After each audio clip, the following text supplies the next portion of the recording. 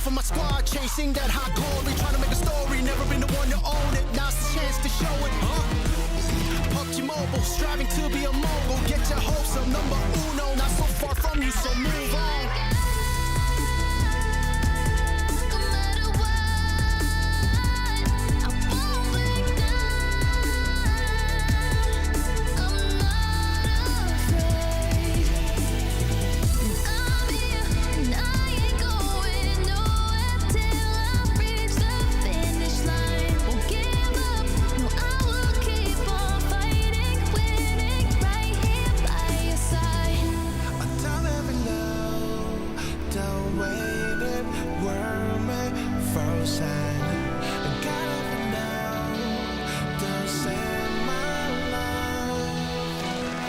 When you thought it was over, better keep goals on different types of mode. Keep your focus, feet below. Your hope is an enemy and so keep yourself cautious. Never see me strike like that. Y'all never ever been hit like that. I'm built like that, Hakeem like that. I'll never ever lose, I've been like that. I was born to be at the pinnacle. I can't go back down, gotta win it all. Let everybody know I'm invincible. Not afraid, baby. We'll forget.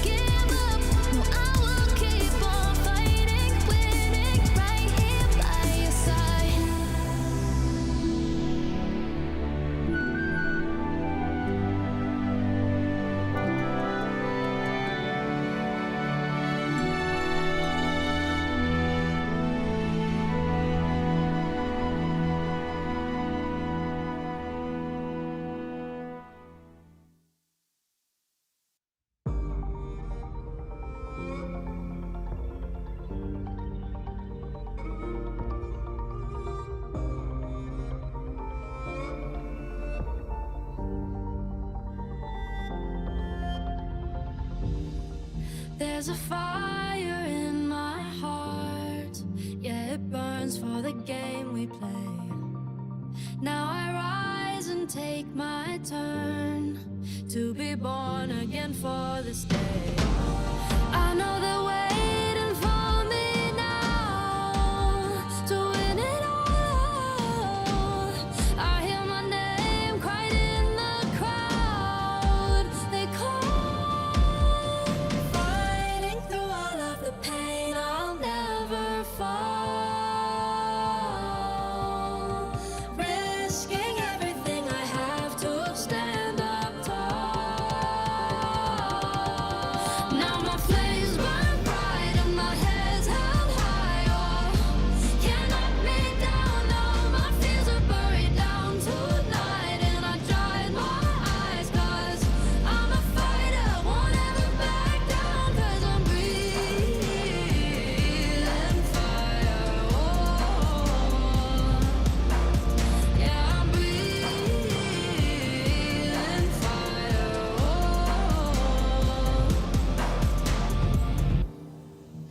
It's all their eyes on me. It's my time to make history. For my brothers I will bleed and bring home all the glory. I know they're waiting for me now to win it all. I hear my name cried in the crowd. They call. There is only one way I can survive. Fighting through all of the pain, the best will rise.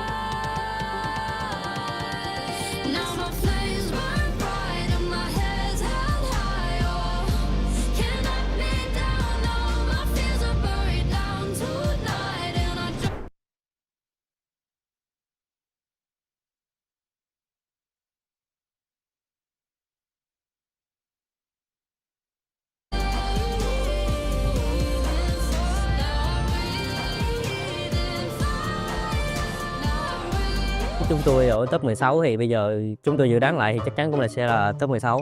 Top 16 á. Kalian meremehkan kita meremehkan kalian. Hello mọi người, mình là Jack Hiếu, leader của team Flash. Hello mọi người, mình là Top Jack, mình là thành viên của team Flash. Halo guys, nama saya Rosemary dari tim Alter Ego. Halo, aku Alpha dari tim Alter Ego. Jadi sekarang kita akan ngelakuin permainan yang dimana kita akan predict grand final guys. Đầu tiên Vampire, cái khu vực xe mình á, top 5 đi, cho top 5 đi. 5 mà. 5 deh, 5. Dikarenakan dia nggak ada pegang HP. Còn đến nè, Việt Nam mình nè, cái top 2. Rất mạnh á. Kalau aku The Sapier, aku taruh di 7. Underdog à? Top 8 đi. 4 nih. Karena mereka kemarin di grup stage peringkat 1 kan, jadi mungkin mereka bakal menjadi contender lah. Còn anh 7 nè, cho nó 6 đi. Tôi fan Messi chắc cũng cho 6 đi. Alpha 7 ku taruh di 3. Bắt buồn à? R8, tem mới. 7. R8 8. Aduh jujur gue kurang tahu nih tim. ABG à? Ôi chết mẹ ơi. Giờ ship xong cái ABG ở đây nhờ. Top 10 đi. Tim terbaik lah bisa dibilang. Kayaknya naruhnya di di tengah-tengah nih. Aduh. Tengah-tengah. Aneka. Vừa rồi dự đoán chúng tôi ở top 16 thì bây giờ chúng tôi dự đoán lại thì chắc chắn cũng sẽ là top 16. Aku taruh di Chơi rất tốt. Sorry nha, đáng lẽ là sẽ nằm top trên nhưng mà do hết slot rồi để bạn ở đây nhé. Sorry. Lúc tay chúng ta rồi. 3, 4 ta. Sekarang ada siapa? Ya, I Arena. Aku taruh di 16. Đội tuyển này thì khó nói rồi, top 4. RCB ini kayaknya bisa jadi ada di atas juga deh. Sini dah. DRX khá ghê nhưng mà thực sự là hết slot. Được 14 rồi. DRX aku taruh di 9. Nah. karena mereka lumayan konsisten. Mình hơi sắp xếp lại. Đây đi.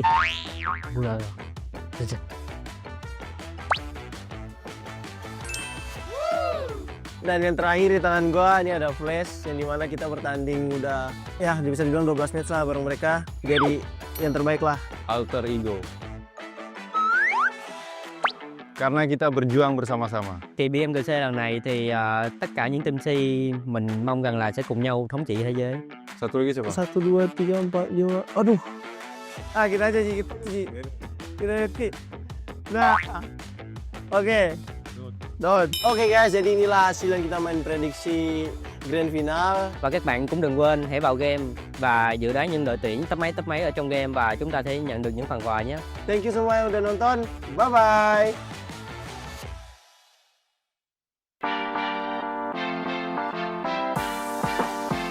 За сайн байцгаана уу? Намайг Алтан гэрлээ өгтөө бүрэн баяр гэдэг. За тэгээд топ нэрээр Alpha Gaming багт тоглодог. Анх ерөнхийдөө Astra Academy гэдэг багаас ерөнхийдөө мэрэгжлийн төвшин рүү одоо ингээд яг хөл тавьж ирсэн. Southeast Championship гэдэг тэмцээнд ерөнхийдөө авраг аваад яг мэрэгжлийн төвшөнд ингээд тоглож болох юм байна гэдгийг ойлгосон. За хуучин Star Wars тахад манай багт IGL гэдэг байсан Pika гэдэг манай IGL байсан. Ерөнхийдөө яг Pika-гийн явснаас хойш ерөнхийдөө миний тоглолт бол амар унсан. Амар унаад тэгээ ерөнхийдөө аюул жоохон тийм шантрах маягтай байсан л. Тэгээд за Pika-гийн явсан ч гэсэн одоо надад том зорилго байгаа гэж амар тийм бэлтгэлээ ерөнхийдөө амар ахиу хийгээд тэгэл ер нь гайгүй темпэндээ орсон да. За өмнөх хэдэн жилүүдэд ерөнхийдөө одоо ингээд харахад байн ингээд ам гарч ирсэн санагддаг. Одоо заавал авраг аваа нэгэн тийм ингээд одоо л ерөөсөө тэгж бодохгүй. Яагаад тэгэхээр бүх багууд яг ингээд скейл ур чадвар одоо бүх юмараа ингээд дэлхийн бүх багууд яг адилхан түвшинд очсон учраас ерөнхийдөө яг нэг тийм амар улаахгүй байгаа. Тэгээд яг одоо өөрсдийнхээ бэлдсэн юм гаргаад үзнэ. За ерөнхийдөө яг өдийг хүртэл явхад намайг одоо ингээд хамтдэлсэн хүмүүс байгаа. Тэгээд аав ээж эхнэр одоо тэгээд хайртай дотны хүмүүс, найз нөхөд одоо биднийг дэмжиж байгаа фэнүүд Тэгээд одоо бүгдэнд нь баярлалаа. Бүгдэнд нь маш их баярлж өгдөө шүү л гэж одоо хэлээ да. Тэгээд бидэд одоо энэ тэмцээнд ерөнхийдөө чадхаараа сайн хичээгээд орноо.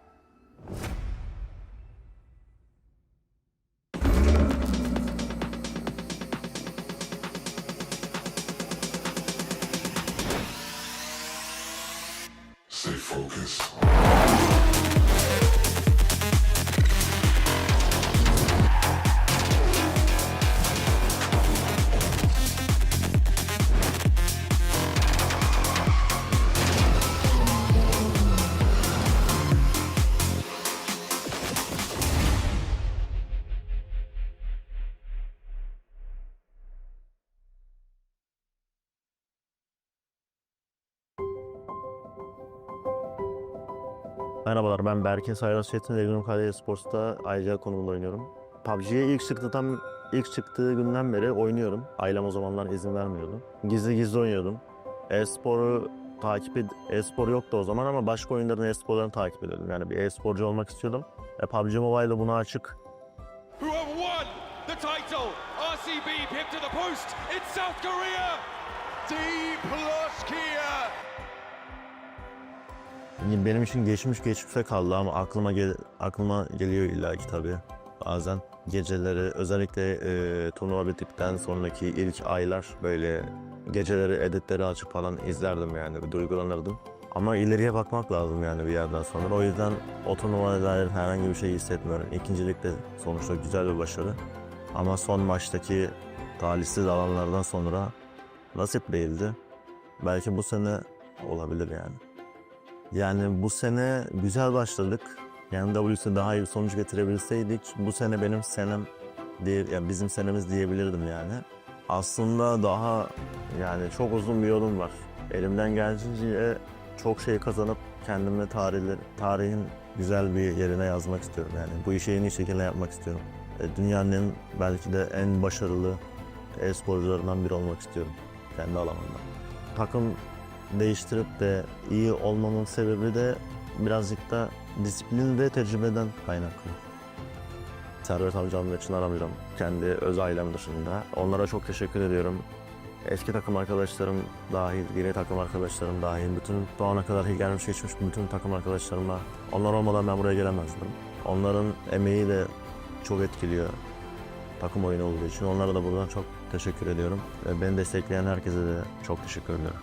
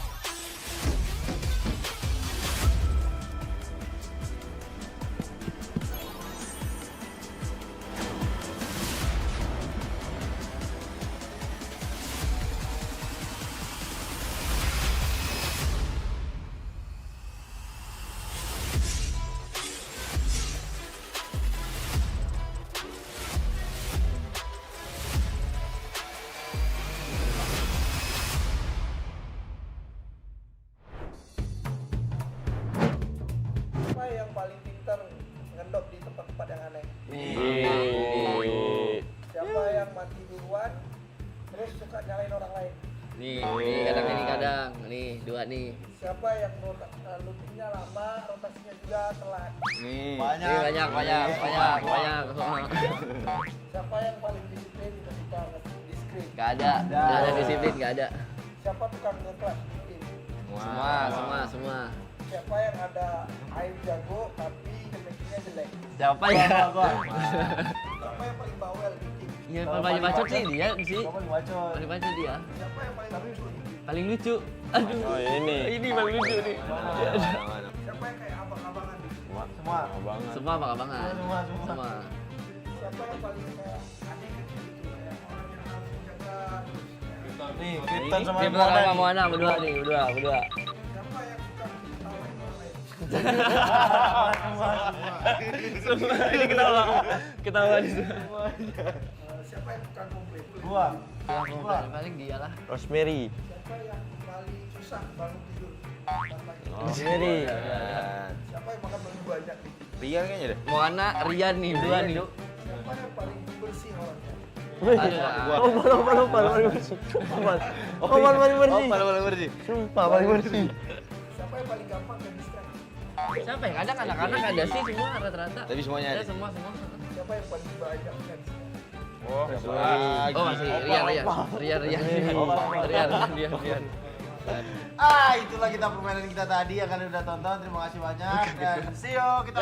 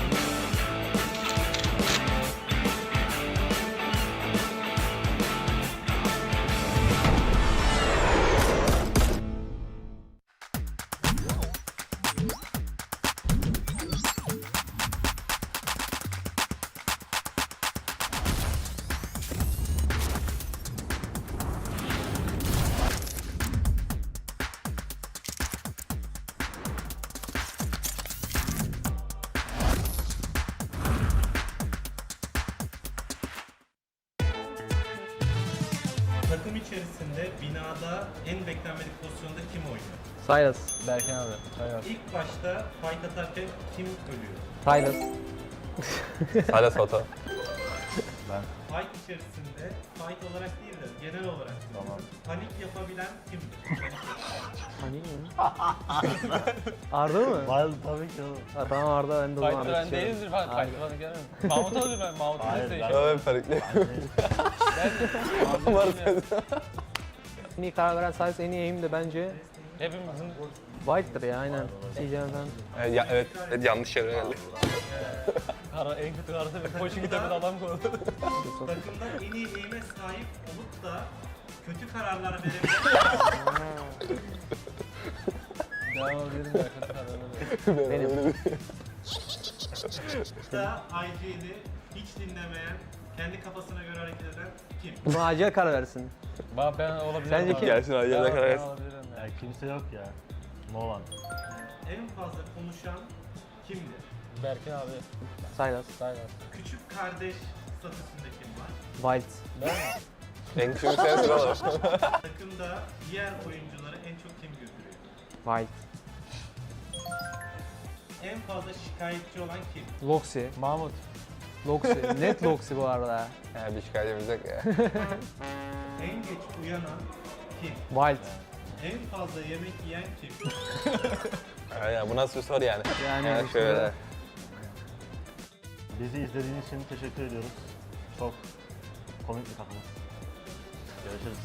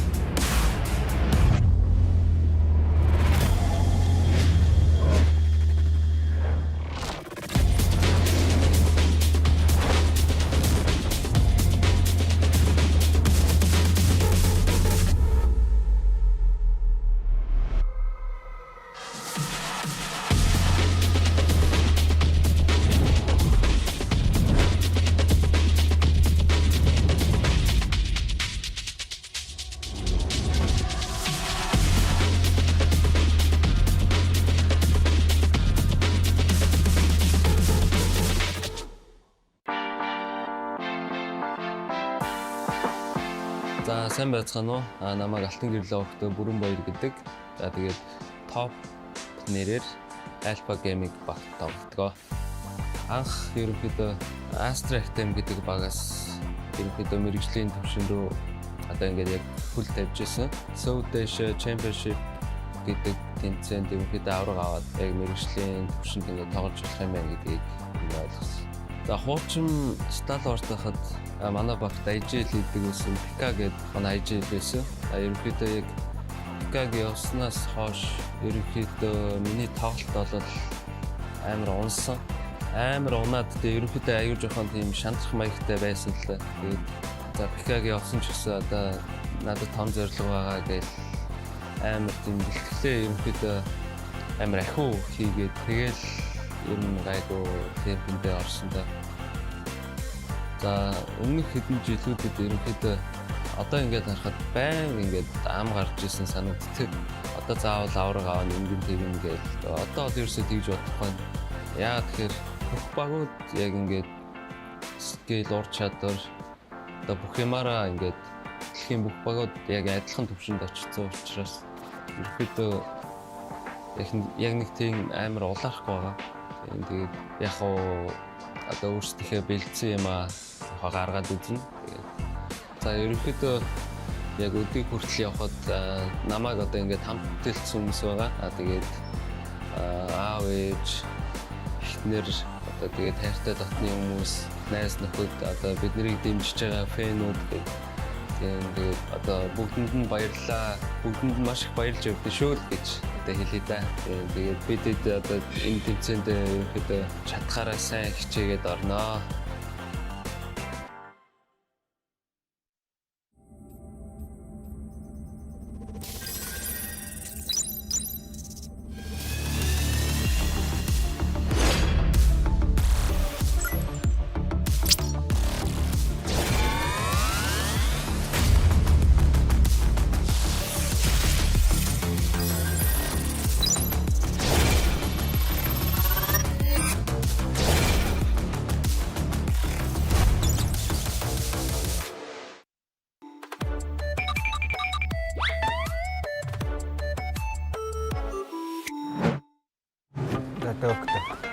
Хогийн газар руу яваарч юм дөө гэж байна.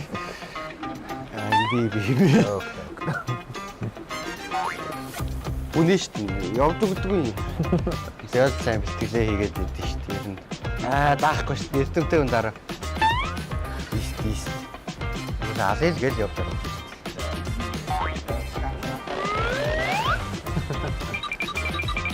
Юу дээр? Тоглолтын дээр тий тоглолтын дээр. Амьдрал Агуу амьдрал юм уу? Ийст. Түр ийст. Амар заа. Ягараад юм. Ийст тохоо тий бас. Гүнээ. Наа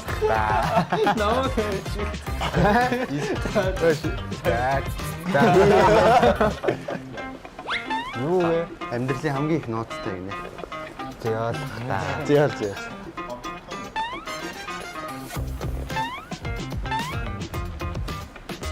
ийзээ. Суу гомтой өстэй. Тэгээ гомтойгүй.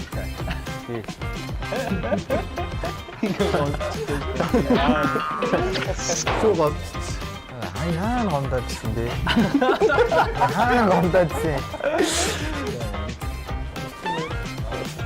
Оттогвай. Удаан сэр тэгээ Сапигаас ирж шүү дээ. Юу вэ? бүгд сэрчихгүй шүү дээ. Мэдхгүй Жоо ажиллагаа ихтэйгээд наваас даагч шиг боллоо. Тэгс. Зүгээр босгонтаа гэж сонсогтой. Анхааш. Яа. Тал бас гомч. Thank you for watching. Bye bye.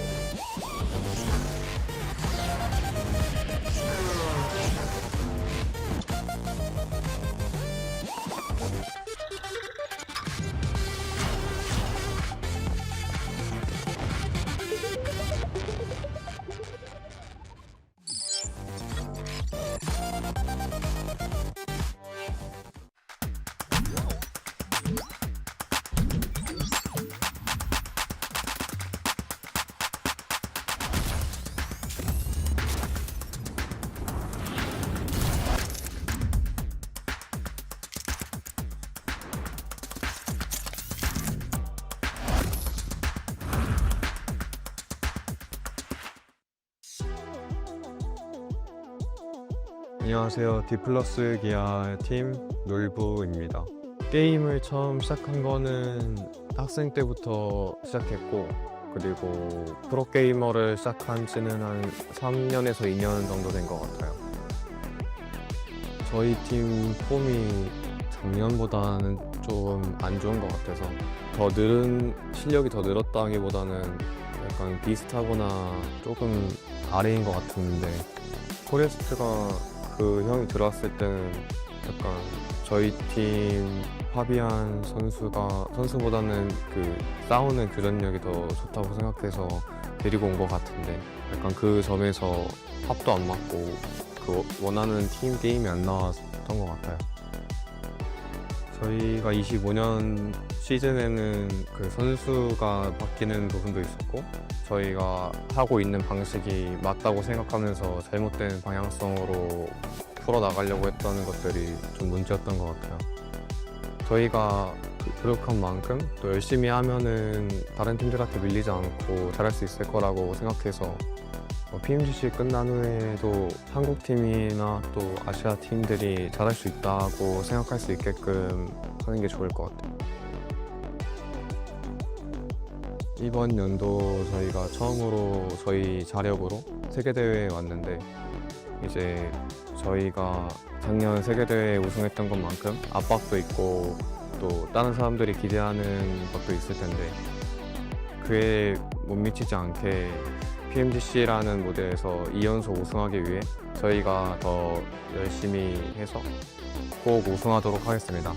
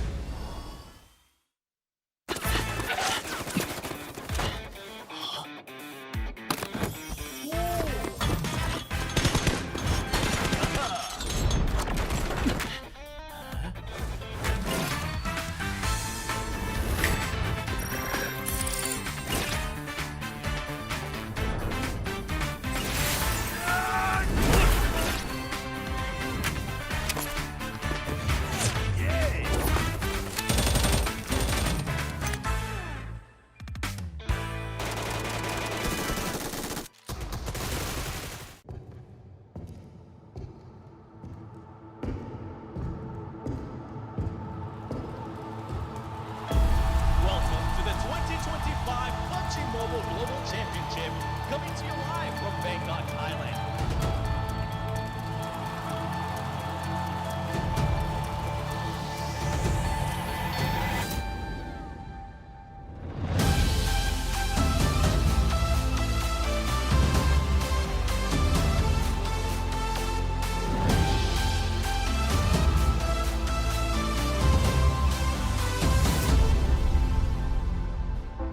I hear a shout, it shatters the silence in the morning. Call your name, I see the doubt. We're falling too fast without a warning. But if you stay, you'll battle by my side. They'll never ever win the day. No matter what they say, this mission ain't broken. Don't take what is spoken. Our path ahead is still unknown. This battle ain't over. Let's walk through the fire. Wash out our fear, fight to the end.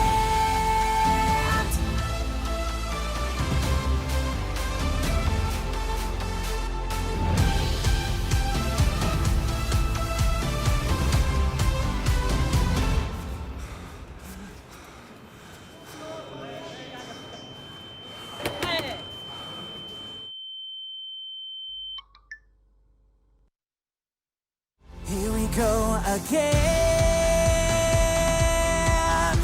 The scars are still fresh, but we will overcome the pain.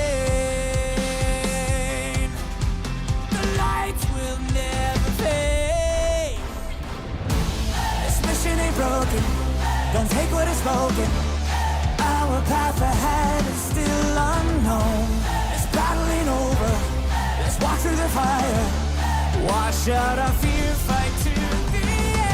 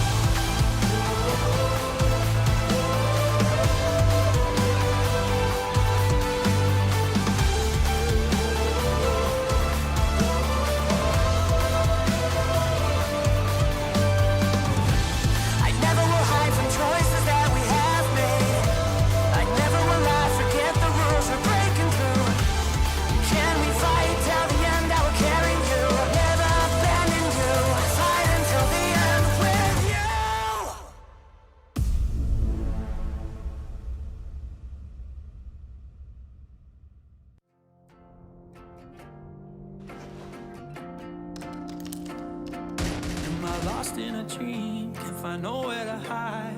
No sign of home, so I just stand up cool. I keep calling, do you hear it all? Let my voice break through the static and meet you in the fire. I'm crawling, I might lose it all, but it's worth the pain if I'm pushing through. 'Cause every time I'm without you, I'm fighting on in the shadows. So tell me, how can I fight you? How can I win if I'm on my own? Say we're gonna reload.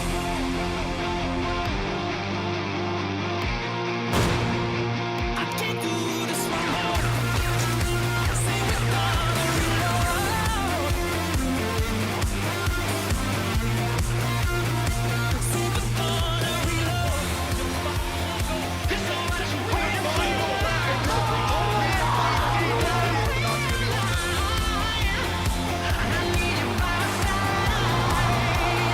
Say we're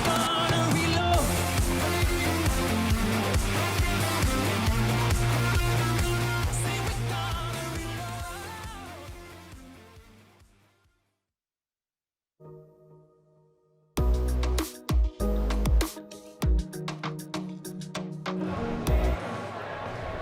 Yesterday we had some breathtaking performances from Alpha Gaming and DRX, but sitting at the top of the leaderboard right now is D Xavier. Are they going to be able to maintain that lead at the top, or are the chasing pack going to start to close that gap?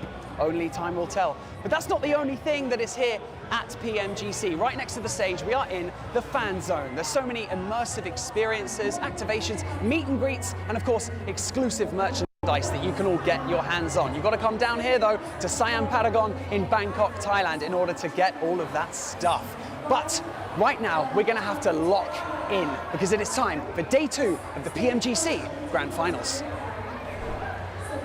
Welcome back to the PUBG Mobile Global Championship Grand Finals, live in Bangkok, Thailand. Day 1 was a test of nerve, skill, and a year's worth of preparation. But day 2 is where legends wake up. I'm your host, Hot Jukes, here with Maxman and the 7 Worlds Gaming. 7, how are you feeling going here into day 2? I'm feeling great, man. Yesterday, a very competitive Grand Finals, too. We had some great performances, and I'm hoping that it's going to continue on. And I'm also hoping, Max, that some of these other teams are going to be waking up towards the bottom of the leaderboard. I mean, as we like to say, day 2 is the real day 1. True. That's the case in PMGC because we're going to have the smash point in place, setting the threshold. So many things are going to be so impactful in the second day's worth of gameplay. That's for sure. Make sure you guys mark your calendar because we're going to take a look at the schedule. We had yesterday, today, and just one more day, guys. 12 games left, and we're crowning a champion. Yes! Okay. Yeah! I was like, yeah. What are you talking about crowning a champion I'm saving right that now? for tomorrow Yeah, right now. okay, I'm going to tone down the hype a little bit, but of course all these stages in the schedule, very excited. If you did not check them out, you missed out. We had some great content, especially Group Green. And you know what, currently Group Green looking pretty good, with APG being very high on the leaderboards. But man, these Grand Finals, I always still wish we had a 4-day Grand Finals because man, these games, I don't want it to end 7. more. And don't forget, I mean, we do have the Smash rule too coming into play on the final day. And today, at the end of the day, we will know what that Smash zone limit is going to be. And which team is going to be, honestly, because I don't know if it's going to end up being DX. I don't know who's going to end up moving up on that leaderboard. It's going to be DRX. Oh. That's it. That's my point. Hey, your prediction has actually been on point lately. So yeah, big step up I'm at the not end. going against it. Yep. Curse Yeah, who? It's totally possible. Yesterday was crazy, right? We saw some different play styles, be able to put some points on the board. D Xavier, right? Getting into center circle, and boy, did it pay off for them big time. I mean, actually, Hodrick's right. We saw Parajin literally at the hotel just before getting in the elevator. It was like, oh, how you feeling? You have a really good day? He's like, lucky. Third place in reality. We're third place. And it's like, you know what? It's good to see that they know the circle were favorable to them, but I think their early rotation 7 have been spectacular. You're just like, phase 2, we know where the circle's going to go. Dead center, circle goes their way because they play center position. They're looking really strong. Yeah, that's what it's all about here, right? Putting up those points. But when it comes to Alpha Gaming 7, right? They went in the opposite direction, right? They're like, we're just going to eliminate everybody. You just I thought you were gonna say something else. I thought you were gonna say something else, but I was doing that. Yeah, I mean that team was definitely fragging out. I think one of the things that surprised us the most, especially you and I, when we were watching those matches, Max, was how compact they were playing, and even when they were split, the synergy and the timing that squad was able to do. I'm hoping it's gonna continue on today. And a big surprise yesterday that we gotta remind everybody of, it was Rifus. He ended up being the MVP. We've been talking about Doc trying to get that new Porsche. Top, maybe going for that Porsche as well. Rifus, hold on, boys. You guys got a family and stuff, but I want that Porsche. Dude. Imagine you have a full squad of just global MVPs. Oh my gosh. How do you beat that? I don't know. Dude, we need a talent MVP prize, right? I'll even take a little mini car at this point. That's all right. You know, it's so crazy. Yeah, seven will probably take that for sure. He wins it. Well, you know what? It's so crazy. Day 1 was wild, but now it's all about setting that Smash point, guys, right? So for those of you guys that haven't seen this before, it comes down to the top team here will set the threshold. 10 more points after that. That's where the Smash point comes in play here, Max. Yeah, it's going to be very interesting. We don't see too many smashes, right, actually come to the fruition. We don't see someone actually smash. It's very rare that we see that actually happen. Are we going to see this PMGC finals? Are we going to have just 2 games played? Is it going to end on the first Orangle? It could be the case because keep in mind, the fact that the first game is Rondo for these PMGC Grand Finals in match 1, so many teams could actually get that extra 10 points if they're very close towards the top, right? So it could end instantly tomorrow. Yeah, and how their team's going to be adjusting when it comes down to the Smash Zone. We've seen sometimes teams actually choke, even if we go back to I'm sorry, Genji. Even if we go back to PMSL like Almeida, they ended up choking, being able to win via Smash Roll. And on this one, we do have an egg smashing ceremony, which I got to smash some eggs. And if they win via Smash Zone, they'll be able to smash 3 eggs. If they win by points, only 1 egg. So, you know, go for the Smash win. I saw you with a pan. I'm staying here. I don't have a Come to safety. Come to safety. Well, we got a great show for you guys today. We're going to have an awesome show match happening right now. We got some of the biggest PUBG Mobile creators in the world here. We also got a nice live show from Bam Bam. Bam Bam is in the building. By the way, as soon as the gates opened, people were just running to the stage. Yeah, it was quick. It was rapid. I know they worked on Papillon, also a previous song that I was like, I know this song. I was like, wait, he's here right now? So I'm very excited to see how that's going to be working out. That's going to be a great little experience. I'm excited. I mean, it's going to be exciting. Everybody here is hyped for it. I want to see everybody go out, but I'm also going to be more excited for those games that are going to be starting. Yes, yes, yes, the games. They're going to be here in a short minute, guys, but I think it's time to get this show started. So let's go ahead and take it on over to the stage with Barty to kick things off.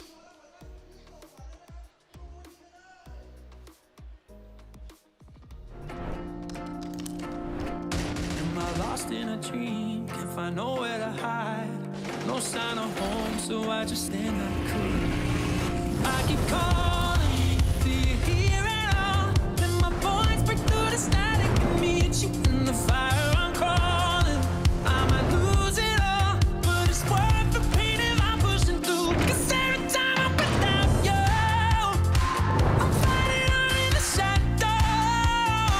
So tell me how can I fight you?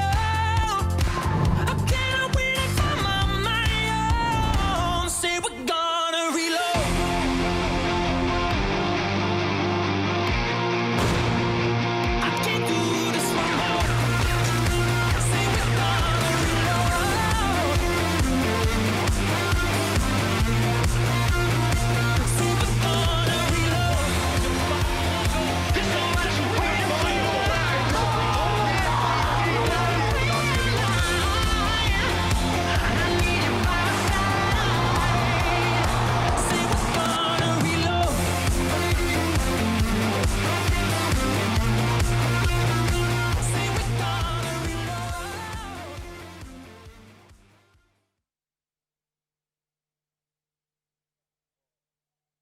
Ladies and gentlemen, today we are kicking off PUBG United Day 2 in style. The stage is about to light up because we have a special guest who needs no introduction. Get loud, get ready, and make some noise for Thailand's own global superstar, Bam Bam!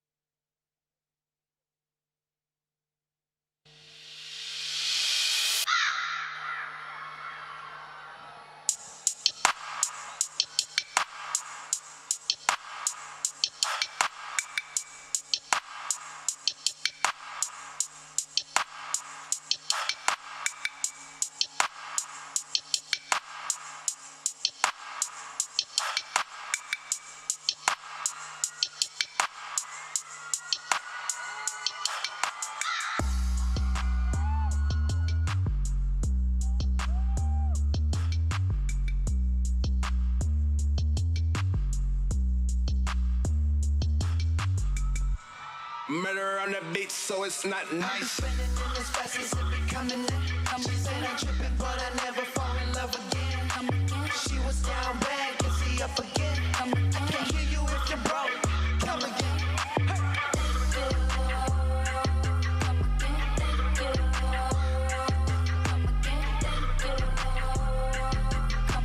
Thank you.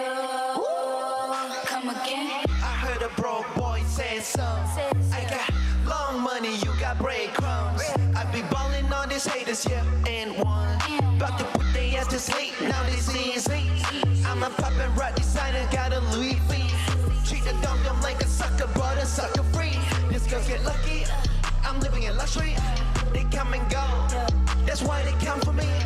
I'm like, thank you, come again. Next time pull up with your friends. You link with bad bitches, all you see is nice and teen. I just jumped inside the rolls, I got tired of the bins. Now the sound of money counters, I can hear you come again. I'm just spinning in this fast, it's coming in. She said I'm tripping, but I never fall in love again. She was down bad, can see up again. I can't hear you if you're broke. Come again.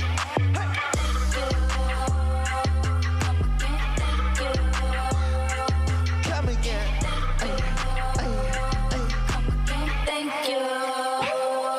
Come again. I got a big bang, bro, big dollars. Can nobody even see me in my supervision goggles? I can put your girl on a private jet and take her shopping. I'm the one and not the two, counting hundreds, cow blues.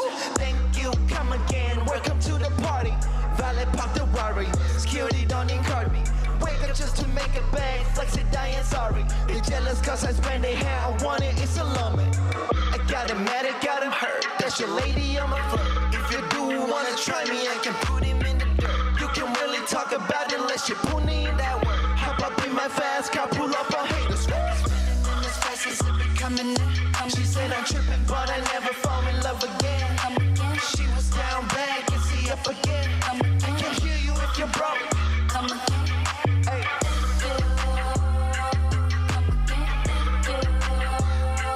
Come again.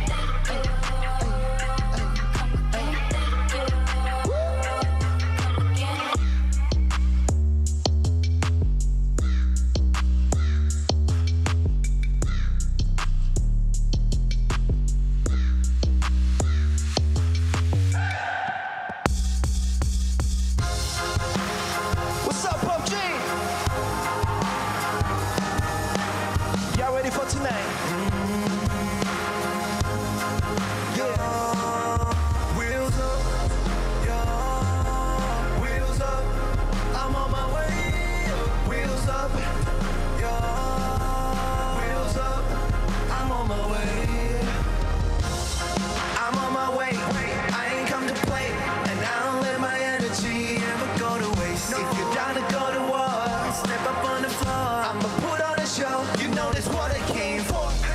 I'm on a mission, and can't nobody stop me. King of the empire, and can't nobody top me. Cause I know what I'm destined to be. Destined to be. Whoever wanna go and send them my way. Cause I'm on it. This is my place.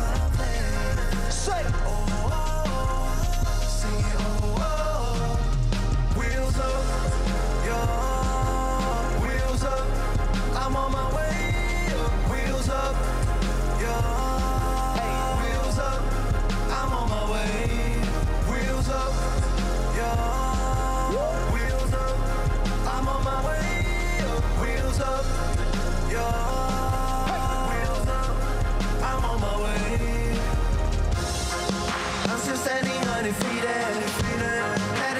top and I can feel it. I'm a king and that's my reason. Got me feeling like this right here, my season. I'm on a mission and can't nobody stop me. King of the empire and can't nobody stop me. Cause I know what I'm destined to be, destined to be. Whoever wanna go and send them my way. Cause I'm on it, this is my place. Hey, oh, oh, see, oh, oh. Wheels up, yeah. Wheels up, I'm on my way. Wheels up, yeah. Wheels up, I'm on my way. Wheels up, yeah. Wheels up, I'm on my way. Wheels up, yeah. Wheels up, I'm on my way.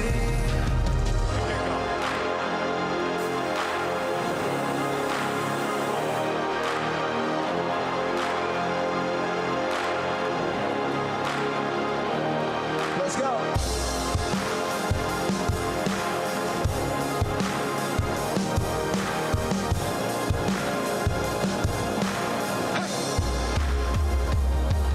Wheels up, yeah. Wheels up, I'm on my way. Wheels up, yeah. Wheels up, I'm on my way. Wheels up, yeah. Wheels up, I'm on my way. Wheels up, yeah. Wheels up, I'm on my way.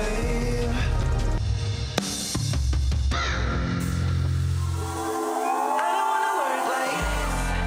I just wanna ball like that. Everybody trying to make money. I'm just trying to give it all back. I don't wanna work like this. I just wanna ball like that. Everybody trying to make money. I just wanna throw a couple hundred. I just wanna ball like cool flexing, now we've been going stupid. Blue check in my pockets is such a nuisance. Too thick, my shawty know how to do it. Backpacking like some back to school shit. Playing for the weekend, the weekend. Pull it up, go off the deep end, the deep end. I don't even need a reason. We're geeking. Swear I'm about to blow at least a couple hundred racks. Yeah, long nights, and all of them long flights. Just keeping that spotlight right on me. Let's dance. I don't wanna work like this. I just wanna ball like that. Everybody's trying to make money. I'm just trying to give it all back. I don't wanna work like this. I just wanna ball like that. Everybody trying to make money. I just wanna throw a couple hundred. I just wanna ball like. Step in the party, I hit it like I'm a psycho. Back from the road like who running the city. I'm on, I'm on. Wondering what's popping, I'm in the fly zone. All this with me going grinding up on my side. You know they're blowing up. Every time I play a show, they be showing up. And I know you know they never get enough. That's why I keep on coming right back. Long nights, and all of them long flights. Just keeping that spotlight right on me. I don't wanna work like this. I just wanna ball like that. Everybody trying to make money. I'm just trying to give it all back. I don't wanna work like this. I just wanna ball like that. Everybody trying to make money. I just wanna throw a couple hundred. I don't wanna work like this. I just wanna ball like that. Everybody trying to make money. I'm just trying to give it all back. I don't wanna work like this. I just wanna ball like that. Everybody trying to make money. I just wanna throw a couple hundred. I just wanna ball like.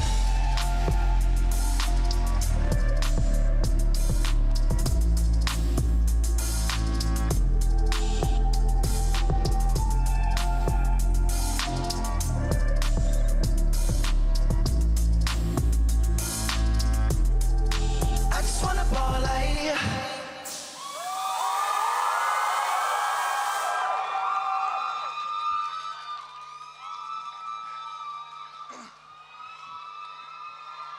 What's up, PUBG?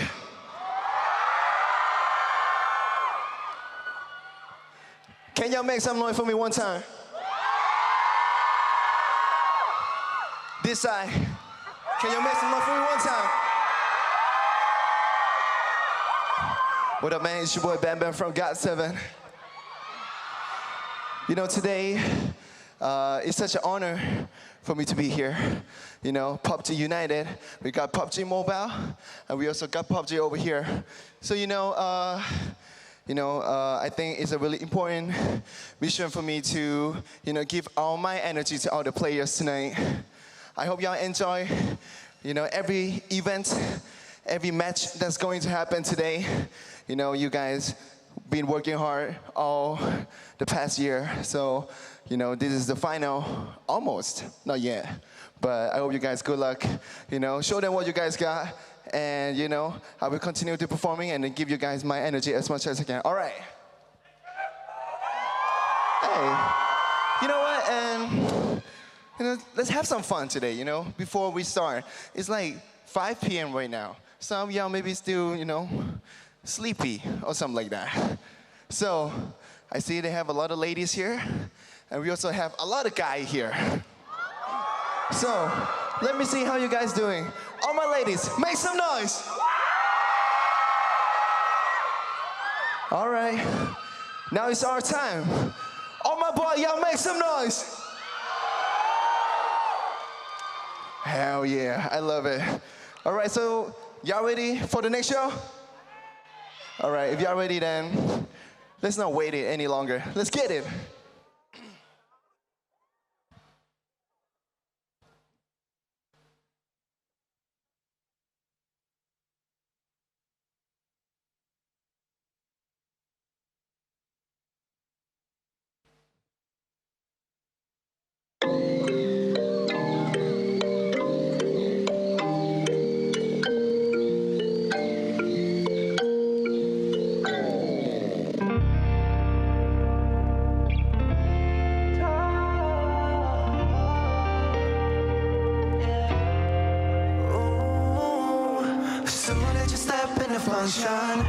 Didn't need no introduction.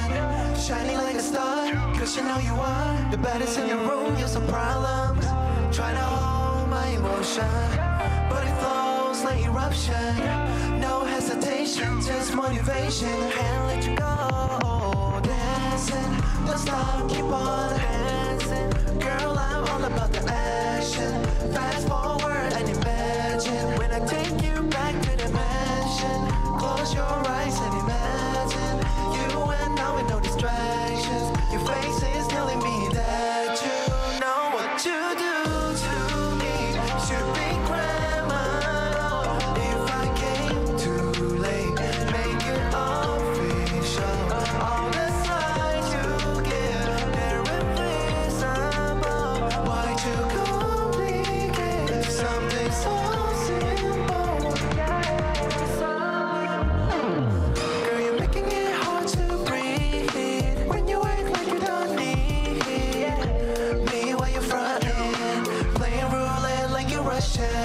Somebody said love was free, running out of currency. Pay your attention, and got nothing back in return. Yeah, imagine, who knows what could happen. You and now with no distractions. Your face is telling me that you know what to do to me. Should be criminal if I came too late. Make it official.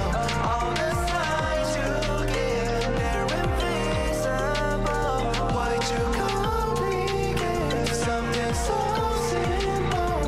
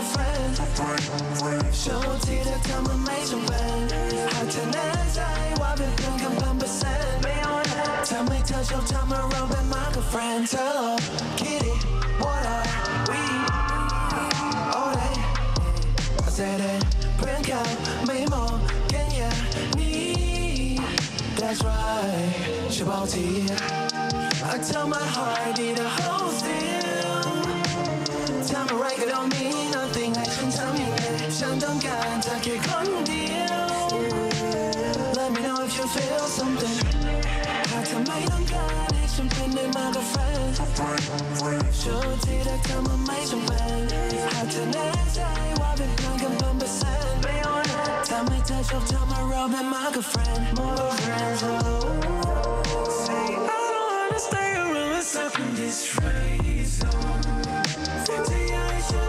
alone Remember I'm dancing like a rock จะเข้ามาซ้ำและทำให้เสียตรงในใจของฉันมันและไม่มั่นคงรักมีแต่ฉันได้ยินว่าเธอน่ะ found something ไม่ใช่เรื่องจริง Let me be your only man I'ma subscribe to you like a Sonic fan รู้ว่าเธอไม่ชอบให้ฉันเรียกว่าแฟน It's official ฉันแค่อยากเป็นมากกว่า friend I tell my heart need a hold still ทำอะไรก็ต้องมี nothing ให้ฉันทำยังไงฉันต้องการเธอแค่คนเดียว Let me know if you feel something หากเธอไม่ต้องการให้ฉันเป็นได้มากกว่า friend โชว์ที่เธอทำมันไม่จำเป็นหากเธอแน่ใจว่าเป็นเพื่อนกัน1,000%ไม่เอานะทำให้เธอชอบทำให้เราเป็นมากกว่า friend more friends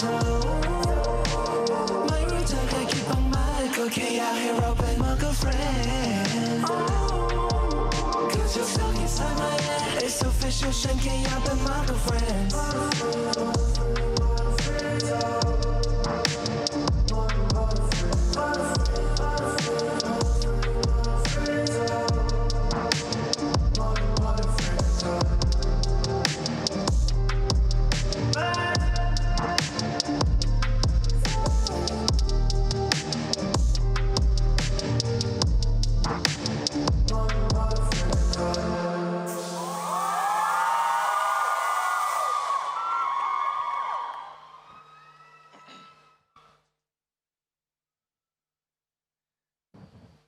All right, PUBG. Are you guys having fun? Man, can I drink some water? Is that okay? After 12 years, man, I've been getting too old now.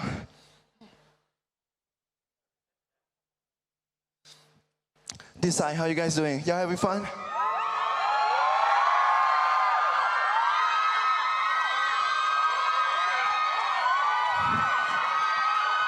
Can I see all the PUBG United fans here?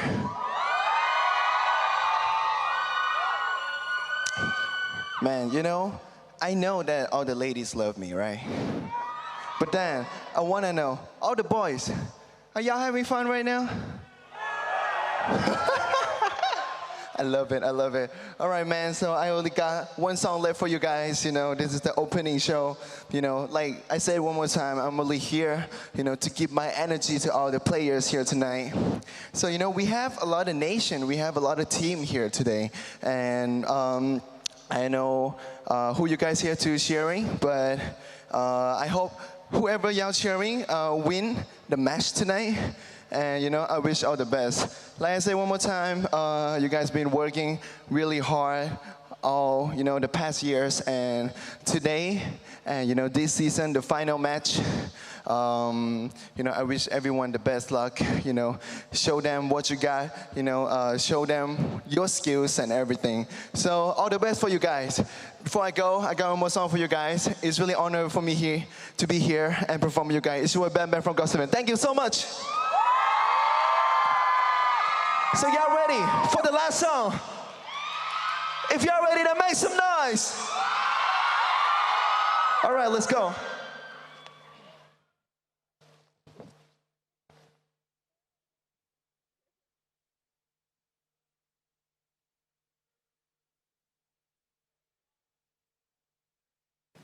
If you wanna dance and dance with somebody, I'll be all night dancing by myself. May don't do Russian time already. Just like the server boy. Hey, what you wanna do tonight? To make the muscle tight. Why you gonna tease me? Yeah, but don't get your knees me. Why you moving like that? Running down my blood, tease a shot. Girl, I can tell. You see when I require. Don't wanna be where you are. Yeah. If you wanna dance and dance with somebody, so keep on letting me crazy, I can go okay. Shake your okay, yeah. It's a okay room. I'll be all night dancing by myself. Dancing by myself. Dancing by myself. Dancing by myself. Dancing by myself. Dancing by myself. All by myself. 사랑보다 감이 마성 거리실 alcoholic 그님은 go fall out. Shine going on the floor like I got it all. Yeah, don't really need you to say.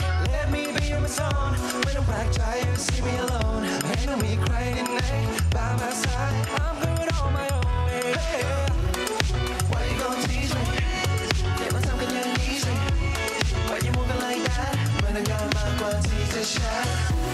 Girl, I can tell. Yes, it will not equal. Don't wanna be where you are. Yeah. If you wanna dance and dance with somebody, so keep on running crazy, I can go okay. Shake okay, yeah. It's a okay room. I'll be all night dancing by myself. Dancing by myself. Dancing by myself. Dancing by myself. Dancing by myself. Dancing by myself. All by myself.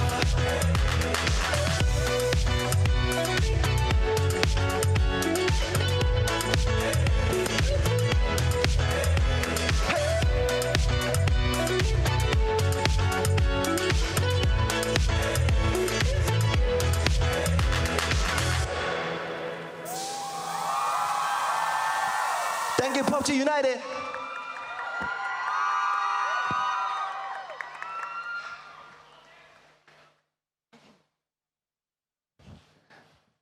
And I guess I got one more thing to do in here. So I have to welcome one of my good friends. Welcome, man. Ladies and gentlemen, let's hear it one more time for Bam Bam! Thank you so much. That was such an incredible performance. Appreciate it, Bam man. Bam, Thank you, honestly. yeah. That right there, that's how you kick off day 2 of PUBG United, people! Thank you, thank you. Right. But I just wanted to quickly ask, you know, Absolutely, is there man. anything, we'd love you to say hi to the fans and also share some words of encouragement to our players who are going to be competing this weekend. Yeah, man, so one more time, you know, if some of y'all don't know, my name is Bam Bam. You know, I'm from a group called GOT7, and, you know, today, it's my first time here, you know. Actually, one of my members really loved this game, PUBG. He's playing all day and night, so, you know, I heard a lot. And then, you know, I got a chance to get it on sometimes too. You know, I know PUBG, you know, is, even though it's a game, but it's a sport. You know, PUBG and PUBG Mobile, both of it. You know, every sport, you need a lot of work, a lot of practice, a lot of time. So, you know, before everybody got to, you know, get in here, sit here, and play on this match tonight, it's not that simple, you know.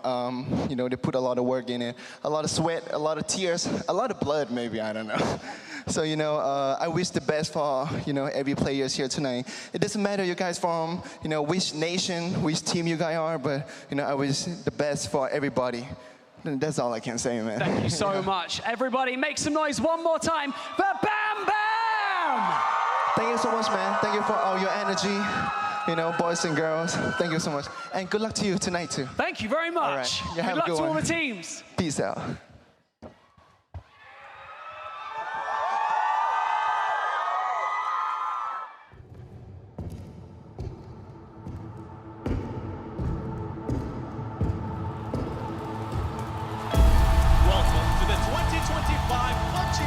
Global Championship, coming to you live from Bangkok, Thailand.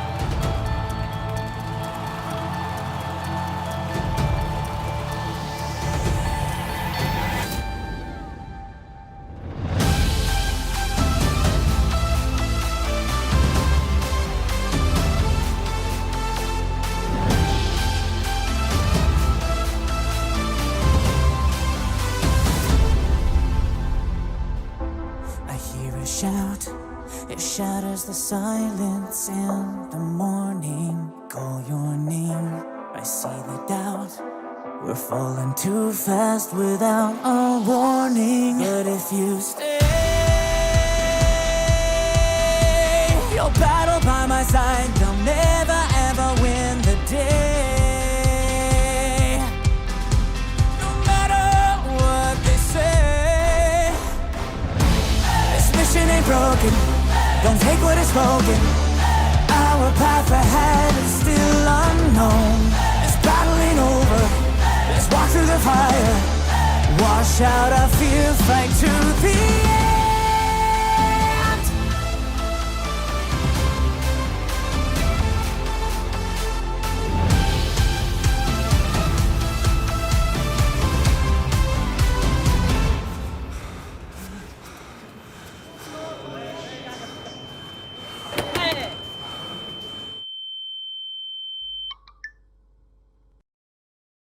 Here we go again. The scars are still fresh, but we will overcome the pain. The lights will never fade. This mission ain't broken. Don't take what is spoken. Our path ahead is still unknown. This battle ain't over. Let's walk through the fire. Wash out our fear, fight to the end.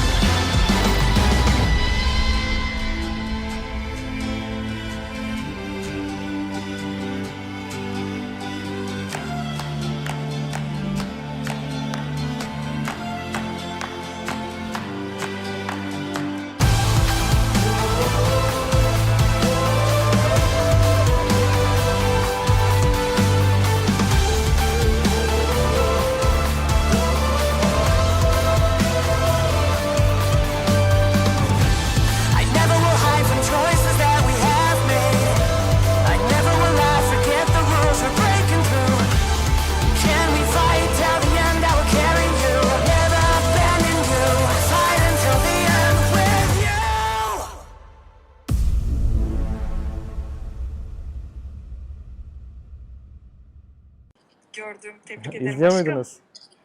İzlemez miyiz anne? Nasıl heyecanlı mıyım? Nasıl titriyor? Nasıl titriyor? Alo anne, sesim geliyor mu? Alo, geliyor anne. Ne yapıyorsun anneciğim, nasılsın? İyi aşkım, sen ne yapıyorsun? İyiyim ben de. Maçlar bitti. Böyle bizimkilerle. Gördüm anne. Gördüm, tebrik ederim. İzliyor aşkım. muydunuz? İzlemez miyiz anne? Nasıl heyecanlı mıyım? Nasıl titriyor? Nasıl titriyor? Vallahi. Biz burada Vallahi çok bir şey yoktu ya, yaptık. Şükürler olsun, çıktık finale. Ama aynen şükürler olsun. Hiç fark etmez. Evet. Siz ne yapıyorsunuz, Çok nasılsınız? güzel. İyiyiz anca bir de yanındayız, oturuyoruz. Çok özledim sizi. Uzay'ı, babamı, abimi, seni. Seni çok özledim annem. Canım annem. Şeyler ne zaman başlıyor, finaller? Finaller 12'sinde galiba. 12 sonunda finalde. O kaç gün sürecek? 3 gün mü? O da 3 gün, evet. Ona hazırlanacağız önümüzdeki süreçte. Tamam annem. Tamam çok anneciğim. böyle bir şekilde sakin oynayın. Tamam anneciğim. Var mı bir isteğin? Yok aşkım, Tamam dikkat et anneciğim, kendine. size çok dikkat edin. Çok seviyorum sizi. Tamam, çok seviyorum ben de seni Hadi aşkım. Çok anneciğim. öpüyorum. Hadi dikkat edin, görüşürüz. Tamam görüşürüz Bye bebeğim. bye. Bay bay oğlum.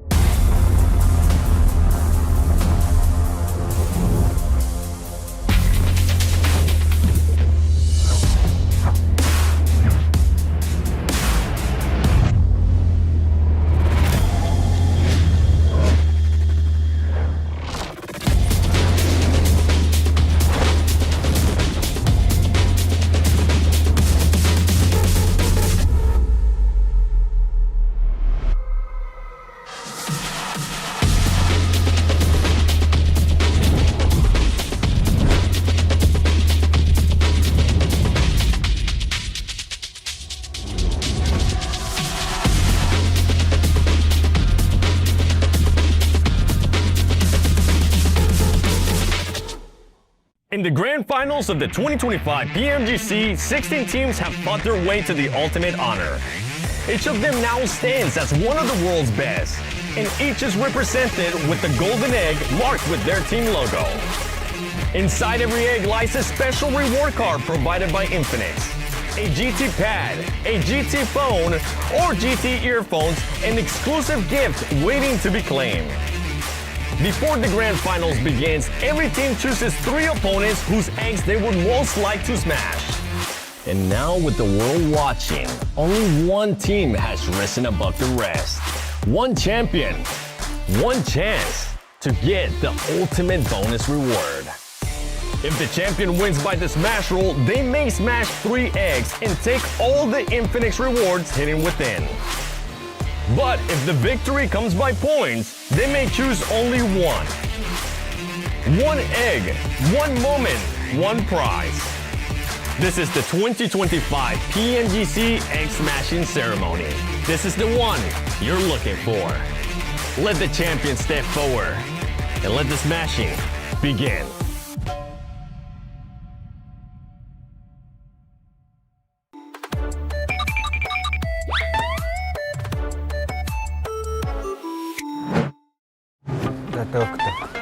Хогийн газар руу яваарчт юм дөө тэгж байна.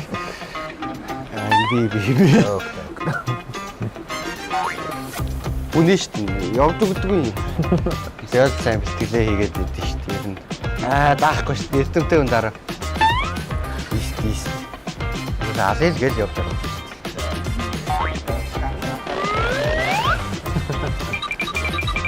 Юу дээр? Тоглолтын дээр. Тий, тоглолтын дээр. Амбар амьдрал юм уу? Ийш тий. Ийш. Амар заа. Яхараад юм. Ийш тухай тий бас. Гүнээ. Ноо.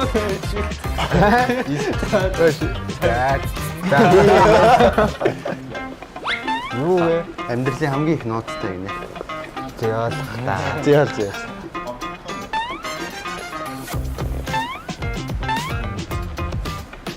이죠. 좀 없었지. 이거 왕따고 해.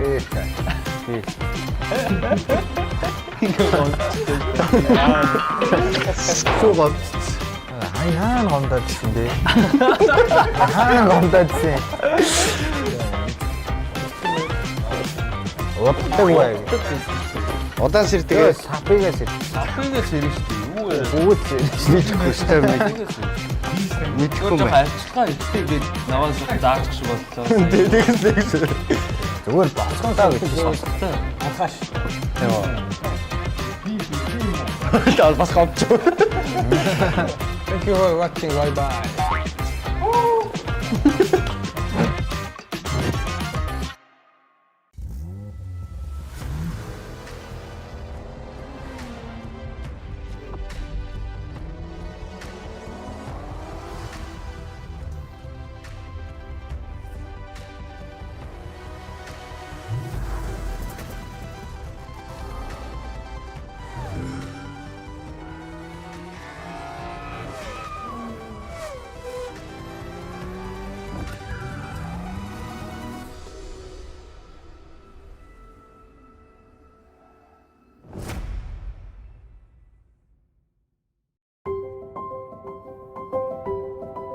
Merhabalar, ben Berke Sayros Çetin, Ege'nin Kale Sports'ta ayrıca konumda oynuyorum.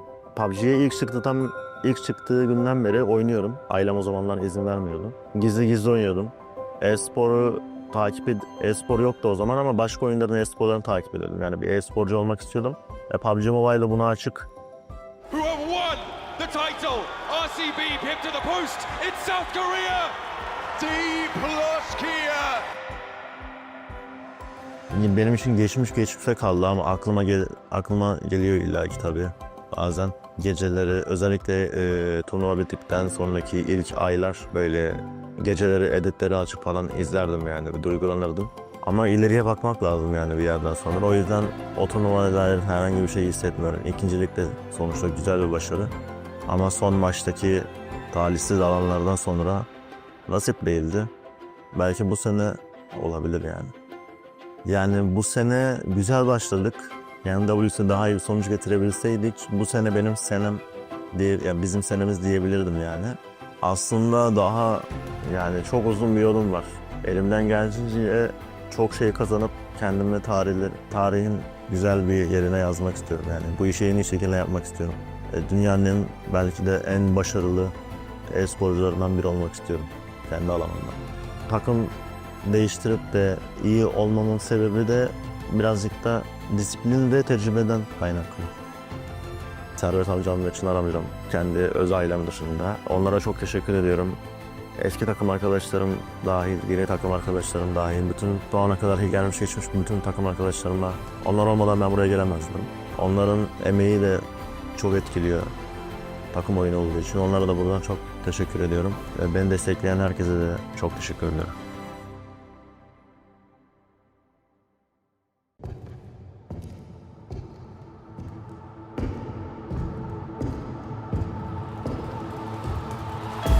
Welcome to the 2025 PUBG Mobile Global Championship, coming to you live from Bangkok, Thailand.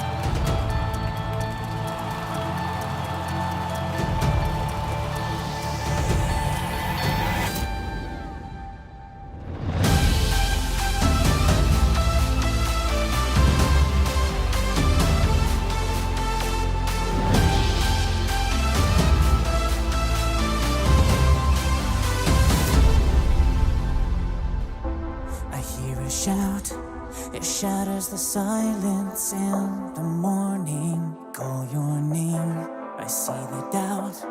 We're falling too fast without a warning. But if you stay, you'll battle by my side. They'll never ever win the day.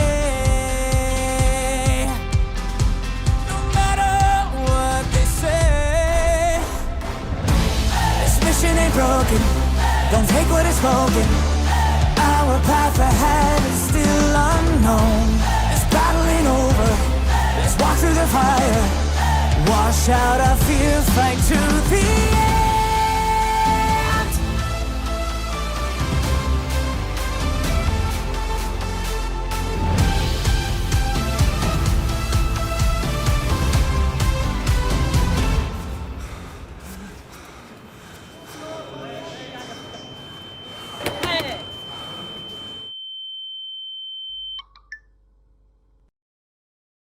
Here we go again. The scars are still fresh, but we will overcome the pain. The lights will never fade. This mission ain't broken. Don't take what is spoken. Our path ahead is still unknown. This battle ain't over. Let's walk through the fire. Wash out our fear, fight to the end.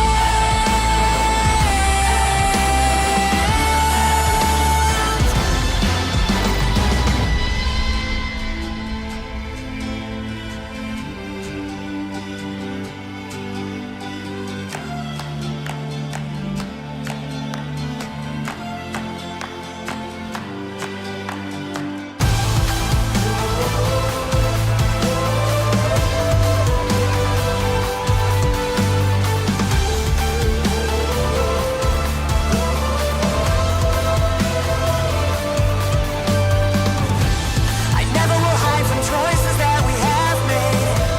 I never will I forget the rules we're breaking through. Can we fight till the end? I will carry you. Never abandon you. Fight until the end with you.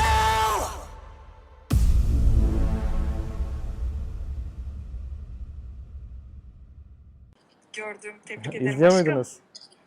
İzlemez miyiz anne? Nasıl heyecanlı Ellerim titriyor, heyecanlı titriyor. mıyım? Nasıl titriyor? Nasıl titriyor? Alo anne sesim geliyor mu? Alo geliyor anne. Ne yapıyorsun anneciğim nasılsın? İyi aşkım sen ne yapıyorsun? İyiyim ben de. Maçlar bitti. Böyle bizimkilerle yedim. Gördüm anne. Gördüm. Tebrik ederim. İzliyor aşkım. muydunuz? İzlemez miyiz anne? Nasıl heyecanlı Ellerim titriyor, heyecanlı titriyor. mıyım? Nasıl titriyor? Nasıl titriyor? Valla. Biz burada Vallahi çok bir şey yoktu ya. Yaptık. Şükürler olsun çıktık finale. Ama aynen şükürler olsun. Evet. Ladies and gentlemen, once again, welcome to day 2. My name is Barney Banks and I'm joined by the wonderful Natcha on stage. And welcome to today's very special event. We have an action-packed schedule lined up for you, of course, featuring an exciting show match with KOLs from all around the world, with a unique twist that you're not going to want to miss.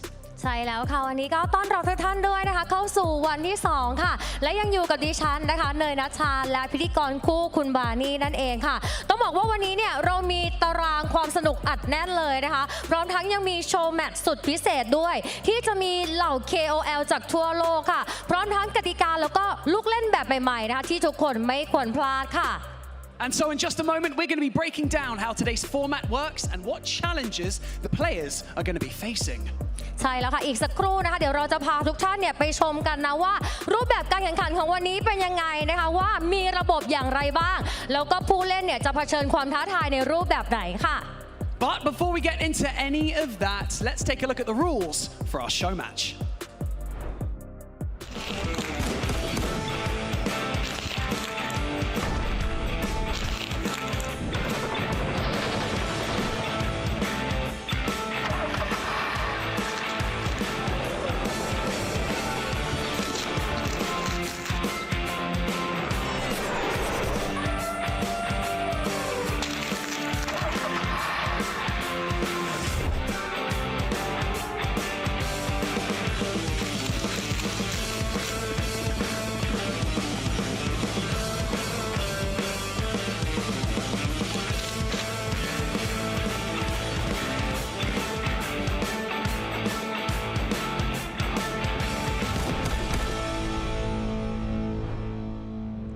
And there you have it, the rules of today's show match. With those debuffs shaking things up, we're about to see some hilarious handicaps and absolute chaos on the battleground. และนี่ก็คือกติกาของโชว์แมตช์ในวันนี้นั่นเองนะคะด้วยระบบดีบัฟที่เพิ่มเข้ามาเนี่ยรับรองว่าความวุ่นวายแล้วก็ความสนุกรออยู่อย่างแน่นอนนะคะ And now the real fun begins. Let's check out the results of the players' debuffs for today's matches. Now we will move on to the debuff mystery box drawing segment. For the team representative who want the first mystery box, please step forward.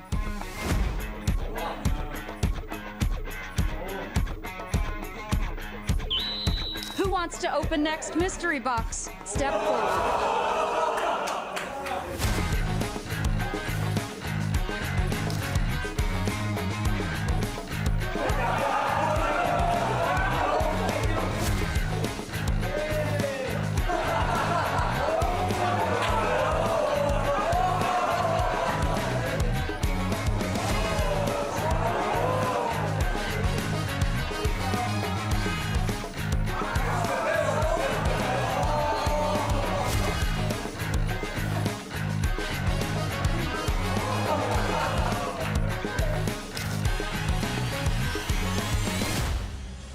All right, ladies and gentlemen, it is time to meet the teams who will be bringing this madness to the battlefield.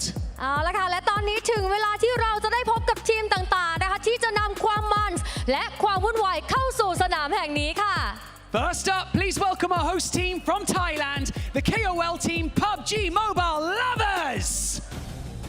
They are John Smith, Muffin, WK19, and Who Metadik.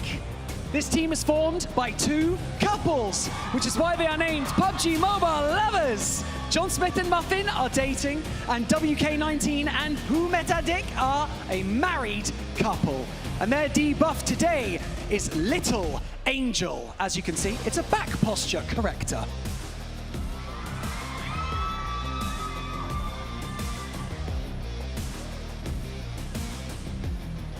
And next is Zero-Pon Fighters. There is Yakis, Ramon, Pajo, and Kili Gaming. Ramon and Yakis are a mentor-student duo teaming up once again to compete the showmatch victory, while Pajo and Kili Gaming represent a multicultural pairing of Malaysian KOLs. And the debuff effect for today is Pan Conqueror. Next up is the dev team from PUBG Mobile. They're Kyle, Mufan, Shy, and Lucian. The dev team will carry all 4 types of debuffs, with Lucian voluntarily taking on every single one of them. That's Pan Conqueror, Muted, Agent Team, and Little Angel. Next is Team Infinix. Salim Al-Badi, Modox, Yakuza, Sikana Navas. Take Miss Talent as Salim, Modox, Yakuza, and Sikanda. Unite under Team Infinix. Powered by the GT30 Pro, the official gaming phone of 2025 PMGC. They're ready to outplay the rest. And the debut effect for today is Shaky Arms. Next up, we have Team Africa. That's Zedu, Prince Raval, Hermes, Shakid. This team represents the spirit of Africa, led by South Africa's top creator, Zedu. Fighting alongside him are Prince Raval, Hermes, and Shakid.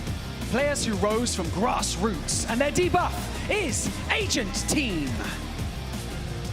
Next is Team Alpha. Farouk Ahmad YT, T-Max, Yama Gaming, Angry Hoser. Team Alpha brings strong creator chemistry to the stage. Farouk and T-Max showcase the long-time duo synergy, while Yama Gaming and Angry Hoser finally join forces with Dame on the PMGC stage. Together, they form a well-connected and highly entertaining lineup with natural teamwork, and that debuff effect for today is Muted. Next up is Team Gen Pack. That's Star Anonymous, Yjut, Donkey Plays, and Amna User Saif. They bring a well-rounded creator lineup with different content styles and strengths, making them a versatile squad to watch through the show match. Their debuff is Shaky Arms. Next is Western Europe. Sasuo, Pepito, Mikalo, and Kyria. Here we have 4 talents from France representing the Western Europe team. Sasuo, king of M416 on long range, best friend with Pepito, the school apartment expert will be teaming up with Mikalo, an FPS expert, and Kyria, a famous multi-gaming talent. The debuff effect for today is Pan Conqueror. Next is Latam Force. That's Alucard V2, iGrowan, Lolo, and Lu Power. They are representing a creator lineup known for strong community connection and player-focused perspectives. Their debuff today is Massage, a shoulder and neck massager. That sounds nice. Next is Mina team. Digray, Bohamdan, Flagan, and 3BSI. Digray is the big brother of team, bringing his younger brother 3BSI and his host fan, Flagan and Bohamdan together. Hope they can bring honor to the Mina. And the debuff effect for today is Muted.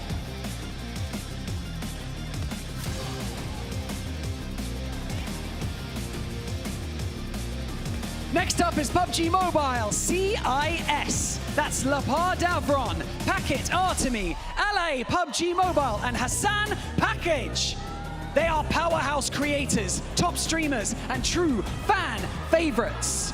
They have a debuff today, and it's Clumsy Fingers.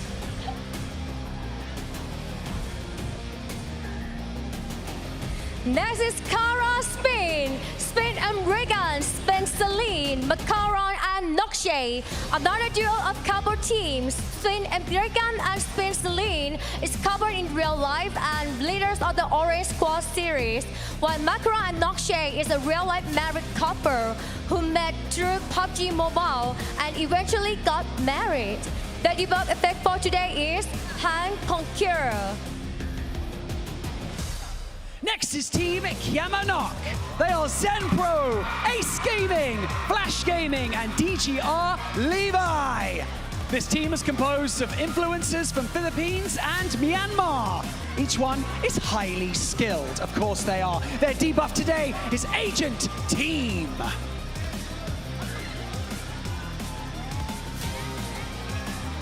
Next, please welcome for it, Lukbas, Ploy Mini, the Past Story 01, KK ZX2. This is a Thai team led by Luke Bass. In real life, they are friends in PUBG Mobile. And today, they are teammates in this competition. The debuff effect for today is massage.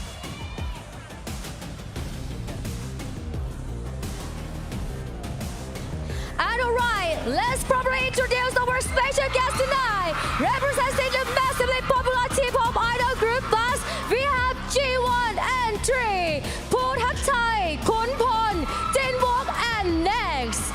This lineup brings major fans power, here's on-site hype, and top-tier entertainment value that presents alone interactifies their stage.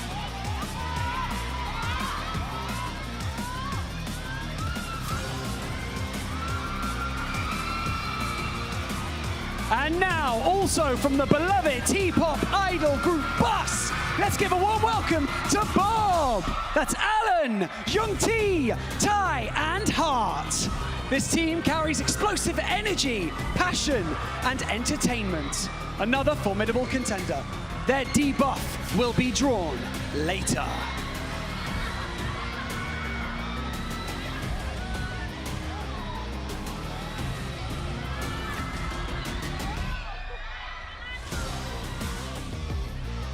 Gentlemen from Team Bob, come join me over here. Come join me. And G1N3, please join me on the stage as well. This is crazy. We have both celebrity teams here at the center of the stage, and we have 2 remaining debuff boxes over here for them. Let's have a game of rock, paper, scissors between Alan and Pudachai. Let's have a quick game rock, paper, scissors in 3, 2, 1. Oh, Pudachai wins! Okay, you will choose first. Which box do you want? The one on the right? Okay, bring it over. Let's see your debuff for today. เลือกดูนะคะว่าได้อะไรนะ debuff ในวันนี้นะคะ อะไรเอ่ย It's Oh, Clumsy Tumblr Fingers! That's tough. Okay, Alan, I'm guessing you have to open this box. Bring over your debuff for Team Bob. ดูว่าทีมนี้ได้อะไรนะคะ It's Little Angel! You get to wear angel wings. That's cute. Okay. Before we jump into today's show match, before we jump in, guys, we're gonna have a quick chat, okay? Alan, do you guys usually play PUBG Mobile, and, who's the strongest player from your team? All right, so we usually do play very, not as quite often as we do in our high school phase, but we do really enjoy to play PUBG Mobile. But who's the strongest player? Not really sure. Let's wait and see. We'll find out. เดี๋ยวต้องดูกันนะคะก็คือเขาถามว่าปกติแล้วเนี่ยเล่น PUBG กันอยู่แล้วหรือเปล่าน้องก็ตอบว่าปกติก็มีเล่นอยู่แล้วบ้างนะแต่ว่าใครแบบแข็งแกร่งที่สุดในทีมเดี๋ยวมาดูกันในการแข่งขันค่ะ So you guys you guys perform on stage all the time, but how does it feel now to compete on an esports stage of this size? I mean, I've talked to the members, and we've been wanting to do this for a long time because we're a very hardcore gamer as well. So I'm pretty excited for today, and we'll do our best. You're gonna get the full esports experience. ปกติแล้วเนี่ยเราจะเจอน้องๆตามอีเวนต์อื่นๆใช่ไหมแต่ว่าเหมือนครั้งนี้ก็เป็นครั้งแรกที่ได้มาในการแข่งขัน e-sport แบบนี้ค่ะก็ถามว่ารู้สึกยังไงบ้างน้องๆเนี่ยก็บอกว่ารู้สึกตื่นเต้นมากๆเลยนะคะแต่ว่าก็เหมือนดีใจด้วยที่ได้มาอยู่ในการแข่งขันที่แบบยิ่งใหญ่แล้วก็จริงจังแบบนี้นะคะ So your debuff today is Little Angel, which means you have to wear this back brace and wings when you play. Do you think it's going to affect you? I feel like this debuff isn't that effective at debuffing a player because it's going to help in my back as well. I think it would help my back as well. I think I need to borrow this off of you afterwards. Yeah. ก็ถามถึงว่าดีบัฟที่เขาเลือกได้เนี่ยมันจะเหมือนมีอุปสรรคอะไรกับการแข่งขันของเขาไหมนะคะแต่ว่าก็บอกก็ไม่น่ามีอะไรน่าจะช่วยแบบพยุงหลังได้ดีด้วยนะคะ You were going to talk about their buff, weren't you? What was it? Yeah, I feel like our debuff isn't that bad, but theirs with gloves, it's going to be tough.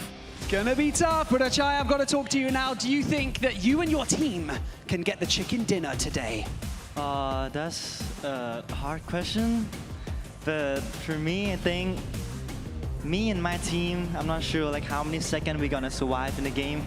It's quite hard for us, but it's an honor to be here today, and it's great to be participating with everyone, and we're so excited and we do our best. Maybe just, I guess, go with the flow.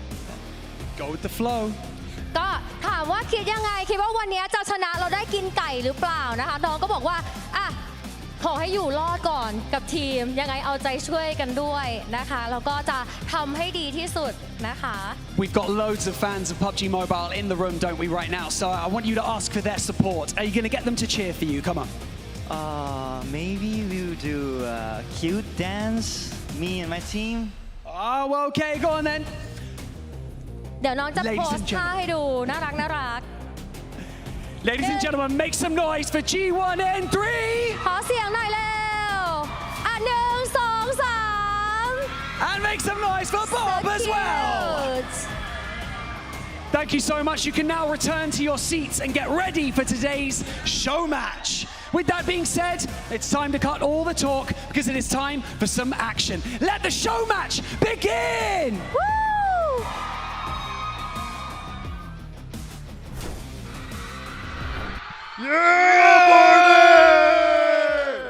The PUBG Mobile Superstars United is here. Those debuffs look absolutely insane. And to be honest, Max, well, one of those teams definitely are going to be surviving just seconds, like he was saying. I'm going to survive seconds. Like, be a bit more confident. Come on, make at least to the 5-minute mark, and we'll see how things go from there. It is also going to be Rondo, right? Yes. Which, you know, New York's factory. Well, we'll see. Hey, maybe. I don't think we're going to be getting that. If we do, though, imagine everybody just drops it. They've been watching the games. They know exactly what's happening in the grand finals. You're going to have a mini concert in New York's factory. T-pop, just T-pop music all over the place. Bus going crazy in New York's factory. But I'm very excited. The debuffs. Yep.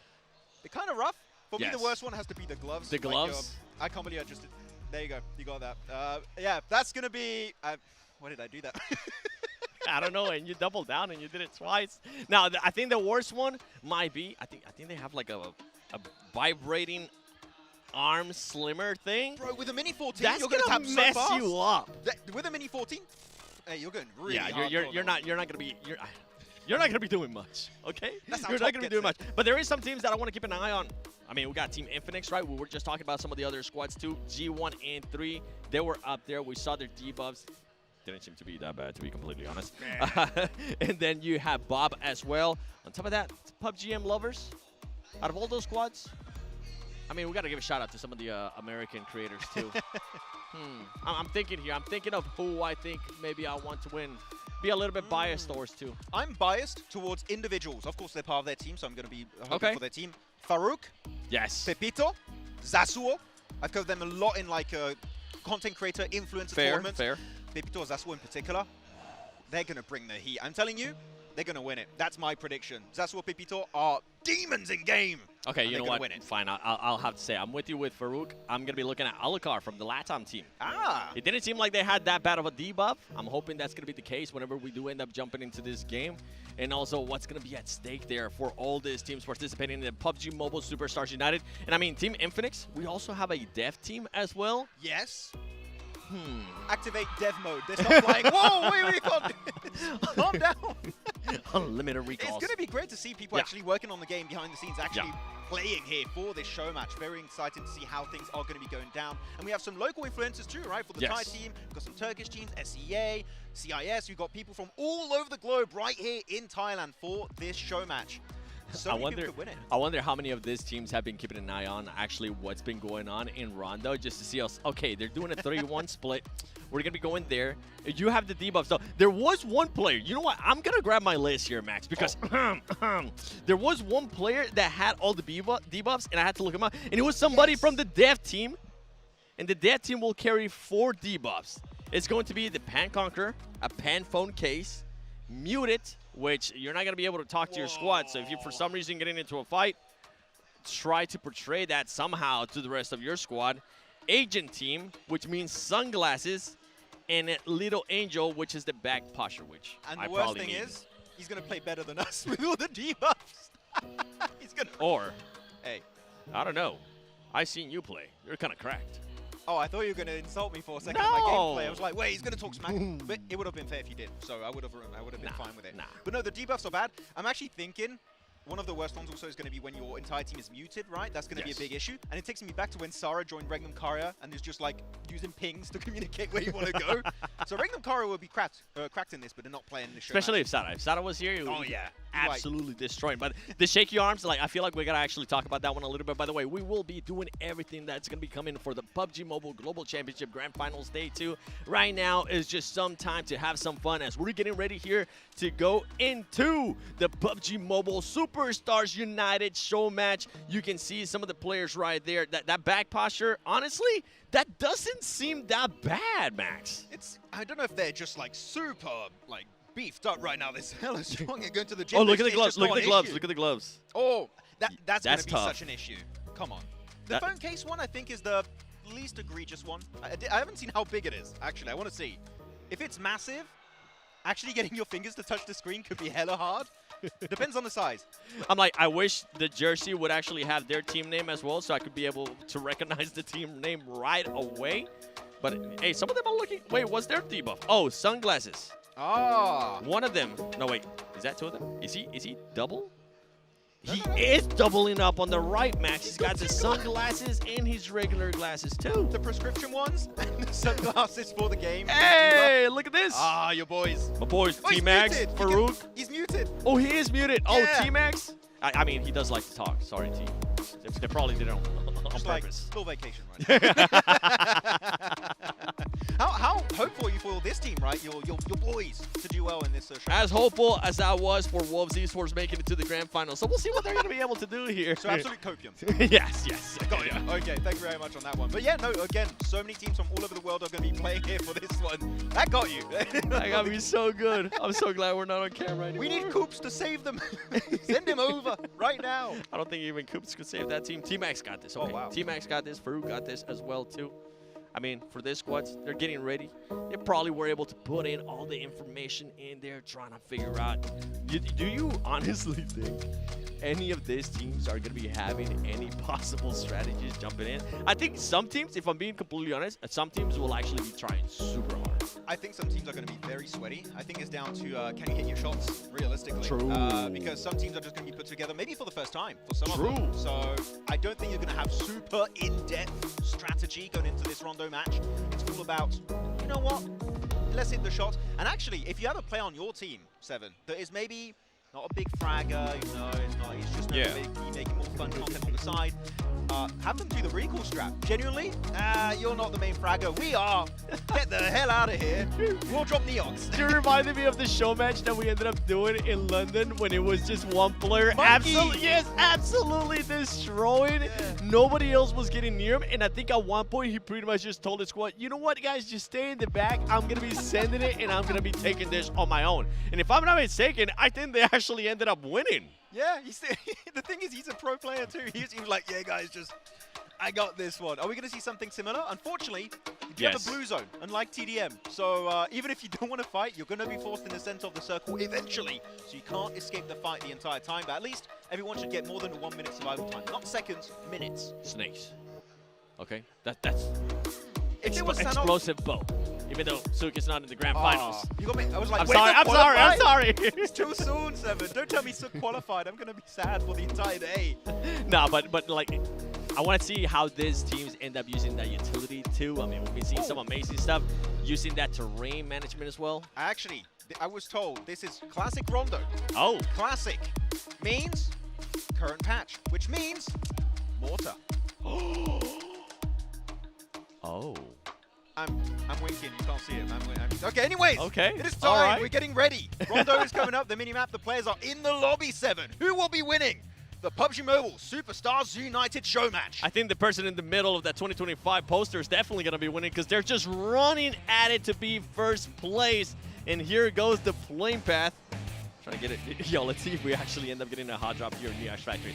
Oh, hey, Neox Factory is currently within the flame path, Max. You also got Test Track. You got Bamboo.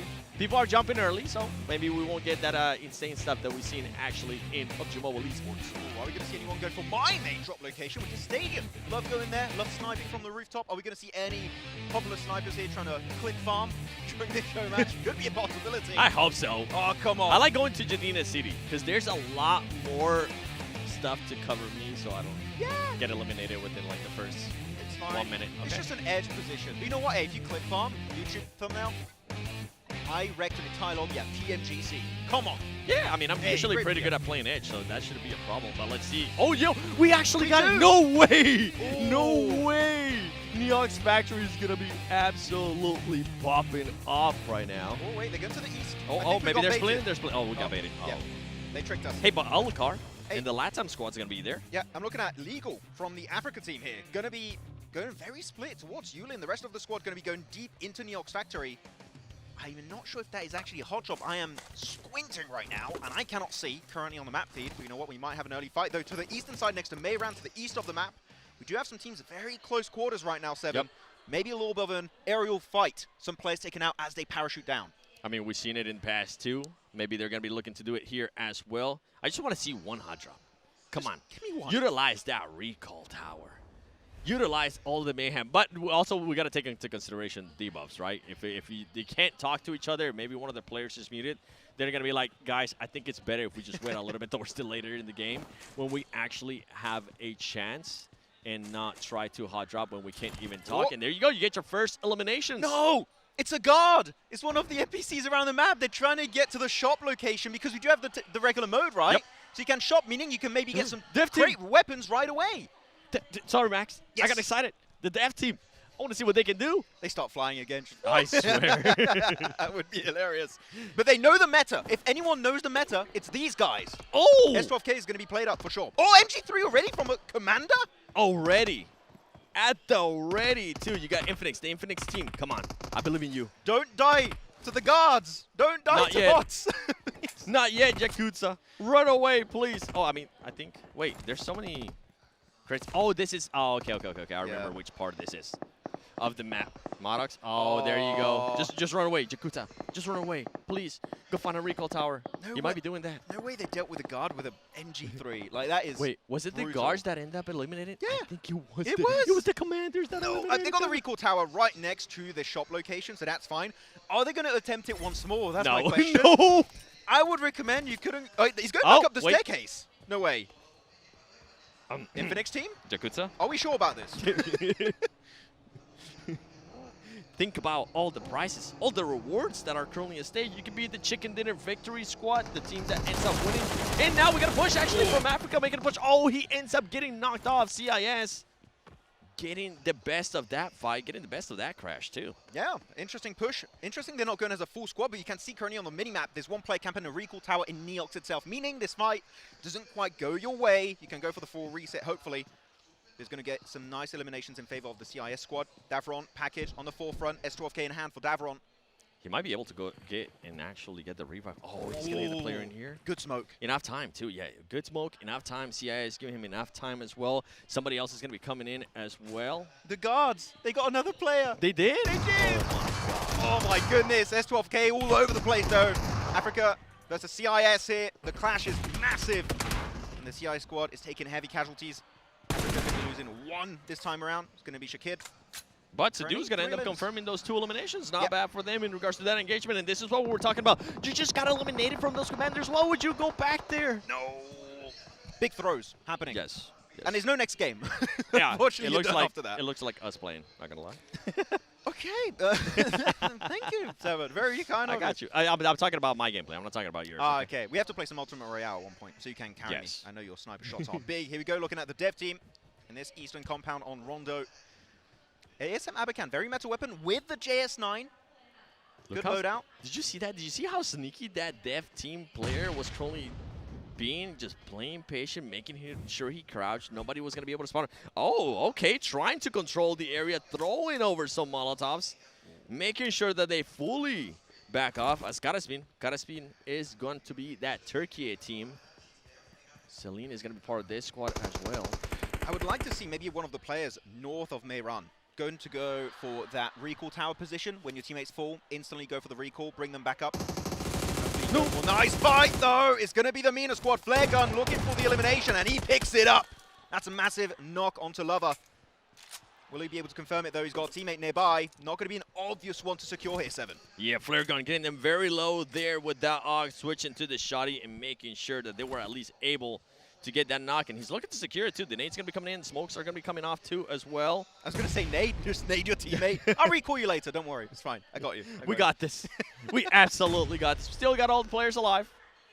So far, nobody has been fully eliminated. We have had eliminations, but nobody has been fully eliminated. And then on the elimination feed, too, Dev Team just got a knock. Hell yeah, they got it done. Over in Mehran. Is that going to result in some reses coming through with the recall towers? We'll have to wait and see. But Flare gun, Max, though, I think he saw that smoke. He's like, that's maybe a full team. This is just not quite worth it. I'm like, but Max, what happens if the Dev Team actually wins? There's going to be some eyebrow raises over there. It's like, okay. You guys are too good at this. Put him in. Just, everyone's going to ask, just nerf all the weapons they were using. They know what's good in the game. It's unfair. Didn't know it behind the scenes. Oh, wait. What is this? The cavalry's here in the compound. Flare gun trying to get some assistance from Ugray. But no, unfortunately, it does not work out. That's not John Allen. That's actually John Smith making sure he gets that off angle and getting the knock and confirming the elimination, too. And now Mina having to back off as Ogray decides to make the smart play and more than likely going to be going to look for a recall tower or just crash into the bridge. You got this? Yep. There you go. We have destroyable terrain. The bridge is not there just yet. Maybe in a future update. Your favorite thing. Yes! One of your favorite things in Rondo, Max, the Doritos. I knew this would get you. Why do you... I don't like the call the Doritos.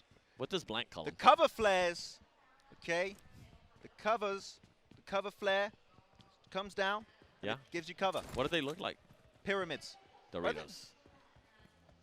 I don't... Yeah. I have Blank and John literally nodding, saying yes. John is saying yes. He's saying I no. love the Doritos. Blank is saying yes, but he disagrees with everything I say anyway, so you know what? I'm pretty much used to that. But no, the cover flare is literally one of the best items in the game in Rondo. I kind of wish, actually, Seven, it goes over to the other maps. Put it on Miramar. Put it on Erangel. No, you would not like that. I mean, if we're going that route, I want to see some terrain changes as well in Erangel and Miramar. I think that will be awesome. But you know what? This fight continues on. It's KS. Karaspin. Oh, Karaspin was able to pick up that player. Okay, they were able to get a bit of a reset there. Oh, clean. Cover flares do come out. They're not really going to be that much of a factor here. And look how right now, how they're set up. They're trying to bait some players from the dev squad. Sending 2 players up. He's going to be able to hit one. Oh, my goodness. What a Nachi shot. with the shot right there on the dev team. They're just getting a really good setup, really good angle from Noche. Able to get himself 2 pretty much instantly now. The rest of the dev team down to 1, down to MX, and they also cannot instantly get access to the recall tower. So they're forced to take this fight. The meat grinder play is working out for dev team. MX, though, last man standing, going to try and go for the res on his teammate. Will he be able to pull it off? MX going to be the last one alive, going for the revive. He's going to be able to spot him. Miss. Whoa! And he actually hits this shot as MX from Dev Team able to connect with Nachi right there, securing the elimination, but there's still one play. Oh, Karaspin played it smart. Hey. Karaspin said, you know what, let's back off away from this and let's actually go for those revives on the recall tower. He's in the middle of the circle right now. Yep. He's That's gonna be way great positioning. further away from that fight than I expected. Talking about strategies. Hey. That's one heck of a strat. Pretty good macro. PMGC teams be like, you pick up him maybe. Is your name DX Xavier from day one? I mean, the circle did go center on him, you know. It could be something, could be a trend. Here we go, dev team will go then for the recall. That's a full reset for the dev team, right? They were just bleeding out. It will be. Yeah. If they speed it up a little bit. Well, I thought he was going to get at least one of the players already up, but that's not the case. The blue's coming in, so be careful. And actually, because this is classic Rondo, right? The blue zone comes in way slower. We have way more time. Rotations can be pulled off way slower for these squads. So if anyone goes out to blue in this show match, no excuses. You messed up. If you go out to blue, you've been watching too much of the hot juice, the Papa Blue out there.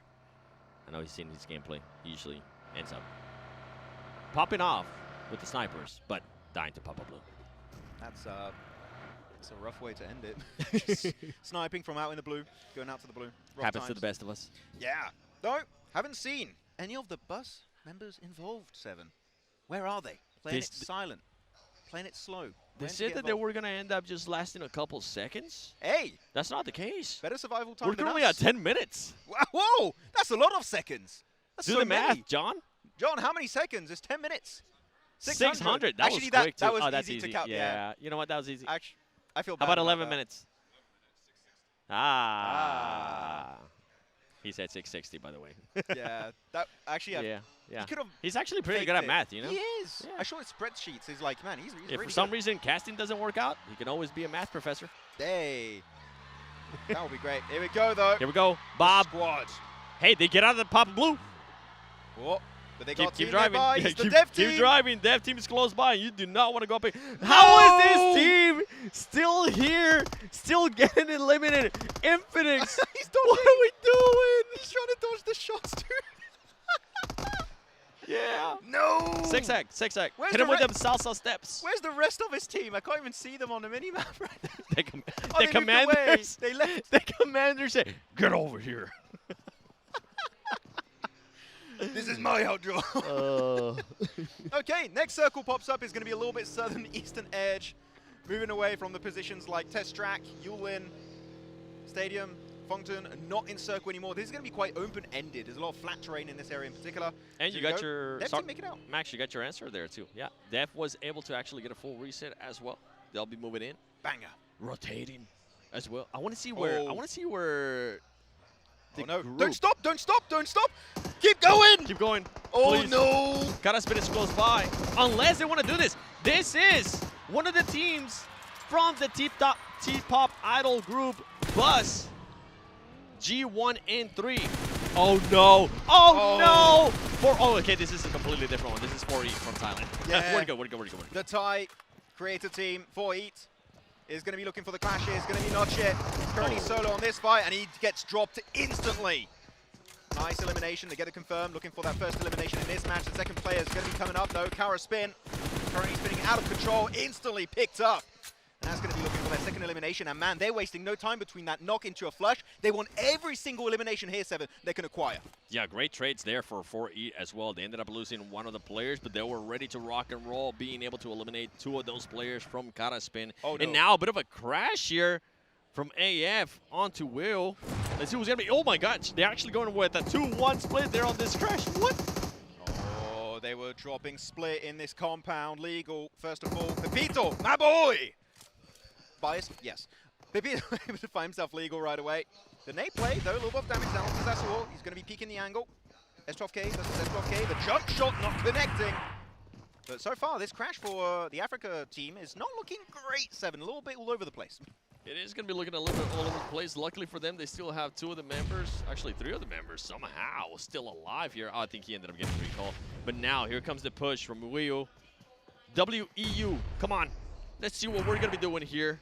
As you're going to be going for it. Oh, this grenade is going to end up hitting Max. He knows exactly where he's at. You see him? He's going to get 2. Oh Yes! My God! Africa with the double knock nade. Better than ETSH in the league stage. The creator team is looking great. What an aid. Zeldu, 4 eliminations for himself. Misgame himself 1, and now they're looking to clean it up. Western Europe crumbling before our eyes. And Africa up to now 6 eliminations. Western Europe somehow ends up messing up their defense right there on the compound. Africa, though, on top. ETSH, nice call out, by the way. I'm trolling, guys. I'm trolling. Or am I? You'll never know. I don't want to find out. I'll check my Instagram DMs later. Yeah. If you even have an Instagram. Oh. Dun, dun, dun. The band of By the way, there's still one player from Western Europe chilling. Kiria is just like, I'm going to just stay very still and hope that they don't end up finding me. Do they still have a recall? There's still hope if the recall is still available for their players. Yeah, I don't think we've seen anybody from Western Europe actually end up getting picked up, so they should be fine.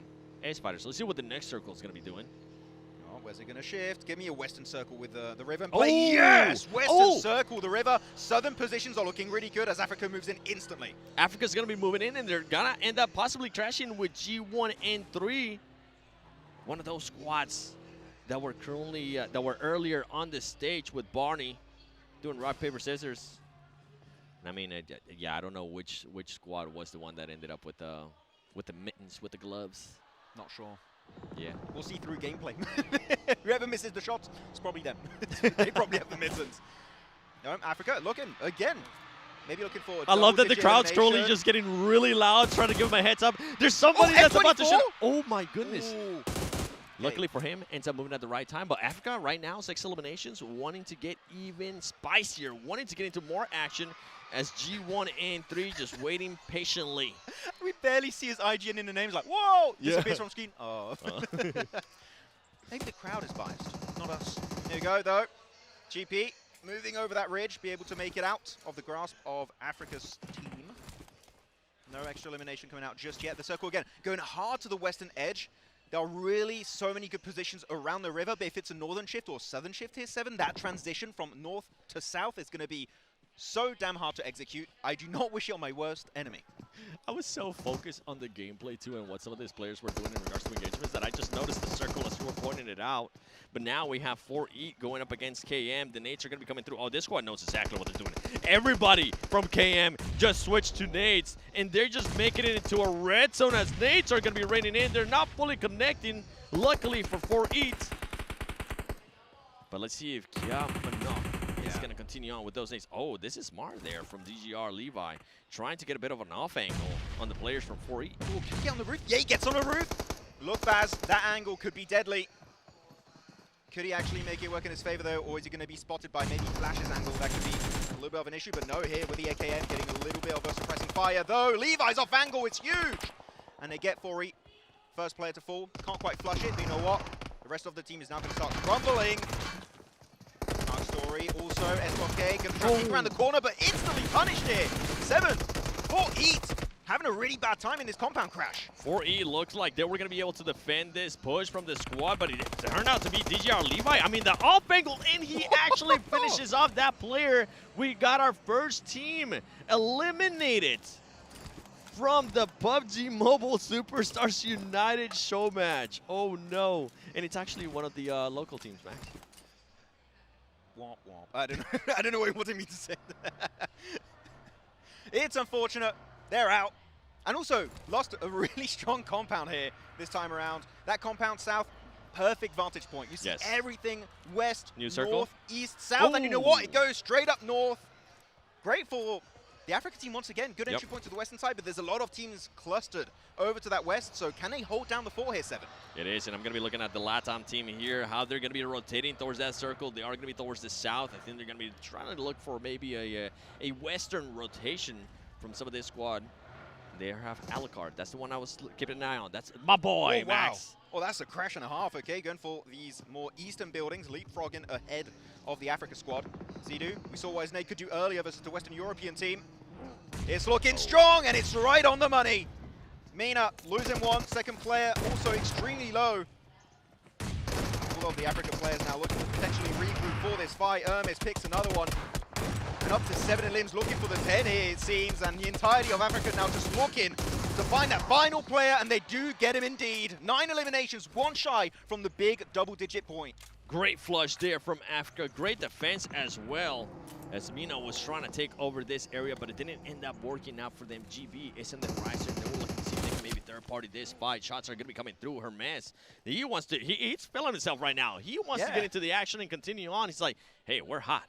Let's keep on going. Let's see how many more teams we can take on before we get into the later end of this match. And as I say that, oh my goodness, actually Alucard on the elimination feed ends up knocking one of the players there from Africa. Yeah, I'm seeing a good, decent amount of weapon variety, which you wouldn't see normally in just PMGC, right? Seeing a lot of weapons. I saw a few DB plays, M24. Here we go, though. Bob's team again, the T-Pop squad of Bus.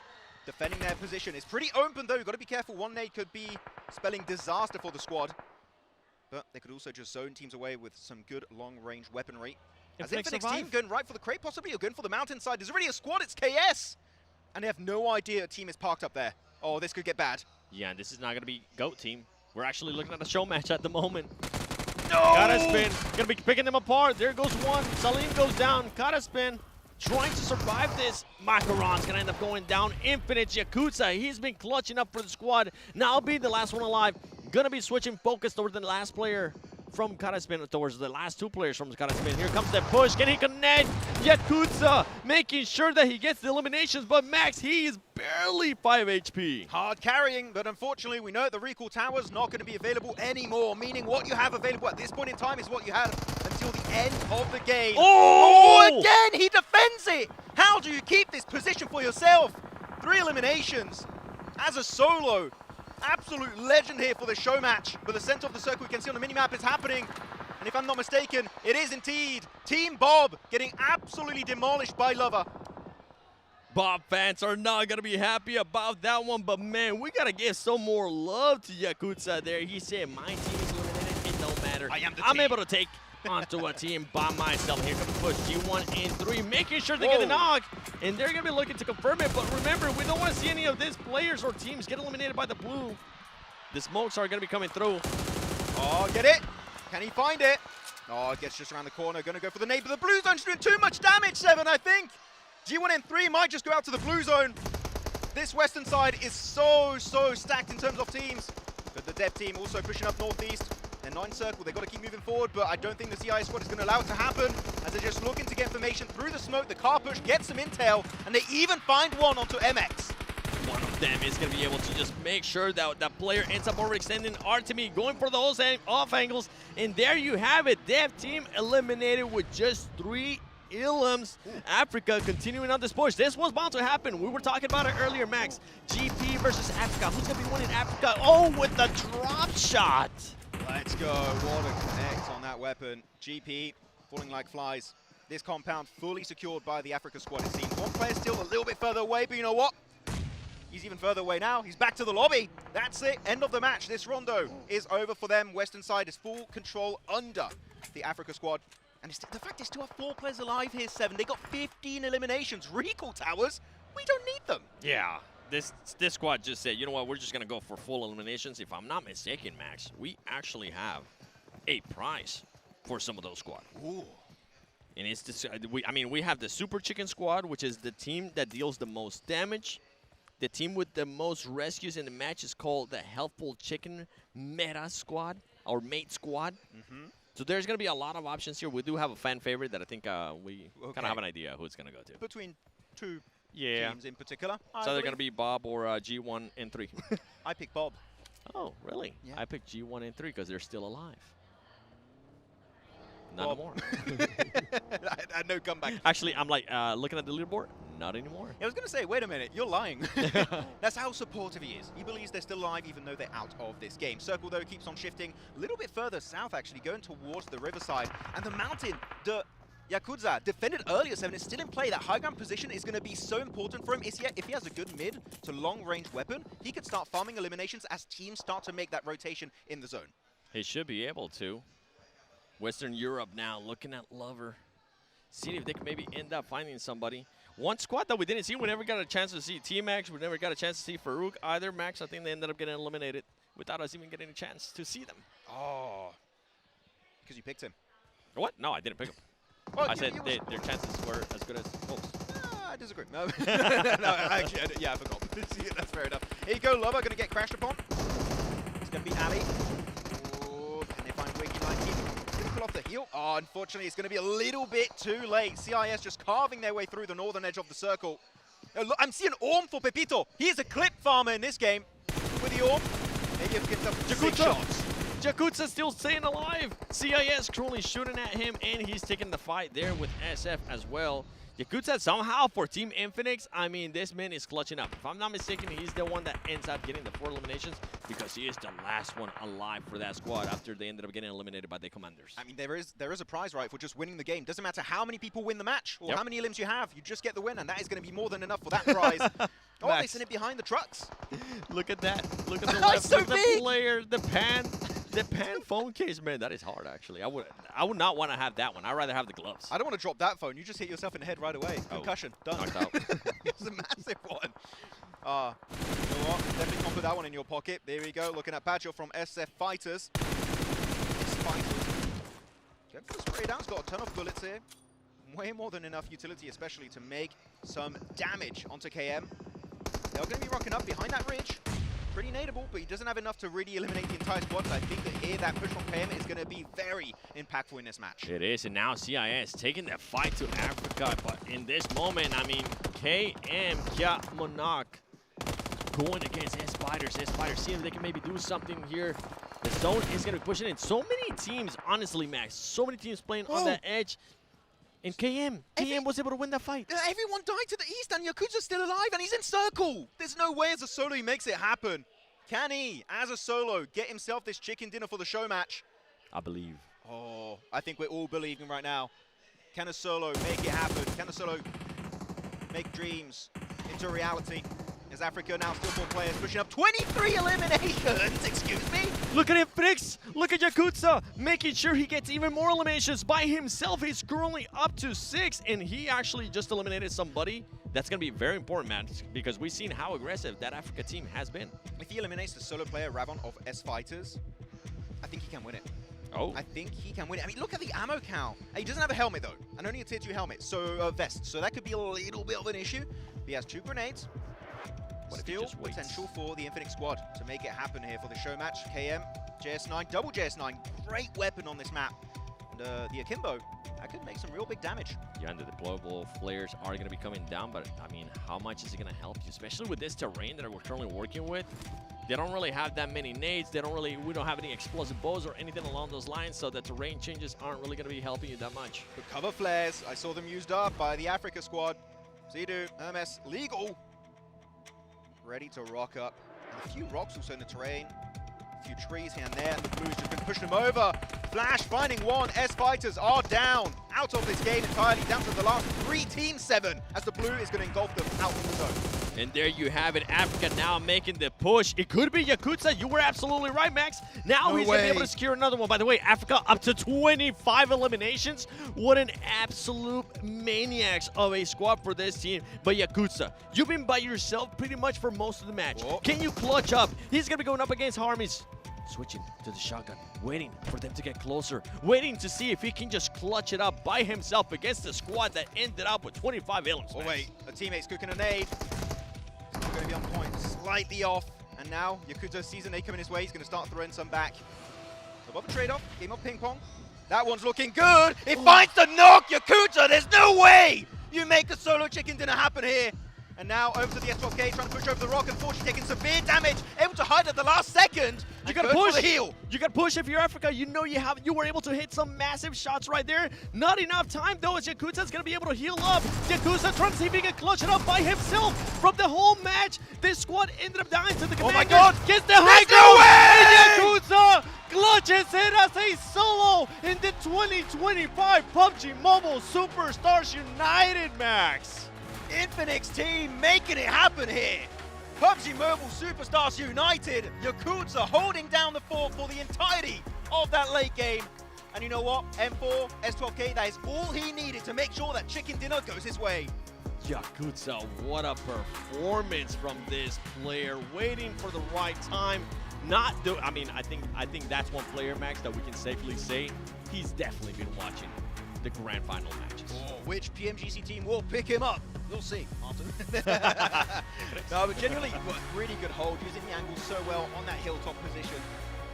Not much to really say there. As a solo, playing it slow, not showing himself away too much. Yep. Very happy with his performance. Very, very happy with this performance. Look at the squad. The squad is so happy. It's like, yeah, thank you. You were able to clutch it up for all of us. And thanks to that one, I'm pretty sure when we end up getting to Barney, they'll be able to announce them as the Chicken Dinner Victory Squad. But to be fair, I got to give some props to the African team. 25 eliminations? That is just pure aggressiveness from that squad, and I love it. They pulled a DRX League stage with a 20 elimination bomb. Actually, even more than that, right? The crowd going crazy. I want to post like that too. Yeah, actually, you know what? Macro-wise, they got a really good center position, right? I think it was for Bob's team. Dead center, holding down the fort. Couldn't quite hold it until the very, very end. Oh my, Oh, that made me feel some kind of way. Okay. He winked at the camera. I'm shy. I think I'm going to have to listen to that group and see how good they sound. Because right now, I mean, you mentioned it. The positioning was good from that squad. They just ended up getting fully overwhelmed. And I feel bad for this squad, by the way. I feel bad for the T-Pop Idol group bus because they just ended up with the gloves. You know how hard that is to do. Meanwhile, you got the other players there from the LATAM team vlogging, and then Alucard is like, I know we could have done better. I'm not gonna vlog, we lost. Another reality. We win this. Didn't quite happen, unfortunately. But yeah, so many prizes to be distributed to these players after all. We'll see how things go after this. We always love a good show match here, Seven. That was a fun one. Oh, here we go. And of course, no surprise. Are we surprised? Africa team, 31 points on this match. Barely missing out on the win. 6 placement points and Infinix Games have 19 points. Also a banger performance from these guys. Honestly, I'm going to give even more props to Bob and G1 and 3. G1 and 3 ends up with 1 elimination. Bob ends up with 2. Whoa. And I might have just carry on the curse from the Maxman that you don't have anymore, because the one team that I ended up picking, LATAM, they ended up with a big old donut, Max. 0 points. I didn't know you won the team, Seven. I didn't know you were playing while you were casting that game. That all makes sense. No. And my boys, Pepito, Zasuo on Western Europe getting 5 points this game. They were trying to play with the Orm, so I respect the attempt, but it was not quite enough to take the win.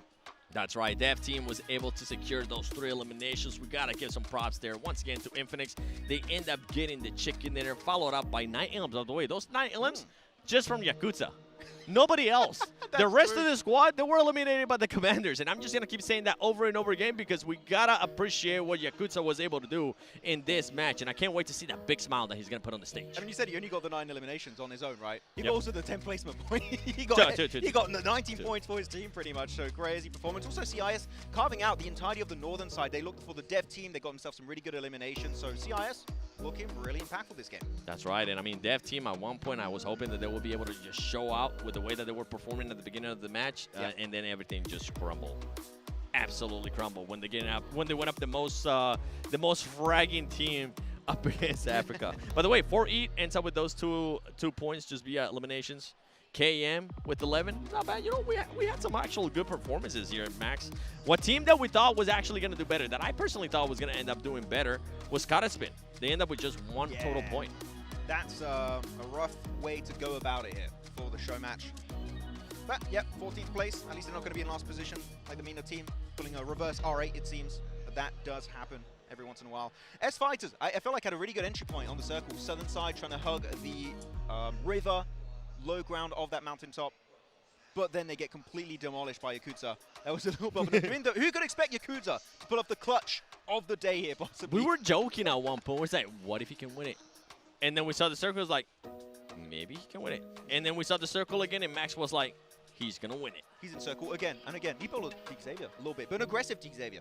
He got... Yeah. Never mind. I was like, I gotta go see how many elims the Xavier was able to get in one match yesterday, because he might have actually got more elims than the Xavier in just one match alone. Oh, madness happening in this one. Actually, I'm looking, because Team Africa got 31 points. If this was PMGC, they would be in 11th place. Hey, not bad, hey, considering just one game. Of course, we got boosted points, right, because it's classic, but yeah. Team Africa's gonna go up to the squads and be like, yeah, for everybody currently playing the finals, go look what we did. It's not the same, trust me. No, it's not. Not even close. The circle is so slow, you have so much time to do whatever rotation you want in that game. But yeah, we did see a little bit of a hot drop happening to the eastern side, though. If anything, this is proof, guys, be careful with the guards, they're kind of strong. Max. Yeah? Yesterday, I have to continue on this conversation because we were kind of joking about it, and I just saw it. Yesterday, the Xavier, they ended up winning Rondo, right? Yeah. Guess how many eliminations they ended up with? That 8. Yep. How many did Yakuza get? 9. He got more points than me. 9 out of 10 points. Once again, for everybody currently watching, this is just a show match. This is just a PUBG Mobile Superstars United show match. So we're just having a lot of fun here. Once we actually get into the matches, it's going to be completely different because there is going to be a lot of stuff at stake. And I can't wait for us to get into those matches because, boy, there's going to be some teams that are going to be doing some crazy stuff, especially when we end up looking at the bottom of the leaderboard. Yeah, I mean, this show match was genuinely so fun to cover. Yep. Right? I'm like, okay, that was a great day. Wait, we still have 6 more matches. We have the actual PMGC. I thought we're coming up done. right after. It was like, wait, we're done. We're going back to the hotel. No, we're here for 6 more matches. Another Rondo coming up very soon. Can't wait for that one. You know what? I would like to do a show match. If anyone on the marketing team wants me, give us a talent show match. We will do a cast. show match. We will cast while we play. Yeah, and we'll put actually we will have. Let's see. How would this work out? Put me and 7 against John and Blank. we will destroy. And Hot Jukes to cast it. He's too good. No. I want us to be in the same team. I don't want us to go up against each other. Ah. Yeah. Where would we drop? You're so competitive, Max. Yeah, I am. I play Ultimate Royale. What can I say? Yo, you say that every 5 minutes. Yes, I'm a proud Ultimate Royale player. Go up to somebody. I'm very low How's your rank. day going? I play Ultimate Royale. How about you? That means I'm having a good day. Or bad day if I'm losing my game, which happens quite a bit, actually. So But I think with the squad, with us, honestly, with all of us, I think we might be able to cook up. Honestly, I'm going to keep it on brand. 7 eliminations. Of course. You don't think so? I'm going to keep it on brand. So I'm going to get 0 eliminations. That's a good thing. Yeah. You know why? Why? Because you're not trying to curse us. Hey. My boy. Can I even? Yeah, you can definitely curse yourself. I just, whichever team we crash, I'm putting my hand up to the camera right now. And they just fall instantly. They're self-made. Hey, you can always end that surprise in some of those squads, you know, crash onto them, give it that toll gate method, and then we'll be absolutely fine with some of these squads. By the way, we're just currently waiting to see what's going to happen as we're waiting for those announcements to be made towards some teams. We do have some prizes for them. Yeah. We have John in the back room. He's calculating who's won this specific award. Oh, you can see him over there on his Infinix device. He's checking it out. Oh. He's hard at work, guys. He's going to be 100% accurate. No issues. How many elims do you think John can get? Ooh. John, look at me in the eyes. How many elims do you think he can get? In a show match, not in an actual match against pros. But you know what? We're going to have to wait, John, because I think we're ready as we take it to the stage with Ladies Barney. and gentlemen, we have a winner! Congratulations to Team Infinix for that winner chicken dinner. What an incredible performance from start to finish. But before we move on to our champion, we have 4 other unique awards to present here on the stage. ใช่แล้วค่ะขอแสดงความยินดีนะคะกับทีม Infinix ด้วยนะที่คว้าชัยชนะในโชว์แมตช์นี้ค่ะแล้วก็กินไก่ไปเรียบร้อยแล้วนะคะก่อนที่เราจะไปสู่รางวัลแชมป์ค่ะเรายังมีรางวัลพิเศษอีก4รางวัลที่จะมอบให้กับทีมต่างๆด้วยค่ะ Our first award is called the Super Chicken Squad. This award goes to the team with the highest total damage output during the show match. ใช่แล้วค่ะรางวัลแรกนี้นะคะก็คือ Super Chicken Squad Award นั่นเองค่ะที่จะมอบให้กับทีมที่ทำดาเมจได้สูงที่สุดในการแข่งขันโชว์แมตช์นี้ค่ะ And the award goes to Team Africa! Congratulations. Please make your way to the stage. Please. Come on down, come on down. Team Africa, come down here. Where are you? Africa team. ขอเสียงเชียร์ดังๆให้ทีมแอฟริกาด้วย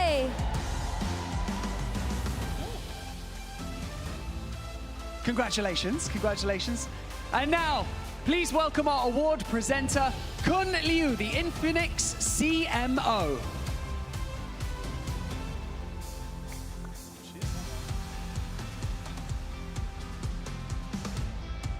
ขอเสียงปรบมือต้อนรับคุณหลิวด้วยค่ะ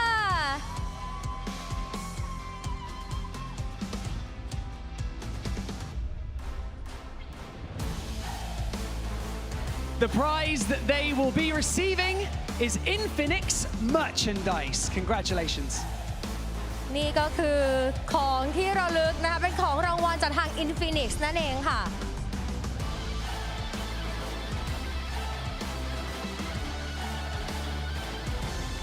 Once again, congratulations. Let's take a team photo. Let's take a photo together, everyone.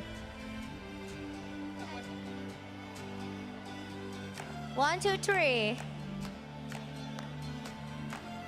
Okay, thank you so much. Gentlemen, you may now leave the stage. Give it up one more time for Team Africa, everybody. And we're back, and we move on. Next, we have the Chicken Mate Tourists Award. This award goes to the team that traveled the longest total distance throughout the show match. สำหรับรางวัลต่อไปนะคะจะเป็น Chicken Mate Tourist Award ค่ะซึ่งรางวัลนี้นะคะก็จะมอบให้กับทีมที่เดินทางเนี่ยรวมไกลที่สุดตลอดการแข่งขันโชว์แมตช์นี้ค่ะ And the award goes to Team LATAM Force. Congratulations. Please come to the stage. ขอเสียงปรบมือให้ LATAM Force ด้วย Please Both teams are the furthest away. Travel so far. As you'll see very, very shortly, the prize for this award is a one-day tuk-tuk chartered Bangkok day tour. The ultimate Thai experience. I love it. Congratulations. Come on over. Look at this. You get a big check. AKA, it's like a big, no, look at that, big voucher. เนื่องจากเดินทางเก่งนะคะ ก็เอาไปเลย นี่ค่ะ เป็นแบบว่าทัวร์ตุ๊กๆนะคะ 1 วันในกรุงเทพนี้ค่ะ Congratulations once again. Thank you guys. You can now return to your seats. Thank you so much. Congratulations. Okay. Moving on. Yeah, welcome to Thailand. Welcome to Thailand. Makes sense. I love it. Right, our next award is the Helpful Chicken Mate Squad. This award goes to the team with the highest number of revives in the show match, proving that they always got each other's back, Snatcher. Yes รางวัลต่อไปนะคะจะเป็น Helpful Chicken Mate Squad Award นั่นเองค่ะ ซึ่งจะมอบให้กับทีมที่ช่วยชุบชีวิตเพื่อนร่วมทีมได้มากที่สุดนะคะ แสดงให้เห็นถึงการเล่นเป็นทีมที่ยอดเยี่ยมค่ะ And the Helpful Chicken Mate Squad Award goes to Western Europe. Congratulations. ขอเสียงปรบมือให้ Western Europe ด้วยชุบชีวิตเก่ง Come on down, Western Europe. อยู่ไหนจ๊ะ Where are you? Pepito, Zaswo, Mikelo, and Kiria. Come on down.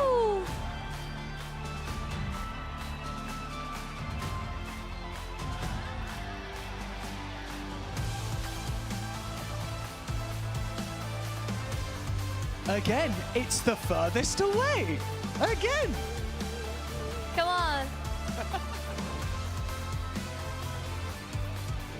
Congratulations, congratulations. Come on down, come on down, come on down.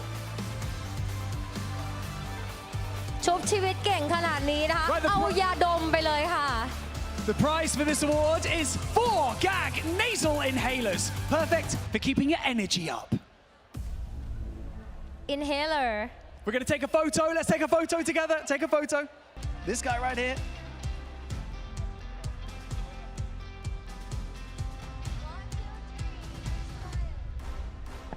Congratulations once again. Thank you so much. You can now return to your seats. Thank you, guys.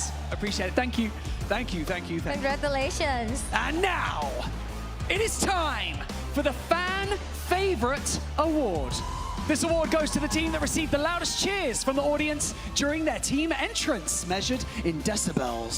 และแน่นอนว่ารางวัลต่อไปนะคะเป็น Fan Favorite Award ค่ะว่าทีมไหนเนี่ยที่ได้รับเสียงเชียร์จากแฟนๆกึกก้องมากที่สุดนั่นเอง That's right, and the number of decibels was 104.9, and the Fan Favorite Award is Team Bomb! Team Bomb ค่ะ 104.9 decibel Come on down, come on down มาเลยค่ะ Come on, Team Bomb.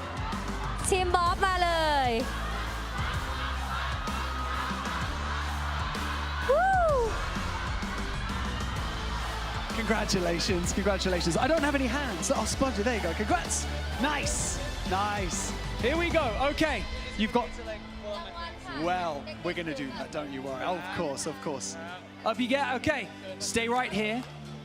This is PUBG Mobile merchandise for you guys. Hope you guys enjoy. We're going to move into the center and we're going to invite G1N3 onto the stage. G1N3 ขอเสียงดังๆ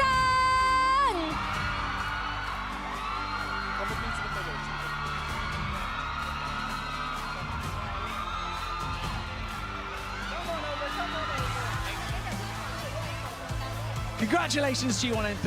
It was a formidable effort. Now, you've just won the Fan Favorite Award. Congratulations. You got the loudest cheers. How does it feel to have the support of all these fans here for you guys tonight? And how was it up there?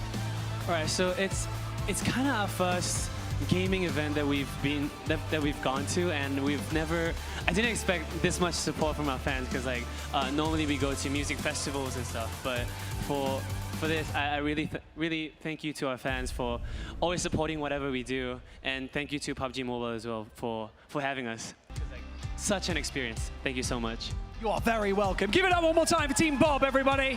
ขอบคุณ PUBG ด้วยนะคะที่ให้น้องๆเนี่ยได้มาในวันนี้นะคะมาถามฝั่งนี้แต่ว่าพี่ขอเป็นเวอร์ชั่นภาษาไทยเพราะว่าในวันนี้นะคะเดี๋ยวเราจะมาให้กำลังใจค่ะสำหรับทีมแข่งนะคะตัวแทนประเทศไทยในการแข่งขัน PMGC 2025 ค่ะได้ผมก็เป็นกำลังใจให้ครับคือรู้สึกว่าพวกเราเล่น PUBG ตั้งแต่เด็กครับผมแล้วก็โตมาก็ไม่นึกไม่ฝันว่าจะได้มาเล่นในสเตจใหญ่อย่างนี้ด้วยครับผมก็เอาจริงก็วันนี้สนุกมากแล้วก็อยากส่งความสนุกนี้ส่งต่อให้กับพี่ทีมแข่งด้วยครับขอให้เขากวาดรางวัลมาแล้วก็เป็นกำลังใจให้ครับผม Best of luck to all of our teams as well. Thank you so much. Let's take a quick photo on the stage. Look at that right here. In 3, 2, 1. Thank you so much to Team Bob and to Team G1N3 for joining us on the stage. Give it up for Bus one more time. ขอเสียงดังๆอีกครั้งหนึ่งค่ะขอบคุณด้วยนะคะน้องๆบัสนะคะ Finally, we have to congratulate our winners of the show match, of course. Let's give a huge round of applause to Team Infinix for taking first place in the show match and earning that chicken dinner. เอาละค่ะและตอนนี้นะคะขอเสียงดังๆให้กับทีมที่คว้าอันดับหนึ่งของการแข่งขันโชว์แมตช์และได้รางวัล Chicken Dinner Victory Squad ในวันนี้ด้วยค่ะ Team Infinix, come on down. ขอเสียงปรบมือดังๆให้ Infinix ค่ะ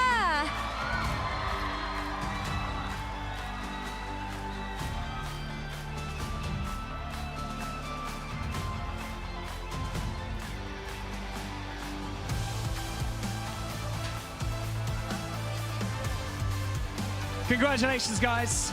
This is kind of awkward, isn't it? Because Team Infinix, we're going to get your prize to come up on stage now. And your prize is 4 Infinix GT30 Pros. Generously provided by you guys, by Infinix, of course. Let's get these prizes down onto the stage so we can give them to you guys. And now may I invite Kun Liu once again on the stage to present their award to the winner team, please. We would now like to bring on Kun Liu back onto the stage. Thank you so much. Here we go.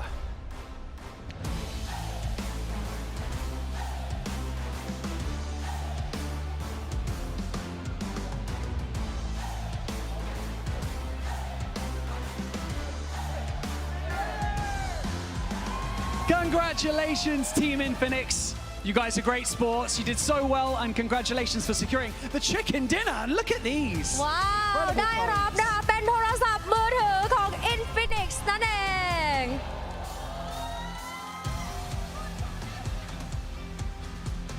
Thank you so much. One more time. Let's take a photo really quickly. Let's take a quick photo. Let's take a quick photo with these guys. Take a photo, quick please. Photo, and then you guys can dip off the stage. 3, 2, 1. Thank you so much to everyone for competing. What a phenomenal show match. Thank you, guys. Okay. It's time. I think it is time. It's now time to shift our focus, everybody, back to the grand finals as we dive back into day 2 of our competition. Getting one step closer to discovering who will be crowned our 2025 PMGC champions. และตอนนี้นะคะเราใกล้การแข่งขันของวันที่ 2 ขึ้นมาอีกทีนึงแล้วนะคะเดี๋ยวเราจะมาดูว่าใครเนี่ยที่จะได้เป็นแชมป์นะคะใน PMGC นี้ค่ะ And so without further ado, let's get into the 2025 PUBG Mobile Global Championship Grand Finals Day 2. เข้าสู่การแข่งขันวันที่ 2 ค่ะ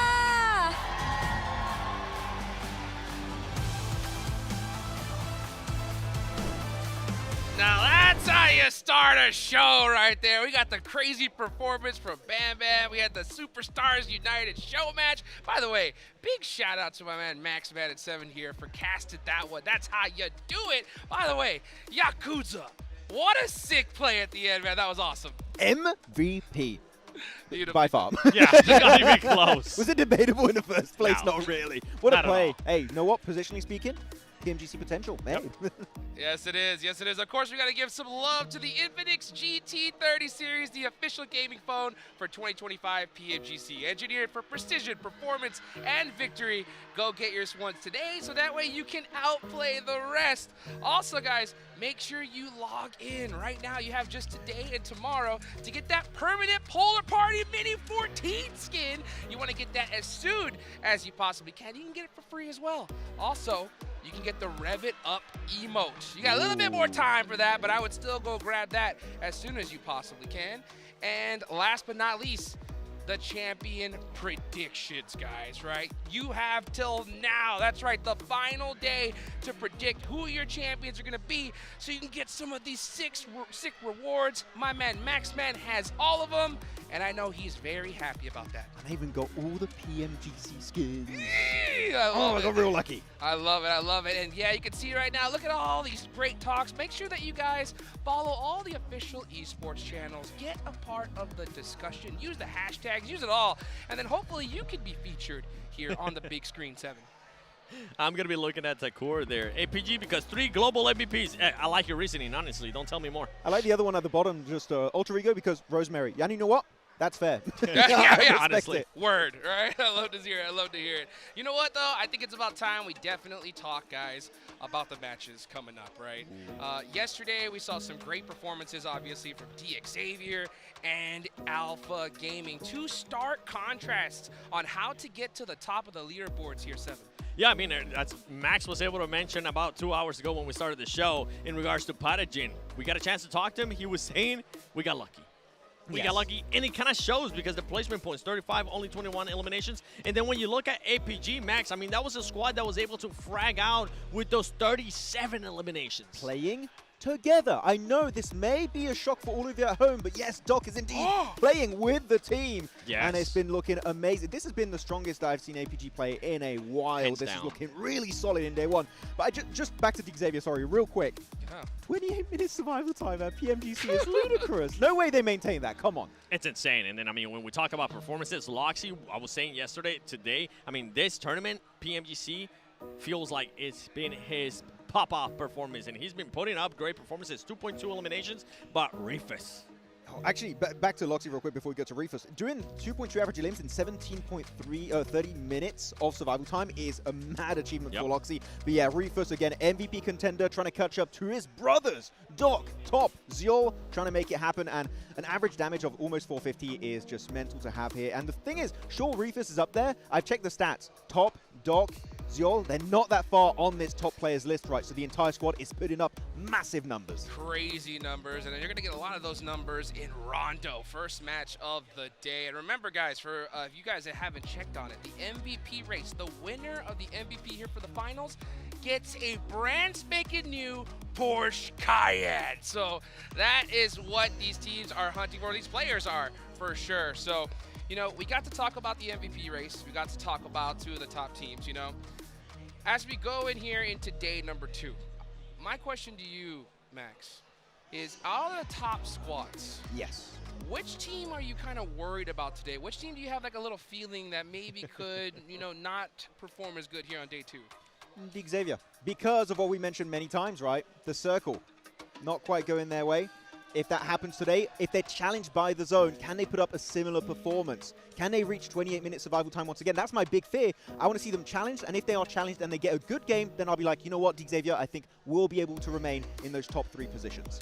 I think that's a good point. I think that's a great point. I mean, honestly, like, we talked to him, and I asked him straight up, I was like, hey, you know, how you guys feel? You guys are on top. And he's like, nah, 3rd place. We're the 3rd place team, you know, in their eyes. And I like that mentality, though, right? Yeah. Because, you know, you have to look at the reality of it. Yeah, we got a little bit of zone luck. We'll take that, though, right? We'll take a little bit of that action. You got to put up some numbers regardless. But you know what? Speaking of luck, guys, I think we challenge our luck before we start the show here today, all right? So for those of you guys that don't know, there's some crazy stuff happening here in Bangkok, Thailand, all kinds of goodies, and we got some blind boxes, oh yeah, so we can see what kind of helmet we're gonna get. There's 2 secrets, guys, 2 secrets, so let's go bust this open and see what we get. That was cool. Oh yeah. Yeah, it was. There's all kinds of colors. Yeah, there's 5 colors total. Did I get the secret one, or is this just the packaging? Oh, that's the packaging. I was like, wait a minute. Let's see. I got hella lucky. Let's bust it open. Let it rip. Let's go. What color? I got the lovely. You got the lovely? Got the lovely?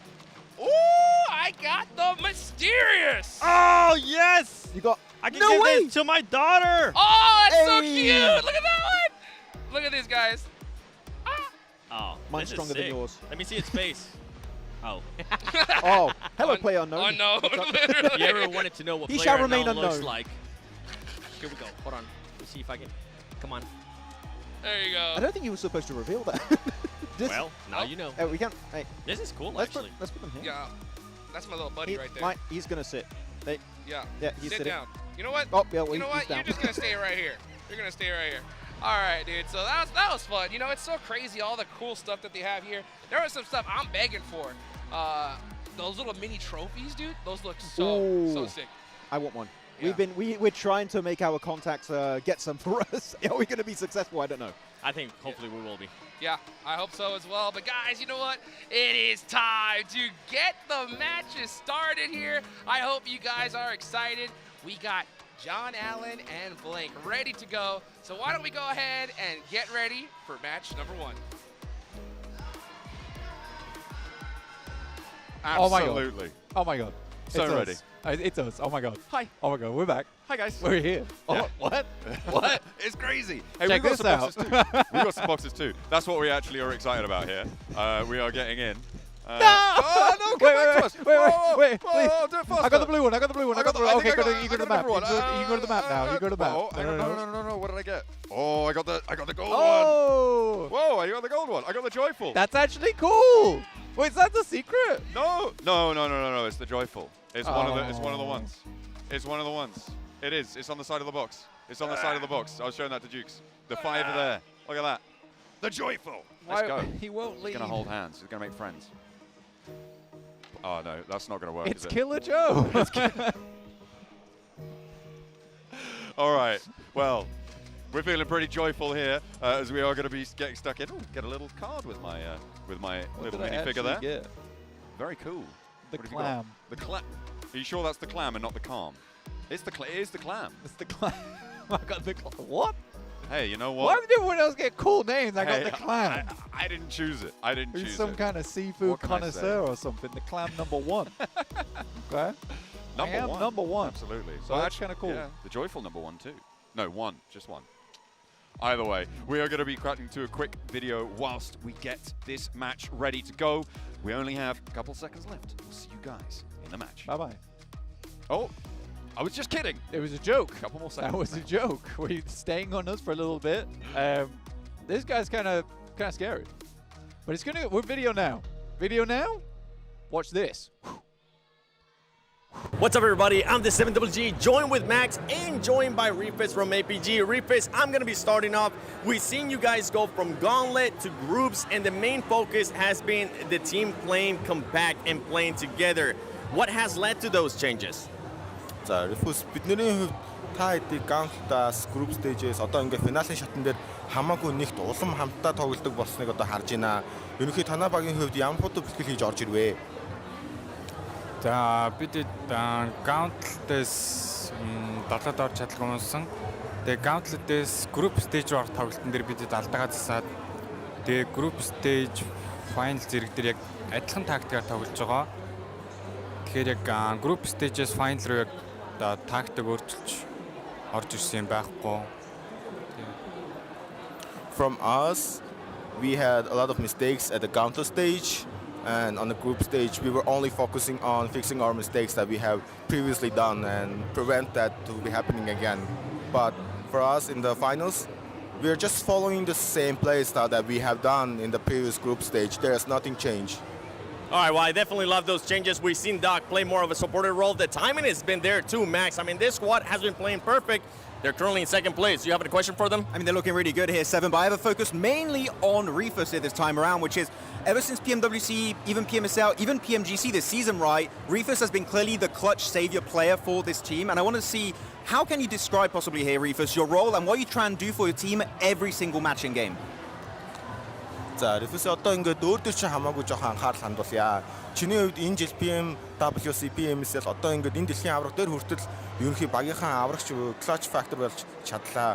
Одоо өөрийнхөө үгээр өөрийнхөө баг доторх ролоо бидэнд жоохон хэлүүлвэ. За ер нь багт нэрлдэг нэршлэлээр бол би багийнхаа attacker гэж явдаг. Тэгээд багийнхаа хэцүү дүүэл болон хэцүү байрлалуудыг айл болох авч тоглох гэж хичээдэг. As in the term of the competitive scene, my role goes as attacker. I always try to go for the toughest position and try to gain those positions for our team. All right, well, I mean, it's currently working. He was able to get daily MVP on day one. You're currently in second place. We'll see if APG can get to that second place, Max. Let's go. Yeah. Hey, absolutely. They've got to lock in for day two. This is where you set that Smash rule bubble. It is where the points start to clarify as to who could be in the running for the championship. Yep. It is where you need to lock in. So I'm going to do an impression of Maxman and 7 real quick. Okay. So I'm Maxman right now. Whoa. Whoa. You're French. Bonjour. Yeah, so I thought that team was doing really good. How do you feel about that, 7? Now I'm 7 now. Okay. Yeah, I thought that team was really, really good. What are you doing to them? Oh, it's kind of mean. Kind of mean. But yeah, we were just here for a couple of seconds. Yeah, it's just us for a minute. And now we're going to go to another video. Hey, this thing, you tap it with your phone, it opens PUBG Mobile. We're going to open a video right now, so get out of here. Tap.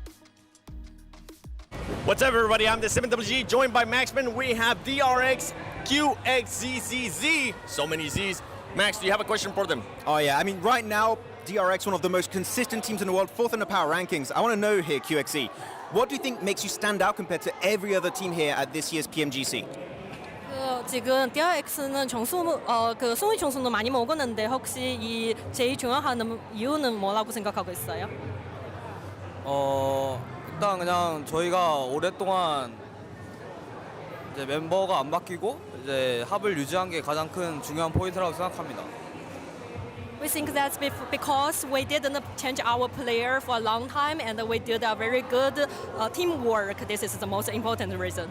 Okay, and for me, day one, I mean, the performance for the squad is there, but there is a bit of a question when we go to Erangel. You guys were only able to achieve 9 eliminations. Is that going to be a priority for today, looking to get more eliminations in Erangel? 어제 경기에서 에런그 맵에서 그냥 9점만 먹었는데 혹시 그 이유가 뭐라고 생각하고 있어요? 그리고 오늘은 어떻게 조정할 수 있어요? 일단 이제 그랜드 파이널 첫날이기도 하고 어제 밀베 서클 같은 경우도 저희가 원하던 대로 약간 상황이 흘러가지 않아서 이제 첫날 데이터가 좀 부족했다라고 그냥 생각하고 이제 두 번째 람블턴은 좀 그런 실수 없도록 해야 할 것 같습니다. We think that that's because it's the first day of the grand final and also the circle is not very good for us. But I think we can do it better today and just we don't make the same mistake as yesterday. All right, well, a lot of the squads are going to be looking to be blessed like DX was able to be blessed. But let's see if DRX got what it takes because DRX, let's go, baby! Yeah! Oh, lovely little flex at the end there as well. Get ready for it. Getting stuck in thick and fast. It is going to be coming for them. And to be honest, at the moment, the South Koreans, they do need a representative to be on the top of the podiums because yes, one of the two teams there, kind of doing so well. Kind of bad. They've been kind of bad. Let's be honest. I think for D+, some kind of a change is happening. But I think also day one for D+ was a bit of a struggle in their groups anyway. So I think for them, there can be a big change. It was just unfortunate they weren't able to get a lot of points. They need more. They definitely need more. At the end of the day, they were able to get themselves a chicken dinner. It was a low elim count chicken dinner in Impala as well, which is roughly where they start their matches out. So that was pretty fortuitous for them. Can they make the climb today? Will teams at the top start doing a little bit worse? I think for DX Xavier, I think that's some big humility from their side of things, saying that, you know what, guys, we're sort of a third place team, actually, after yesterday. We shouldn't be in first place. We got very lucky with some of the circles. Personally, to me, I think they played at least 2 of their matches pretty damn well in terms of the rotations. But yes, there was a lot of just hiding, just staying safe. They were able to get themselves a lot of points, and that's fair enough. But I think even they understand that they need to do more if they want to remain in this first place position. Or what the hell, maybe they just get the circles all day again today. Yeah, just do it that way, you know? Yeah. Just get on through, set that smash boundary, get yourself up towards They those top closed the spots. game out. They closed the game out, though. They did do that. It's important. It was a low elimmer, especially on... I feel like Rondo was really the one where it was quite very definitely, you know, being helped out by the circle. On Definitely, massively. Very massively, totally. Hugely. And also probably Absolutely. completely helped out by the circle on that one. And then they were highlighting it tongue-in-cheekily in the show match as well, that they got fewer elims than You're quite cheeky, aren't just the one player from Infinix. Hey, look, I've been known to sass every now and again. You're a sassy man. Yeah. But yesterday was definitely an interesting, definitely an interesting day for us yesterday. Totally, yeah. totally. Radically. 100%. And I think that the things that excite... Really? Yeah, it's starting to... Is it annoying you? Me, yeah, they're being cheeky. It is being cheeky. It would go on a backpack, though, pretty well. So it would, actually. I could whack that on my backpack. Ooh, yeah. Maybe I'll do it on mine as well. Yeah, you could do it. And then everyone knows I'm a PUBG Mobile guy. Hell yeah. And we can help people open their PUBG Mobile apps. From my really I'll be like, annoying. hey, open PUBG Mobile right now. Is Go. this like the new... Whoa, no, get back. There we go. Is this like the new Alexa play Despacito? Wait, hang on. Gives yours. Oh, couldn't keep it going. You're entertaining us. I know. It's my turn. Yeah. Can you juggle? No. I can try though. Oh, you can juggle. You juggled. Oh no, it's 90 Globen over a prison. They fell off.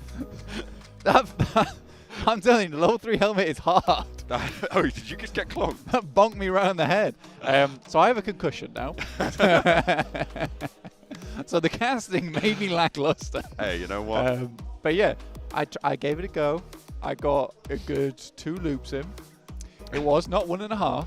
All right, it counted as 2. We're going to round that up. All right, I'm calling that a win.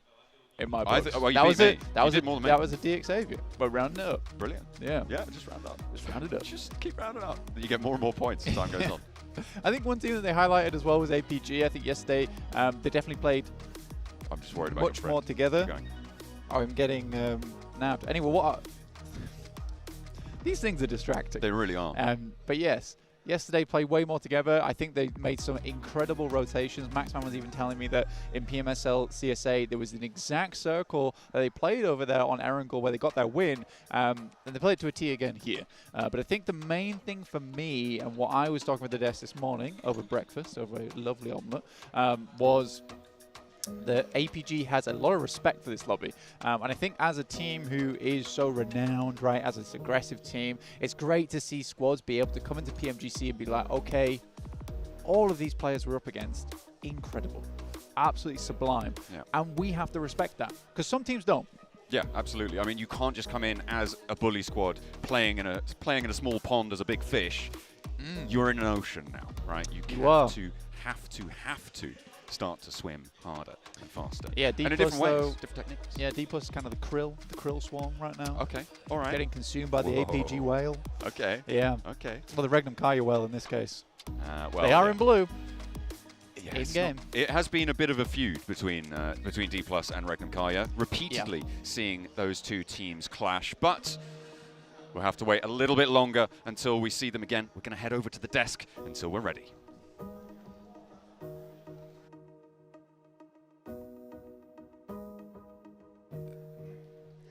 That's right. Bring it back up to us, baby. That's how we get it going, guys. Thank you so much for being so patient. We're going to get the matches started just a little bit, but we wanted to talk a little bit more about some of the action that we got coming up. So we already talked about some of the top squads, guys, right?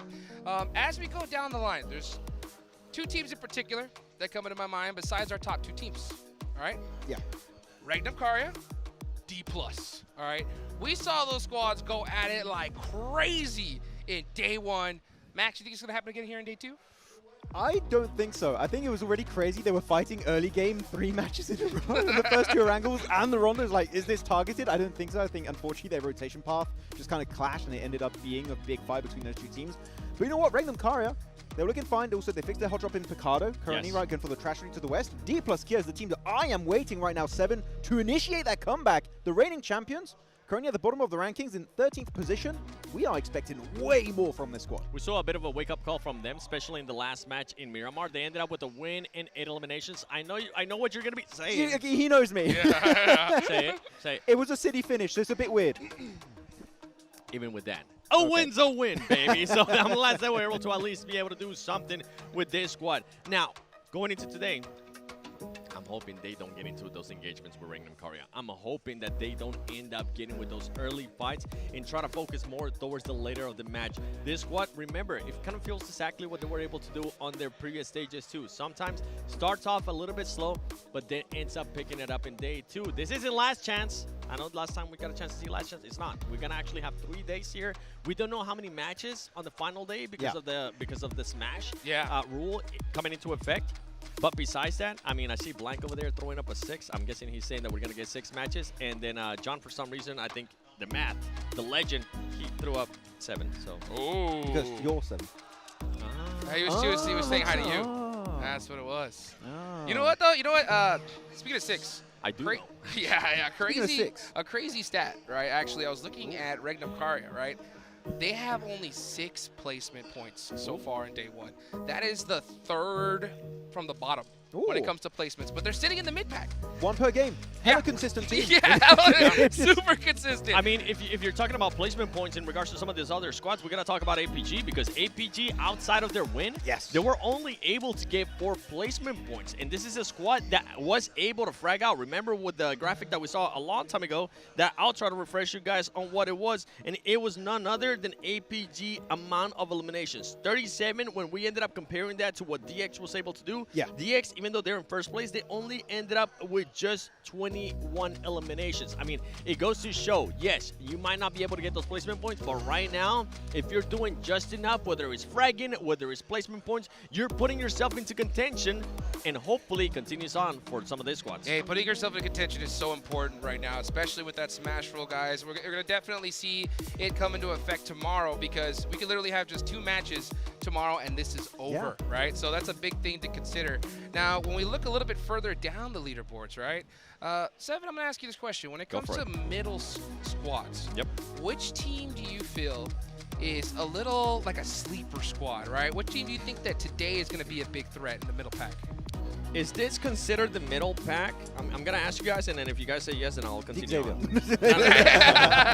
R8 Esports, is that Max? Is that considered a middle squad? 6th position, yeah, I would know what. That's the high middle. Currently, right? Jukes? Yeah, I like it. I like it. I think. All right, cool. Then with that said, then yeah, I mean, that's one squad that definitely was able to surprise me in regards to what they were able to do yesterday. And don't worry, I'm about to break down what ended up surprising me because that team did their thing. And their thing was able to be aggressive in Gauntlet. And they continue on that aggression. I was able to talk to Starlight, and he said even though they are not in the top 3, they are very happy with their performance. They're very happy with what they were able to do considering that the zone was not in their favor. And for this squad, it was massive to continue on the trend that we saw out of them from the Gauntlet in being aggressive, getting those eliminations, and the main factor, Max, is not being scared of taking fights. I mean, Amori was not scared of taking those fights. He loves getting in those engagements. But you know what? A team that's a little bit lower, and by a little bit lower, it's significantly lower. Alter Ego, except for that first angle, they barely made it through the early stages here, Hot Jukes. I want to see them try and make it out of that one. I wanted to see them making these top 5 scenarios. Alter Ego, Indonesia, let's go. Let's go, baby. Match number 1. We're headed to Rondo. Let's get it started. My eyes are going to be on Neox Factory. Are we going to finally see that crazy hot drop?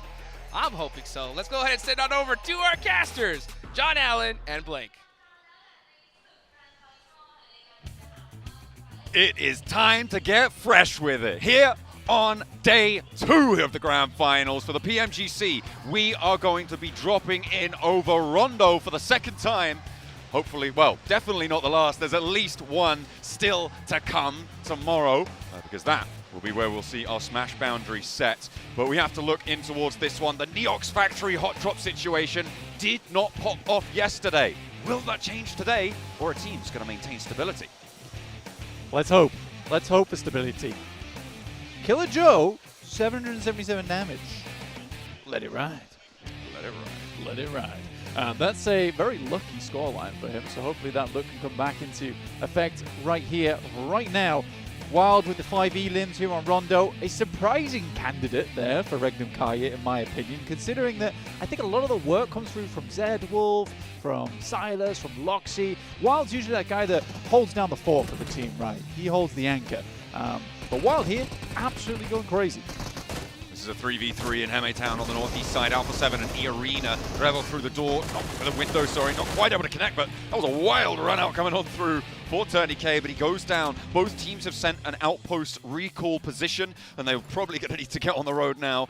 Alpha 7 move west to Muhopan with their solo, and all the way down to Jijina City, actually. It's Joker for E-Arena. The fight's still popping, though, and Obscure takes a nade to the face. Bad for their health. Revel looking to try and keep things under control. The only player now alive in this situation, in this spot for Alpha 7, but he's going to give it a good go. Unfortunately, that's not going to be quite enough. Not this time around. E-Arena able to hold their nerve in the face of fire, and Alpha 7 are going to be swept back to their recall spot, Muhopan. Thai crowd's loving that. Tell you that yeah. now. This is Alpha 7 as well. Pretty aggressive team, hard team to take down. This is Dancheng, and not the place you expect to have 4 teams in at the moment. You've got Kara here, Mad Bulls, R8 as well. Look what the guys on the desk were talking about R8.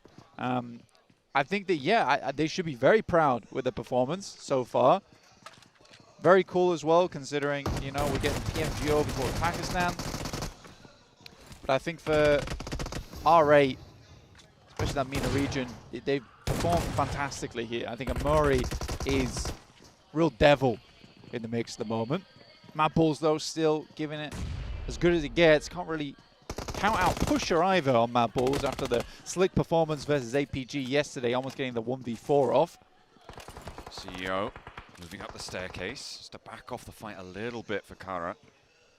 Still playing on this split, waiting for their final players to drop, it seems. See what value they can extract here. Vampire with the recall position down towards Tinlong Garden.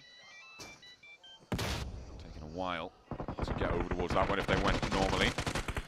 Kara, we've just had some bad news in our ears, Blank. This fight, whilst it is going to continue to pop off, we are going to be seeing a restart. Unfortunately, on this match, the game is going to be going once more, which is unfortunate. We'll see who's going to win this fight, though.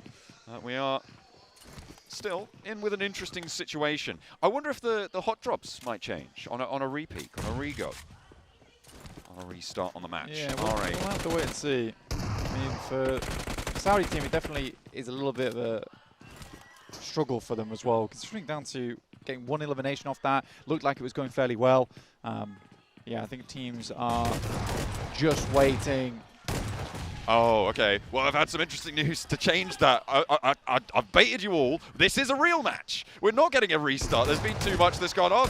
Okay, so this fight really does matter. All right, able to come back on in. I'm sort of clocked out a little bit, I'll be honest, Blank, but we are back on board. With 4 elims for R8 and Vampire playing on the inside now, looking to try and rack up these points. Lazarus will rise once again, I'm sure. But TourneyK is looking to try and control the staircase. It's not going super well. In the meantime, Ulf in a 1v3. We'll be able to take that one down. Nothing doing there for Scarface. Vampire continue to lose a player. Mori with the dropout. Looking for TourneyK now. Kara have disengaged from this fight entirely, and they will have to continue their path out to the west.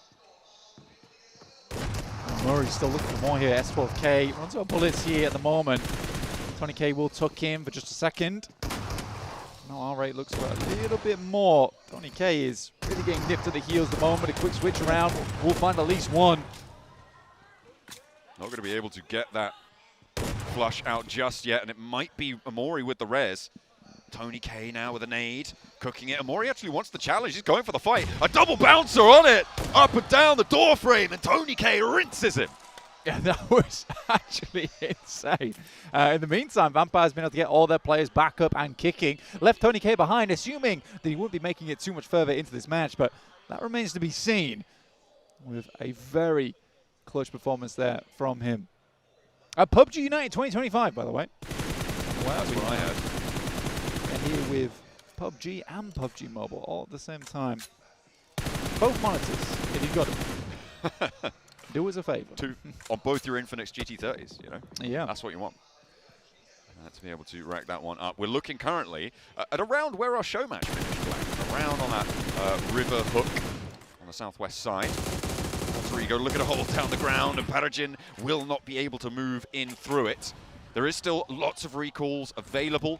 It's just a question of now getting to those recall locations. When you're this central, as DXavier are right now, the recall beacons are much more hotly contested and vigilantly guarded, right, by all the teams that have surrounded them. It's actually a lot harder to get recalls on if you've gone center early. So losing a player like that might be DXavier busted down to 2, but I feel like at 2, you do just have to look to commit to a recall, even if you have to go all the way down south towards Long Ho. Do have a PMGC code redemption here, which is PUBG x PUBGM, so whack that on in-game to receive your rewards. Oh, a little tune to go with it too. That's one of the rewards, I think. Yeah, you like that? That was good. Yeah, that was pretty good. All right. I'd like if you did that again, probably. All right. Ooh, on the recall tower as well. Alpha 7 looking to hunt this one down. The swing out from the north side. And that's already out because of that. That was their final player. Mid-recall as well. Very, very much a rough scenario for you there. Alright, been able to start the day with 5 elims though, at least. But it's not all doom and gloom for the squad. Ulf's here with 37 points on the leaderboards. I think Ulf did okay yesterday. I want to see a little bit more out of them. Some of the holds were less impressive. And I think that for Scarface, who is an extremely experienced player, it was somewhat frustrating watching him miss some of these DP shots, or just not even take the DP shots at all. I want to see Scarface flexing out a little bit more on these off angles. Just because you're a PMGC doesn't mean you have to stop playing to your strengths, even though they are a little bit dangerous at times. Same can be said for Vampire. Honestly, for Lazarus, previously Schweppes, he was someone that I always praised the off angles for. Not really doing that as much. Hyunbin with the challenge on the wall. Alva with the roll-up. Sorry, that's Moana coming on through and getting that spray down, getting that shutdown, but it's traded. QXC holding his nerve on the corner. Recalls are going to be still available, so if you get out of this fight, you can get your team back. Krypton, though, doing a lot of work, and so's Rosemary here as he saddles on into the fight. So easy now in the corner. Looking to play solo on this, as I'm imagining the other player from DXavier has sent away from it, trying to go for one of those recalls. From DRX, sorry. Playing on the inside, though. Now 3 players from Alter Ego bearing down upon him. Looks for the shots. Rosemary baited by a teammate. No, don't want to shoot that guy. Step on in instead. And Rosemary able to shut it down nice and quickly. So easy falls, and DRX down to 1 player. Just embed all the bullets in the wall, and eventually some will find so easy. DRX will send Kaiksei out as that beacon holder for the team. Trying to get back up to action. After the amazing day DRX had yesterday, it would be a shame to see them go down so early here on Rondo, where they could potentially get themselves up into a first place with DXavier going down to just 2. Are Alpha 7 going to crash on towards Kaiksei and take down another solo rezzing player? Another recalling solo? We'll have to wait and see, because they are pretty close to each other on the western side. Mad Bulls trying to hold down fairly central on the west side of things a little bit, and stopping Team Flash from getting in. No casualties felt, though, for Team Flash. Just a little bit of a reposition. And actually, sending out towards Kaiksei, who does now need to be worried. Solo player, last for DRX, 2nd place on the tables.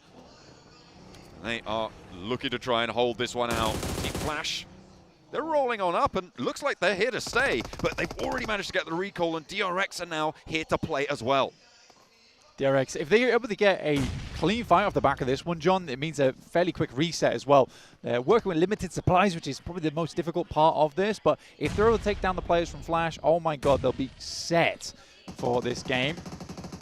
So it's a tough task, John. Double barrel, not a lot of ammo on those recalls as well. That's a nade finding its mark. Now around the corner, Kaiksei needs to try and hold out Win. Low HP, does get clipped. The long angle here coming on through as well. But another step out, peak knock comes through for Team Flash. And DRX on the ropes here. Hyunbin, though, with a challenge on the off angle. Brings them even on the numbers. The nade nearly connecting, and getting a flush there is a nice little point improvement coming through for DRX. Yeah, it's a good shot from Hyunbin. Him being able to take down the backline player really does send things into a little bit of disarray now for the Flash. Sadly, DRX, supplies are running very low. We are destitute on the side of the South Korean team. Low ammo, no nades, really fresh off that recall. Feet just about back on ground. Terra Firma not as comfortable as it needs to be for them right now. Healing coming on through will be limited as well, but Hyunbin is giving it a good go here. He's got a lot more ammo than the rest of them. Here's really the major danger right now for Team Flash, but speaking of QXE with a swift little peek out, now they got 2 players to fight on in. The smoke covering the door here, but they might just try and charge it through. They can still get this recall with the smoke cover.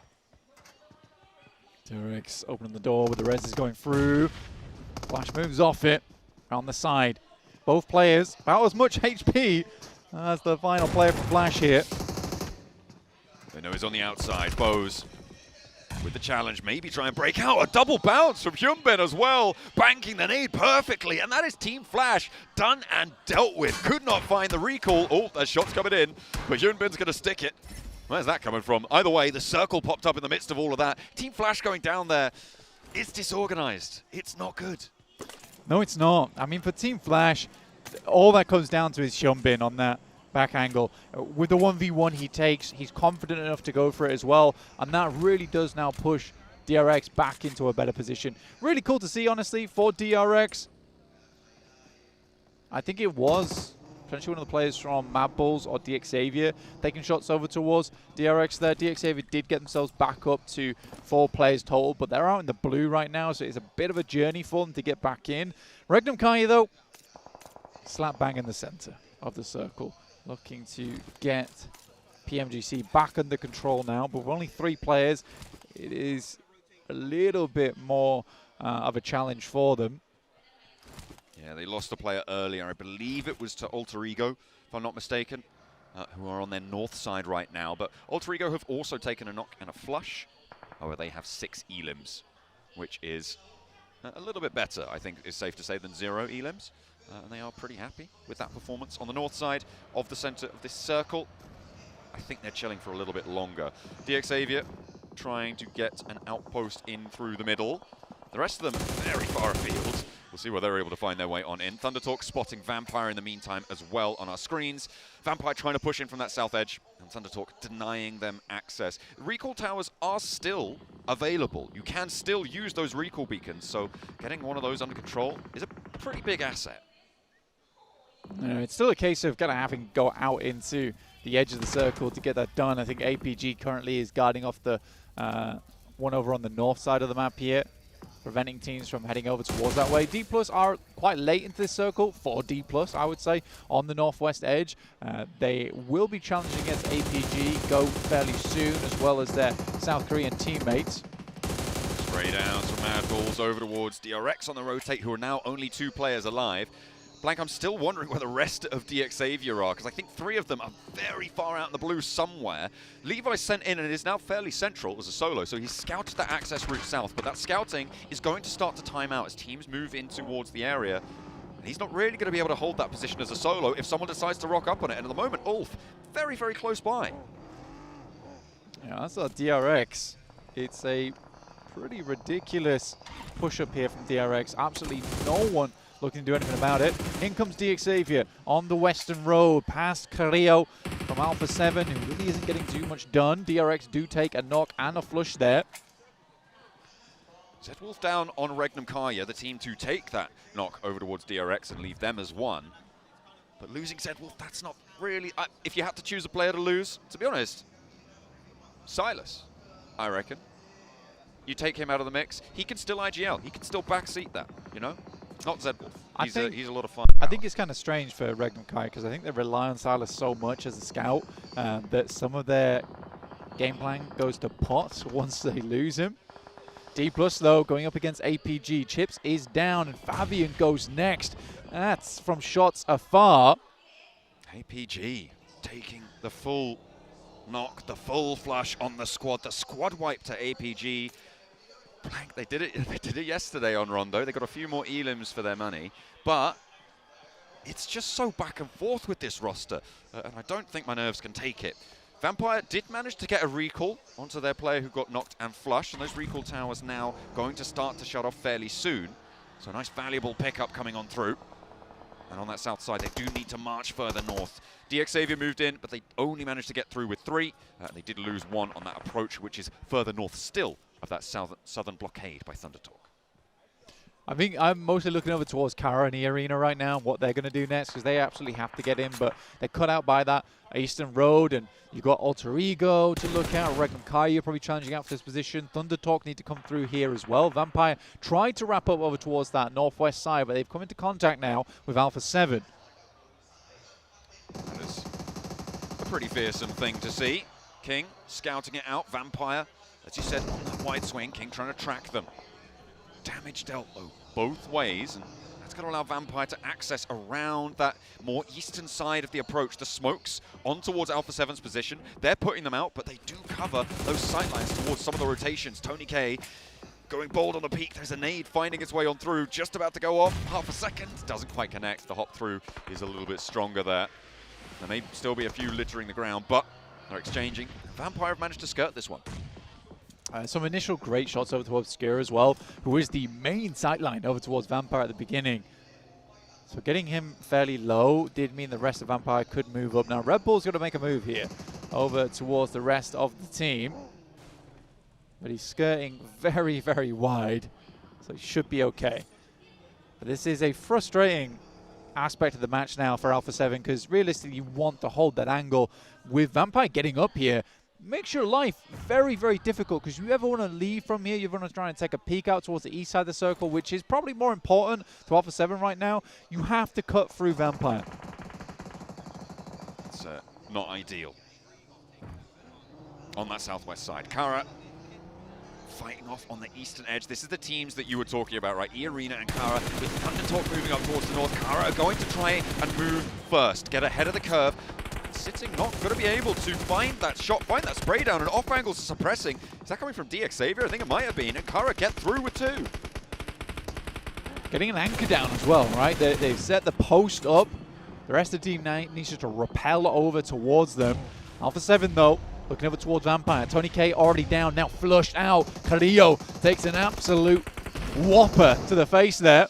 Ooh, and Lazarus spotted as well. That is nasty. Vampire now playing on us too.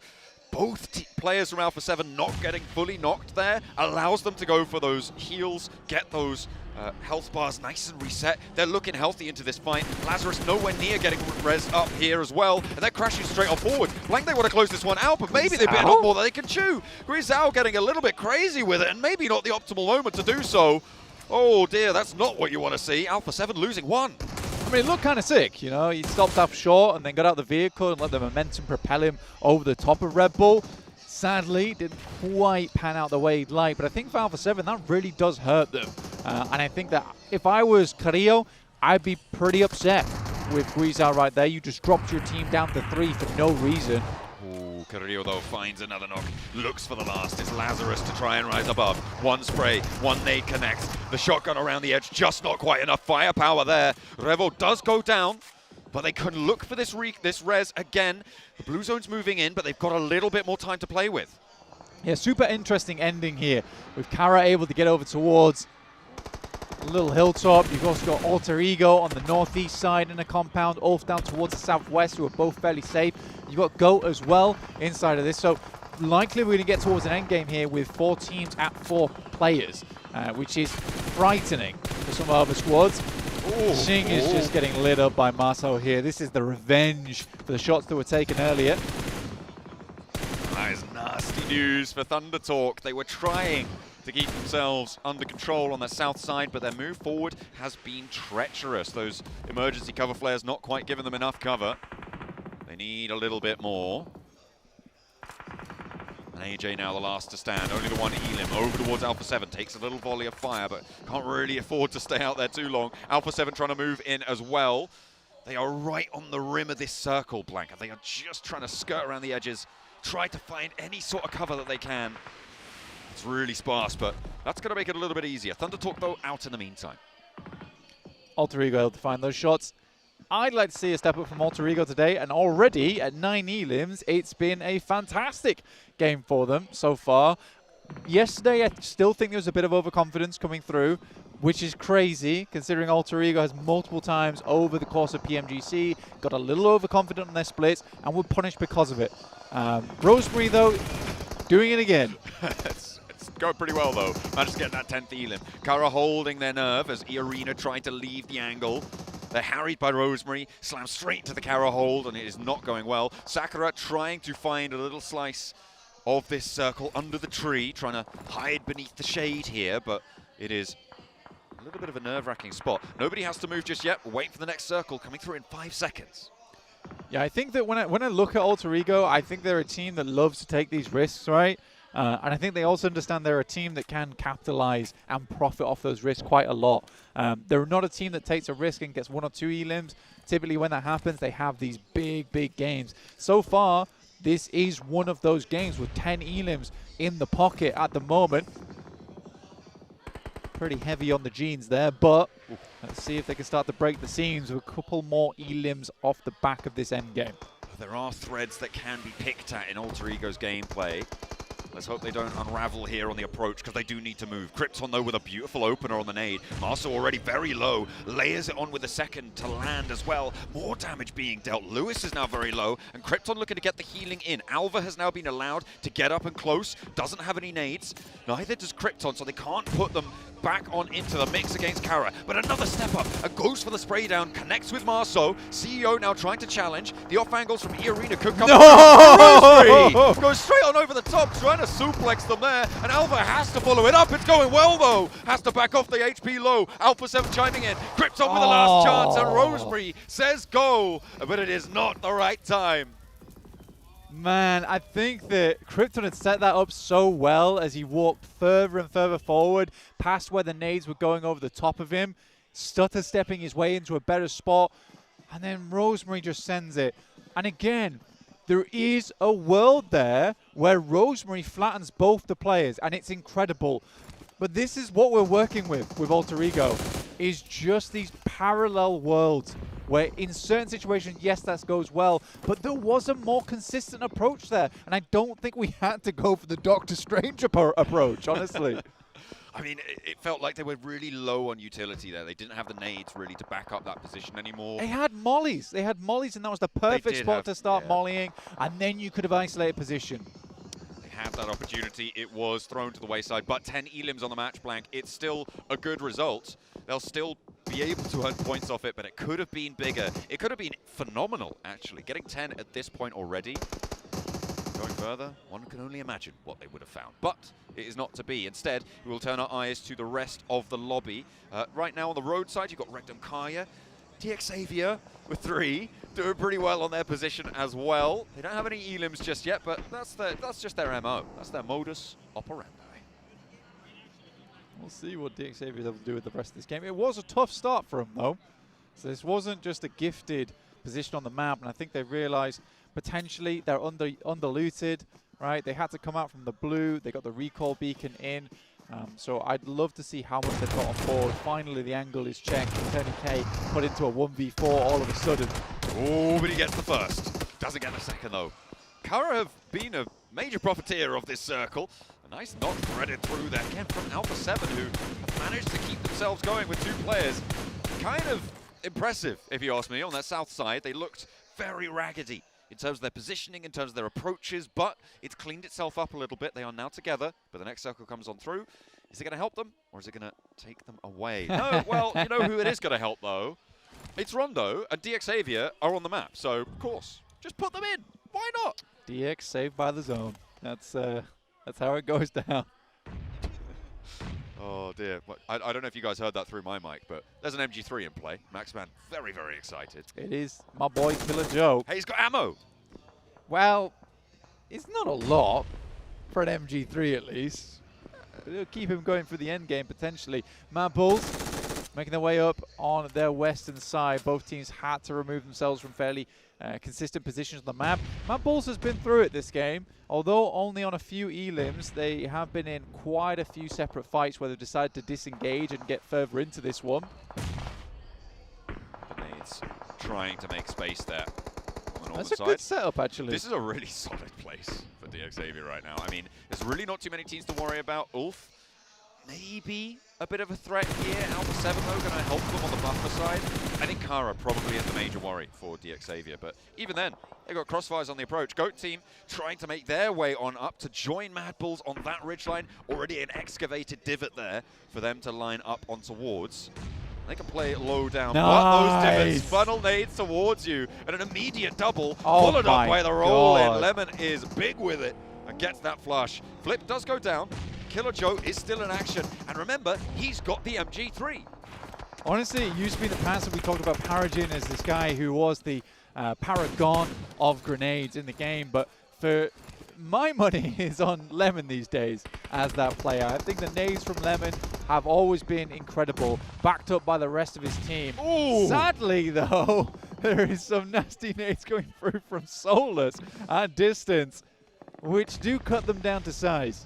Ooh, and actually, Killer Joe's still going, but he just trade 1 for 1, and the knock can potentially be rezzed by Regnum Kaya here. That is on their double position. They're playing 2 and 1 right now, so could get res depending on how fast teams roll up, because it is time to roll out. Ulf moving in ahead of the Mad Bulls, not wanting to put too much pressure on, though. They're going to fold back south and see what they can get done down there. Kara in a horrendous spot. And that just makes life so much harder on that shift on the circle over towards the western side. As soon as Kara had to leave here, they were going to get shredded. Question is by who? DXAV could pick themselves up some nice points, but it has been Alpha 7 who's been sort of the all-seeing eye inside of this lobby so far, being able to pick up points here and there. And even if they haven't been picking up points, they have been causing problems. They have really been an issue in the fights that they've been engaged with in their spots. Kara, 11 elims though, Blank. This is a good result if you're at the bottom of the tables, but their next move really will be a big test. Marso picking 6 of those elims. Lemon landing the shots over towards Silas. That is the solo angle for Regnum Kaya. So unlikely to get res there. I don't think Loxy or Wild's going to want to break out, but if they can get the nades on, maybe they try and confirm to Silas. Spray down for Wild. Connects onto Lemon. Immediately go for the flush. And actually Tuka's down as well. Off angles chiming on in. Maybe Silas is looking more and more resable, but the health bar just not agreeing with me. I don't think they go across towards Silas. He was trying to be the early alarm system for the team, which is totally fair. He goes down, but he does provide that alarm, right? It does glare. This is what I was talking about Kara. It was a matter of time for them. They were never leaving that spot in the first place. I like the wrap they went for on the north side. It was one of the few options left. I think some teams won't even think about doing that. And DXAV is able to find Alpha 7 as they attempt to crawl up. I mean, this is nuts. This has happened again. Ulf actually get one of those points over towards Alpha 7. I think DXAV may be on 1 elim right now, Blank. It could be the minimalistic approach to a rondo that we saw from them yesterday. They're trying to beat their own record. I don't need any more than that. All right, you get yourself a 13-point game here on Rondo. Pushes you up the leaderboard. You're in first place, so you're just creating more and more of a buffer. Exactly, is the fortune that you're given by being towards the top of the lobby. You can play a little bit slower, but these nades so far have been pretty mean from Ulf. He pulls out the M79, creates a small cloud of support there. Turkish tag team right now over towards DXAV. Trying to get the line up. Loxy looks for the shots, but has to fade back on in. The final circle closing, and Ulf have got the center. Regnum Kaya with 2, Ulf with 3. DXAV now losing one of their players down on 2 as well. Let's see what Regnum Kaya can get done here. As an experienced team, it's not out of the question that they hit the 2v3. Wild has been really stepping up. I'm very, very proud of the guy over the course of this tournament. They did, remember, lose Zedwolf very early into this match. Blake. Okay. Going to reposition the vehicle there. Tactfully.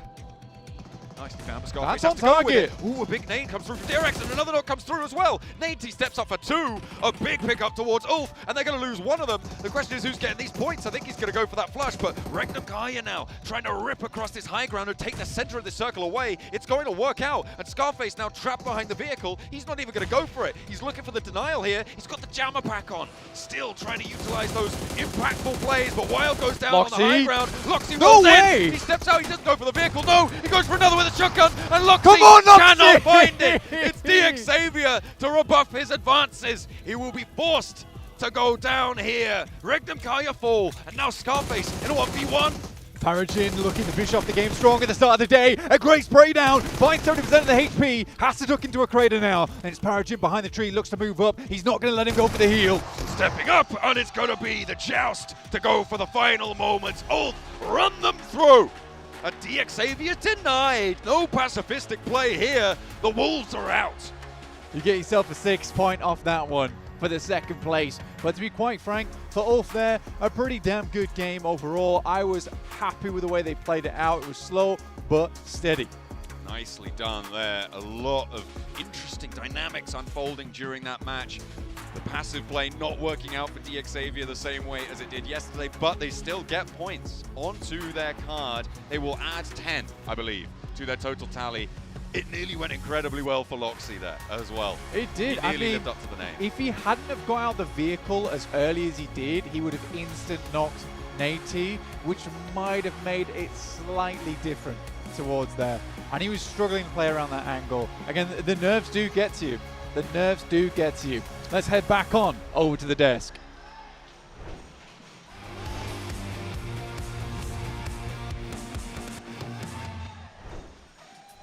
And it's Ulf to win the first rondo here in day number 2.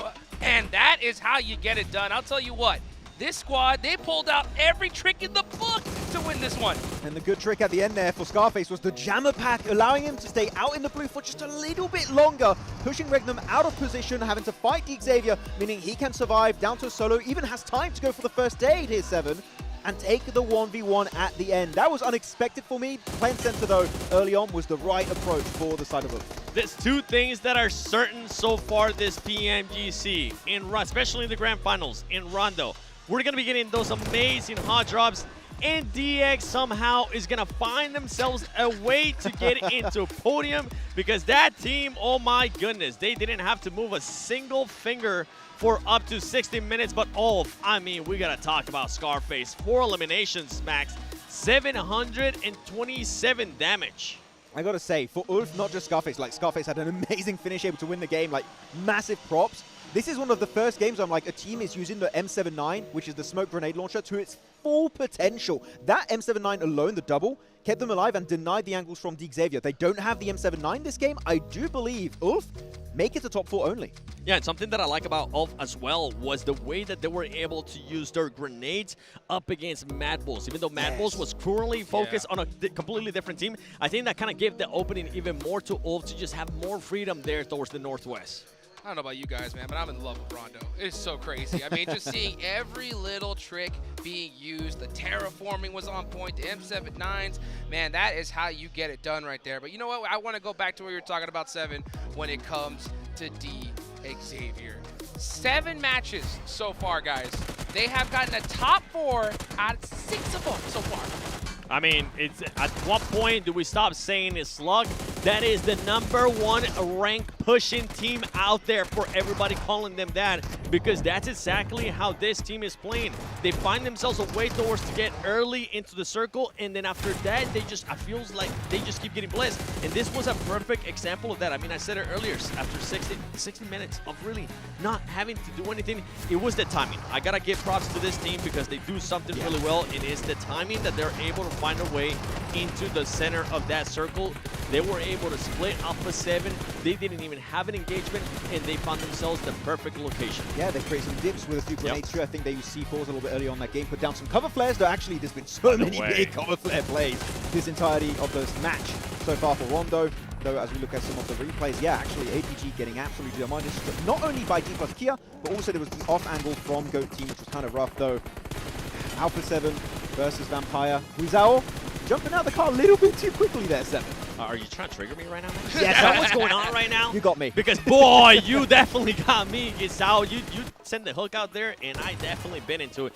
It was just confusing for him to fully send it like that. And you can see the emotion right there from Rosemary before we even continue on with the information there from Alpha 7. Rosemary had a pop-off.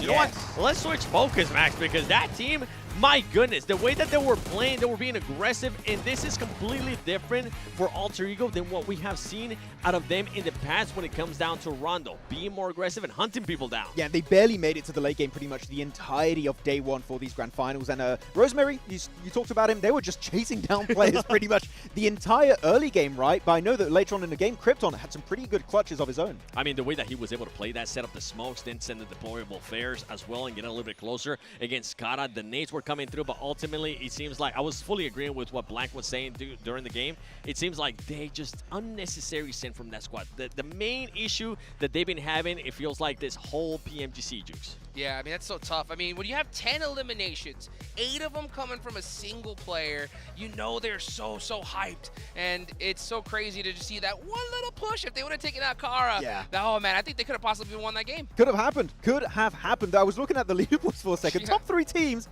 are all Turkish. We've got all the Turkish teams on the podium. That was a very interesting one, point-wise at least, not in terms of just placement points, overall points when you combine the placements and the eliminations, but very good day here. All 17 points though. They were looking pretty decent middle pack of the rankings, right? How high is that really going to push them up? That is going to be the big question as Scarface. Not big a surprise right here. Going to be our match MVP for this Rondo game. Yeah, 727. With that mentioned earlier, I mean, the team ends up getting the win as well. This is a good jump up, too, from Ulf. Because remember, for this squad, 7th place, coming in with 37 points. They should be pushing them up on that leaderboard once we end up getting to the overalls. Yeah. One thing I want to talk about a little bit earlier in the game, right? My question is this, guys. Wait a second. Oh, actually, never mind. Let's take a look at the overalls right there. Xavier now creating a little 10-point gap on top. Oh, yeah, they're looking. I mean, again, how do they keep getting these circles? It's crazy. Get on that position, but I do think I have to agree. Is it luck or is it maybe just pure raw skill? They just know what's going to be happening in the future. They read their tarot cards, but yeah, GRX able to jump up in 2nd rank. And one team that I have to be a little bit critical here, slipping a little bit. It's not a massive point gap, right? No, it's just between themselves and 2nd place. It is currently a 4-point gap, but APG down to 5th. You know, starting off the day 1 really well. Haig just getting completely squad wiped by 2 teams that were third-partying them. APG got completely caught off guard. I mean, it kind of came down to how D+ was able to actually play that. I was really impressed with what D+ was doing towards the north. Nobu, a 3-1 split. Nobu was able to get to the compound that APG was trying to get to. And then the rest of the squad, the timing was so well that they were able to just gather on. And as you mentioned, I mean, I think it was, if I'm not mistaken, Alter Ego that ended up third-partying that as well. For APG, not a match that they want to continue to relive. I'm pretty sure they'll be moving on to Erangel. Indeed, let's take a look at this solo performer. 7 total points there from Scarface. He'll take that all day long. Alpha 7 Revel putting up 2 as well. Alpha 7 moving up to 3rd place here. 7. They got to be feeling good about that. Yeah, I mean, the engagement that they have there with Vampire Esports, even though it was messy, even though it's not the likes of what I want to see from Alpha 7. Ultimately, they ended up getting those points. They ended up getting those eliminations. And guess what? When those top 3 teams, at least 2 of them fail, yeah, they're going to be moving up. Oh, yes, indeed. By the way, speaking of Vampire, Max. Yes. Is Danjing the new Neox factory? Possibly. Like, we're seeing some hard drops happening over there. It seems a very early fights indeed. But hey, Vampire, you know what? They love some early fights if they can happen for themselves. Though I want to pivot the transition here onto another team. And that's going to be Kara. Sure, they don't win the game, but the way they fought over to the eastern edge, there was going to be E-Arena, there was Thunder Talk, they were trying to go for a third party. They knew if they engage E-Arena, they're fully going to get squad wiped. There's a team that's going to come in, maybe Thunder Talk, and that's not going to be working out in their favor. And they delayed it so much. In fact, they can actually go for that dip that allows them to win the fight versus Alter Ego later on, which I still think Alter Ego could have played that a little bit better. But still, Kara, macro-wise, delaying the fights on the east were played extremely well. I mean, for the Kara fight between Alter Ego, we said it, great start there from Krypton. It was just the execution after the fight that kind of led back a little bit more. Yeah, well, you know what? That's it for Rondo. We are about to head into Erangel. Max, what are your big expectations as we go into the first Erangel match? Military Island. We've had them a lot during the league stage. I'm like, we had it 1 yesterday, and APG's going to be loving it, but I think we're going to have more. We've been missing out on those. But otherwise, gameplay-wise, I want to see more from D+, right? Dude. No show on Erangel. Yep. I'm like, what's happening for that squad on that map in particular? So if there's anyone that needs to start getting more placement points, more eliminations, it's got to be D+ on Erangel. You're saying D+? I'm actually going to go with the other Korean team. I'm going to go with DRX because we got a chance to talk to one of the players, right? And we were asking them, I was asking them especially, what happened in Erangel? You usually see him being a little bit more fragger heavy. 3 matches, they end up getting just a total of 9 eliminations. That's not going to be enough for my liking. And they were in agreement too. They were saying that's not, it just came down to pretty much the circles. Hear me out. It's the 2nd day, and pretty soon we're not really going to have that many more Erangels that you're going to be able to perform in. If you're wanting to push there for that championship, this team, even if the circles don't go in your favor, you got to find a way to get those eliminations. Got to make it happen. Got to put up those points one way or the other. Otherwise, you're going to go home with a little bit less cash in your pocket. You know, now, DRX, they ended up taking out Team Flash in this last Game 7, right? Team Flash, you know, we see the new squad on the block, right? Trying to make things happen, but unfortunately just taken out in that last one. What do you think about that, Seven?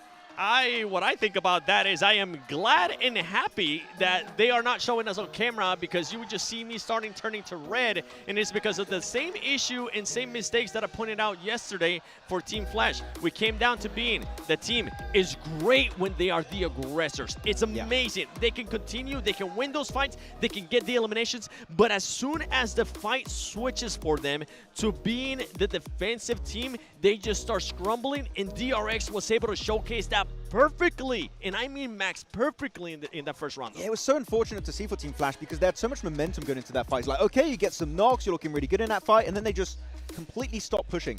And they gave control back over to DRX, and as you said, DRX then are like, well, you're giving us an opportunity, we're going to start fighting back when it's going to start getting eliminations. Yep. Team Flash, if you have a good opener in these fights, fully commit to it, try and clean it up, because you know what, in the position they were fighting, actually, Seven, if they win it, not only do you get points on DRX, you also get a good entry point in the circle itself, so that would have been a double win if they actually come out on top of that engagement. Yep. Yeah, you know what? We got a chance to talk to Sertani a little bit earlier, Seven, right? And you got a chance to talk to him about that crazy push. How you feel about Vampire going into Erangel?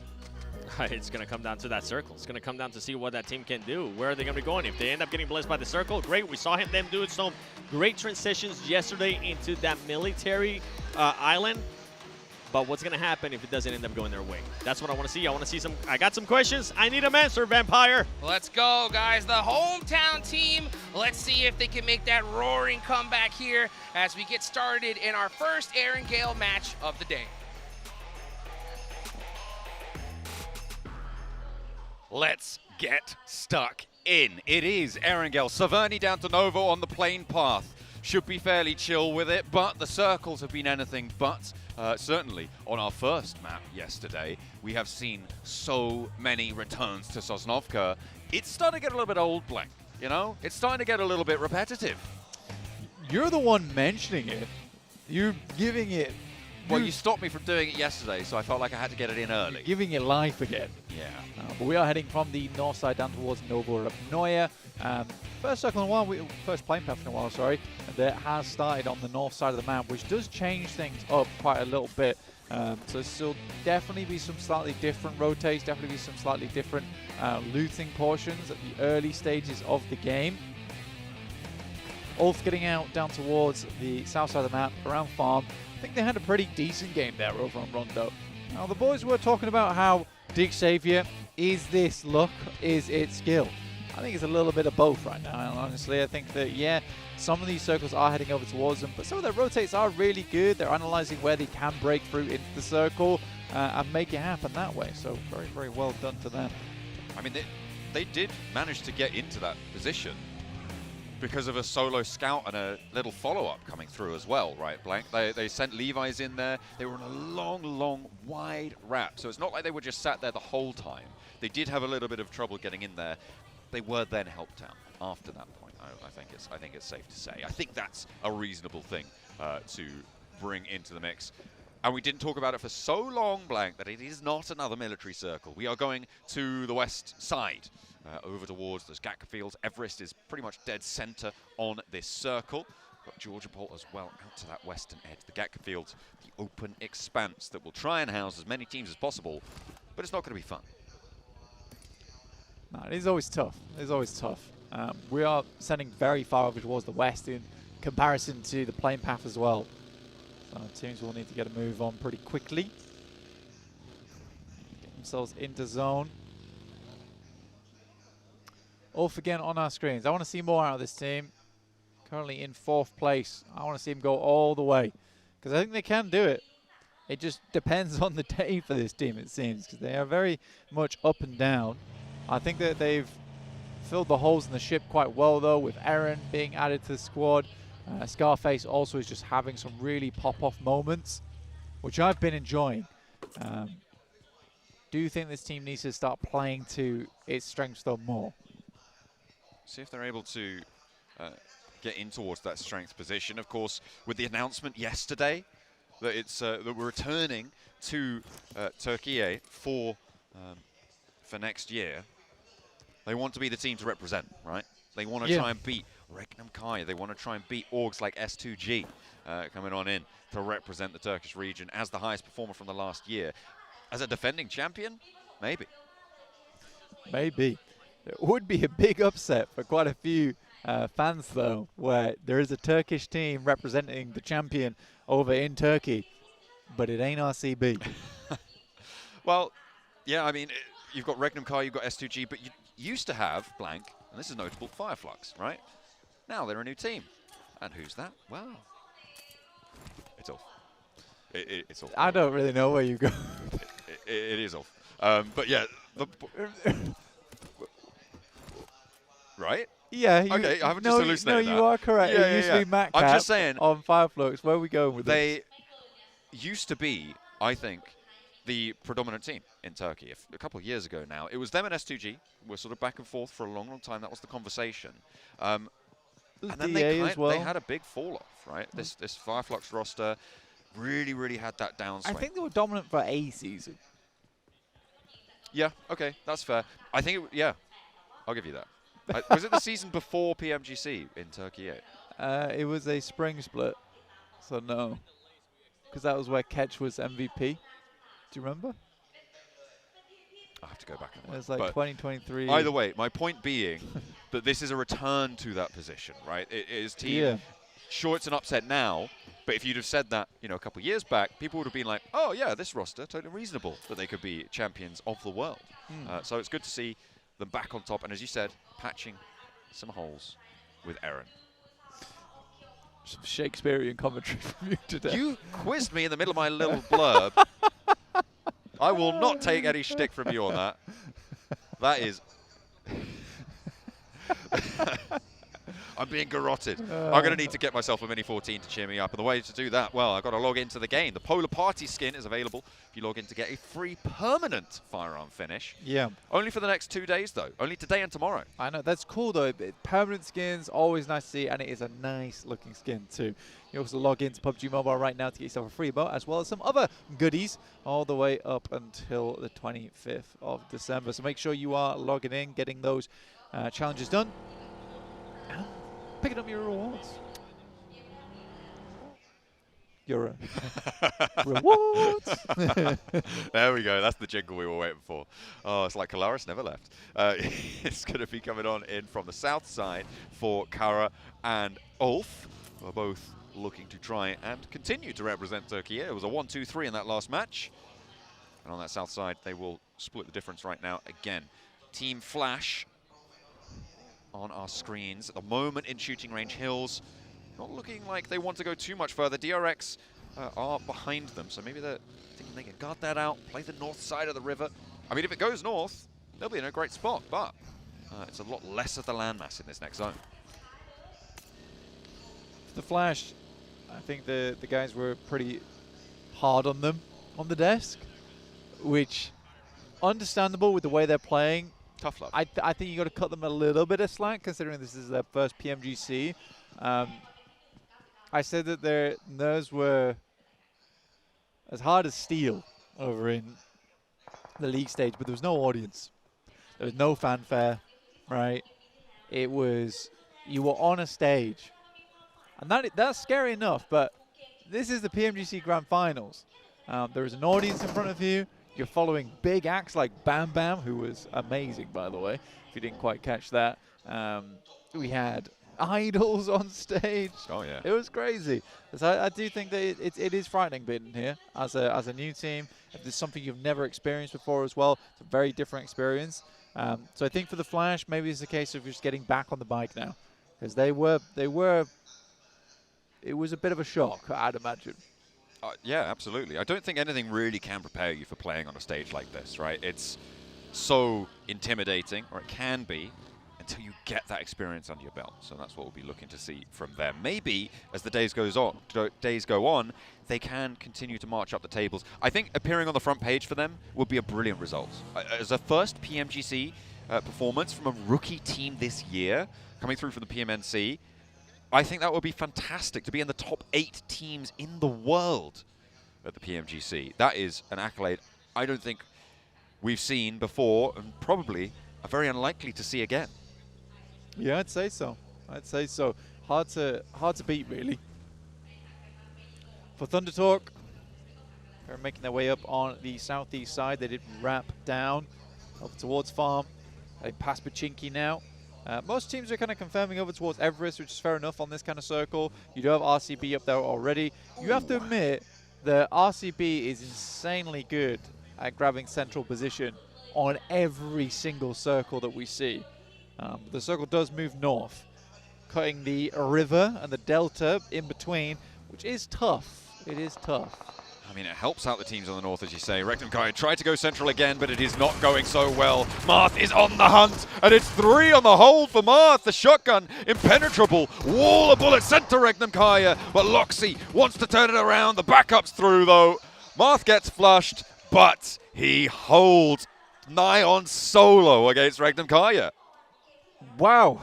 Well, RCB is definitely good at finding the center of the circle. Whether they're allowed to be in the center of the circle seems to be a very, very different story. One that, yeah, seems like Marth penned that one out himself. On his lonesome. No ghostwriters required. Now it's his handwriting. Oh, yeah. It is one hell of a scribble. Solus trying to get out of there as fast as he can, trying to navigate those corners. Killer Joe steps out for it, doesn't quite connect on the spray. Ulf desperate not to lose a player, but finally Solus goes down. It felt like that should have happened a lot earlier, Blank, but Team Goat find that shot that they are looking for in the end, and that's what matters. Twix from Goat. They were trying to push themselves further in the tables. I think that, honestly, if you're around about the 30-point, 20-point range, like low 30s, 20 points, you're not doing great right now in PMGC. But you're also, there's no one doing horribly.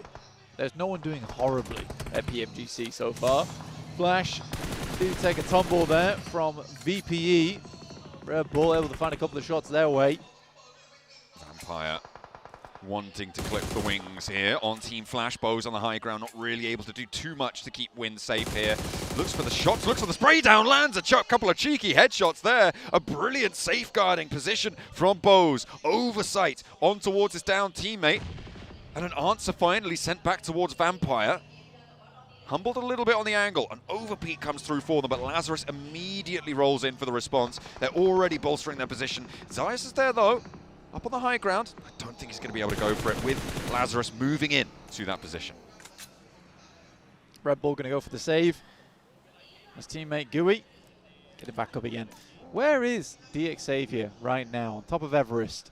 Of Alter Ego swinging wide past Hospital. Ulf are on the northeast reaches of the crates at the moment. I think that the main difficulty here is if you're trying to play on the western side, you are having to flow through quite a lot of teams that are already stuck into quite a few of these pretty packed out areas that you really want to pass over the top of Everest. But now you have to, as we're going to go all the way towards the north side of the map around Box Compound, which E-Arena quite comfortably hold right now. This is nasty. Those bridge crossings now going to be really very treacherous. That regroup for E-Arena towards the Box Compound over on that east side. Thunder Talk as well. On that northern shore, this is where they can start to farm a couple of points. But are they going to get challenged by Team Flash, by Vampire? Everybody moving now, and Alter Ego managing to harry the backlines as Team Goat try and roll through to the west side of Georgia Pole. But it is not an easy journey, and Krypton's going to make it all the harder. This Goat team can't get out of their clutches. Two of their players now, well, one knock and flush sent towards them. They're playing on as 3, and they haven't been able to regroup fully. Alter Ego really look at trying to ruin their day on this west side bridge. Fair enough. Quick's trying to go for the shots there. Don't quite find anything just yet. Krypton's immediately in. Does not see the player on the side, but the refrag does come through, and Alter Ego will be just fine for now. They still want to go further. They could wrap now on North George, right, over the bridge. I think that would be the smart choice to go for. There's going to be so many teams all on this northeast side, the northeast bridge. You could wrap all the way on the north. Definitely could. I mean, DRX are up there. They're playing as 4, but the early warning system of GOAT team having already gone through them might be able to alert them to that presence. We'll see if GOAT are able to get past this. That buggy is very on fire, very lacking on tires right now, and Killer Joe is having a terrible time. Yeah, it's a sad buggy. It's a really sad buggy. It's also a ticking time bomb for Killer Joe, and he's playing with literal fire right now while staying on board with it. It'll go the distance, though. And that's what I'd like to see. Team Flash with APG now rocking up on the eastern side as they try and wrap around. Tops goes down, and Team Flash not really able to do too much against this approach. I mean, APG yesterday came off of a pretty shoddy rondo into a magnificent Erangel. We're going to see that repeat. They're already on the northern side. They're playing as 4. And they might just have a good chance. I think APG really does enjoy these types of circles too, where you do have to rotate quite a bit, take advantage of terrain, out sight lines. So this is APG's kind of game, if I'm honest. See what they're able to do with obviously DXavier make their wide wrap as well over towards the northeast side, see where they're heading in from. But Vampire is holding that. It's only really Thunder Talk with majority of the land, you know? Yeah. That's quite a 2-2 split that they've got going on there for Thunder Talk. Those bridge positions as well being occupied. Ulf underneath, I think we saw earlier one of them sat in a hovercraft on that west side bridge, so they do have a little bit of maneuverable cover there. And D+ on the east side bridge there, just underneath box compound, playing 2-2 right now, either side. And it goes out to the west edge here, Blank. This is great for Ulf. This is good for Alpha 7. Thunder Talk as well. It's really mean. That spit of land from the north side of the circle, just reaching in from DRX's position, could be quite powerful.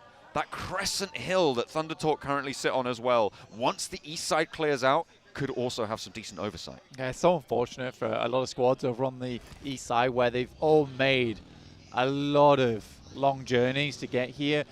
It has required them to be outside the blue for a long, long time too, just to make sure they could be safe for as long as possible. Now you're asking them to push down towards the southwest side. God, that's rough. APG being able to leapfrog over the Flash, though, that's kind of cool and unexpected. Yeah, getting ahead of it nice and quick there with the maneuvers. DXavier also trying to poke their noses in and actually getting ahead of APG as well, but they've cut this rotation in half, Blank. DXavier playing 2, but they're hunting top. Oh, he's out the passenger side. Reefus needs to hold his nerve, needs to connect with the spray downs. Not quite getting the full job done, but gets a lot of damage in. A 1, a 2, and top stays on top of the fight. We'll be able to handle business, but there's more to play as Vampire are now chiming in. Lazarus is backed off the angle. A big pickup by Doc. I mean, going back in for that from DXavier was some seriously weird work. I mean, I guess it gave time for the rest of the other team to, or rest of the squad to make their way over towards that western side. Zeus finds Tony K. Bose will be the one to finish him off. Here's over towards the crashed airplane. That's all the way on the north side from shooting range. Mad Bulls, next team to stick their nose in. Going for the nade. The bounce is good, but doesn't get the full health bar down, so Bose is still alive for a moment longer. Looking to get the healing on, and Mad Bulls, is that another nade over the top? I think it might be. Bose maybe on the ropes here. One player now left standing for Vampire in the meantime is APG, able to fend them off, back them into a corner now, and they're layering down the nades on top of it. They put themselves back up to 4 players as well, and those nades not quite connecting, doing damage, but not quite there. Team Flash, they do lose Bose on our picture-in-picture, and Mad Bulls are looking to get the job done. Will do so. Arena off in the distance, may look to third party, but Mad Bulls are going to be pretty quick to put themselves back on. Yeah, I think for Mad Bulls, you're looking to move as soon as possible. What I do love is that Tulika has already traded that handhold point for them, so they can quickly move back over towards him soon. But yeah, you don't want to be sitting here. We just saw how nadeable it is towards Vampire. So just get out of dodge, start moving downwards. E-Arena chasing over towards Tulika, but no real shots found just yet. Lazarus down, Gooey down. I believe that is Vampire down to just 1 player now. DRX rolling onto the north clip of DXavier. They will take them down. There is still Levi's to play, but Vampire, no, they do have a solo as well, who's sending into the drink. We'll be playing a subaquatic creature of the night for the remainder of this match, I'm assuming here. But Levi's is still alive for DXavier, and he's fairly central, close to the water. Will probably be a crash target. Alter Ego on the north side. Okay, a little bit of a 1-2 punch coming through from APG and Alter Ego on the north. Yeah, 5 elims right now for Alter Ego. One of their players did get knocked and flushed, though, from Alpha 7. That's Alva trying to hold in that position as Alter Ego was trying to go for some more damage around the lobby. It sort of works out where they have more control of the map on the northwest side now, but they have lost a player, which is super unideal. The Arena trying to roll down over APG, and it's going back and forth right now. Arena having a tough time though, left as one. We're tuning over though with R8, and it's Amori on the shotgun shells, ringing out on the top floor. Poser wants the challenge, but doesn't have Amori to spot. The nade's already pulled, and Amori loses his first and actually forces the nade to stay on the outside there, so potentially keeps himself nice and safe, tucked away in the corner.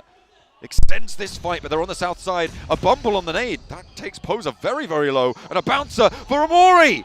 He finds it. And Poser desperately patching himself up now with that first aid. And another nade in for Amori. Looks for another bounce. Doesn't connect on that one. But now looting through on that crate. Still with one player beneath him. Has to get going. The zone's approaching.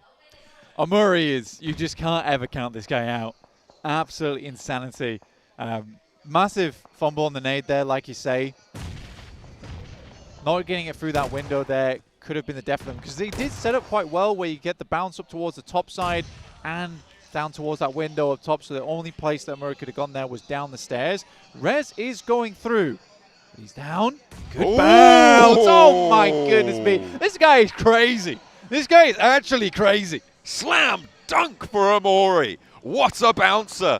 I'm loving these rebounds coming through on all of these nades that we've seen so far. They have been really, really solid, and that is beautiful little cap off to a match potentially for Amori, because I don't know how much further he's going to be able to get. In the meantime, the Mad Bulls take a nosedive on their position.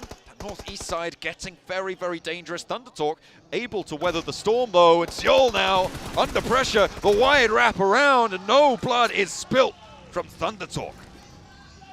Old split personality Thundertalk, back at it again. We're going to crash, and we're going to do it now. Okay, now back to our regularly scheduled program, but it's an all boot.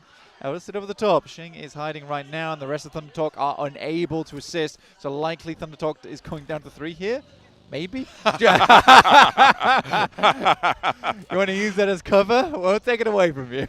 Oh, that's excellent stuff, but actually might allow the rest of the team to roll on in, and could have allowed the res there. Hopping on out. Oh, no. That is nasty stuff. I mean, back to the bottom of the tables with you, D+. It was funny.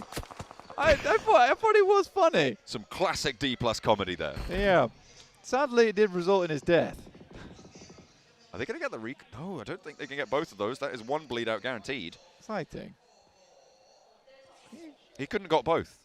The bleed out would have been too quick, I believe, unless both of them were going for it. Shing, though, also going down. That's a play zone. What are we doing? Why are we just letting our teammates bleed out? I mean, the cross downhill was really, really difficult. There's a lot of angles. I don't know, bro. They could have smoked it. They could have done a lot, but they could have, should have, would have. Won't have their team now. Tell me which angles we're looking at them. Alpha 7, Alter Ego, I don't know. There was no angles looking at those players. Stop wobbling my cables. I can't hear anything now. You've been wrecked. I have been, absolutely. But we are going to be getting underway. I mean, look, they're still taking shots from it, okay? Look, there's still shots from Ulf. Playing on in. And we'll see if Thundertalk can do anything more as D+ do take the full tumble. Okay, they're not on the bottom of the tables anymore, blank. But they're pretty close. 32. Yeah, they're back up there. Again, it's low 30s. It's kind of where you don't want to be. Interesting. Oh, that's such a great angle over towards Thundertalk right now. They weren't here. They weren't here. Well, they are now, and that is going to be a nasty little surprise for Thundertalk. Just sighting now remaining. Revel, though, spots one of the outposts of Alter Ego, who, believe it or not, have 3 players alive, or they did. Before that engagement, Krypton all the way up on that northern edge. Sighting will just go out. Doesn't even want to push up. 10 elims, couple of placement points. They'll take it, you know? 10 elims is a pretty banger game, all things considered. But now, Alpha 7 on the south side, the team with the most in this circle, but they are right on the edge of this. And Alter Ego on the outside might have a better time. Ulf, I think they're going to struggle potentially to move out further west. Yeah, anyway. You look very confused. I just don't understand Thunder Talk. At all. It felt like they just gave up on that game. Well, they are no longer playing on the inside here, but that hovercraft crossing with the smoke cover, it goes up in smoke, but it gets the job done, and now they're close to GOAT team. The nades can start to come on through. Goes long for the response, and that is perfectly placed there. More cooks coming on through, and it's just Killer Joe to try and get it done, but there's a brilliant lineup coming through from Obscure. Might have just saved Killer Joe's skin there. Able to keep them in the game, and a lot of damage pouring on through. Alpha 7 take their turn, and Ulf, it looked like they had it all across the road, but no, the lineup just too brutal to deal with. Yeah, I mean, I wouldn't have made that maneuver, but I think if they got that done slightly quicker, they'd set up a smoke train, honestly, but I think they just had to push that. That they couldn't have delayed as much as they did. Alpha 7 has 16 smokes, 14 nades, and I'm almost certain that they win this game. Almost. That's an interesting addition to that. I feel like you should be more sure. I think you should be 100% sure. Okay, I'm 100% sure that Alpha 7's winning this game. Okay, let's see if they can convert and make Blank a truth teller, a truth seer. Obscure with the nade now, a chance to find Killer Joe. Post it through the window. No, the bounce is on. We'll look to go through the window this time. That looks a little bit better. Forces Killer Joe for the peak. Then they take down another team now. 2 players left to handle. It's Alter Ego on the north side, who are into this one pretty deep. They got 6 elims on this match as well. Blank, so a second place, no matter what, will be good for them. Guizhou gets a little bit too close for comfort. Has to back it off. Moana with the nade cooking. Launches it forwards. They're nowhere near that. They've already faded away. Alpha 7, though, controls so much ground here. Yeah, I mean, where they were playing on the map, they had so many sidelines to work with. I think they played out the game very well. And because everyone tried to wrap around the northeast side, they basically had no contenders by the time we got here. So for Alpha 7, they were very much benefiting from the fact that most teams did not want to challenge around box compound or challenge on that northeast bridge. Alpha 7 just holding a little bit further back. Alter Ego looking for a little bit of that Mad Bull's magic. Go for that 2v4. Revo spots Moana. He's pinging out on that ridgeline. We know where you are. Moana now has to get a little bit more humble. No one really connecting, but Alter Ego do still have to push forwards. Moana. 2v4 is absolutely possible here, I'd say, but I think Alpha 7 is playing the game out very, very slow, which is fair enough, all things considered. Nade over the top for Krypton lands. Obscure with that off angle. I think he's got to be so pivotal here. You could see the angle. That lineup is so brutal. Alpha 7 really want to close this one down. They've let one too many slip through their fingers before. Yeah, I mean, it's completely different to how Rosemary played that out on Rondo, right? Where I would say he over-egged the pudding. Here, Alpha 7's trying to bake a lovely cake, and they're happy to apply the patience that comes with that. They're just choking this match out right now. The nades tickling them down, and Alter Ego not really finding the responses. Only 1 nade now left for Alter Ego, 1 Molotov, and 14 smokes for Alpha 7. They got 5 nades as well. Stepping up for the challenge, Moana does manage to find Obscure a little bit sleepy. Does connect. That final nade comes on through, but it just doesn't get the value in response. Moana actually trying to charge up and trying to bring them over that ridgeline closer towards Krypton. But again, they're just not going to give that ground. They are playing it as patient as they need to. Yeah, I mean, at PMGC, there is no reason to push this any harder because eventually they're going to get silhouetted at the top of the hilltop, and then Alpha 7 can just take shots. If they really need to, they could drop some smokes. As soon as they start getting to nade range, it's a lot easier. Right now, it is hard to throw those grenades because the arc doesn't support them, as it will just swing past, and they've got to hit the perfect air bounce. But you can see here, they are just going long. That one was much nicer. Yeah, I feel like that might be the time that Alpha 7 try and pull the trigger on this fight. A lot of damage done there. The first aid's furiously coming through, but Revo lands the nade on the knock, and now it's just Moana backed into a corner. Nowhere to go. Alpha 7 able to choke the game to a chicken dinner. You really took the time with it as well. And that is a lovely cake. And I was 100% certain they were going to win, and they did. So true. But very, very well done. Very, very well done to Alpha 7. I think I really like that. I think for Alter Ego as well, there's been a string of pretty good games.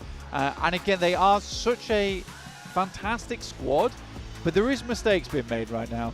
And I think that but the thing is if they're able to fix those mistakes, if they're able to plaster that up, they'd be insane. They'd actually be insane. I think, to be fair though, the same could be said for quite a few of our teams here coming on into these finals. It has been ups and downs across the board, but this is certainly a high note for Alpha 7.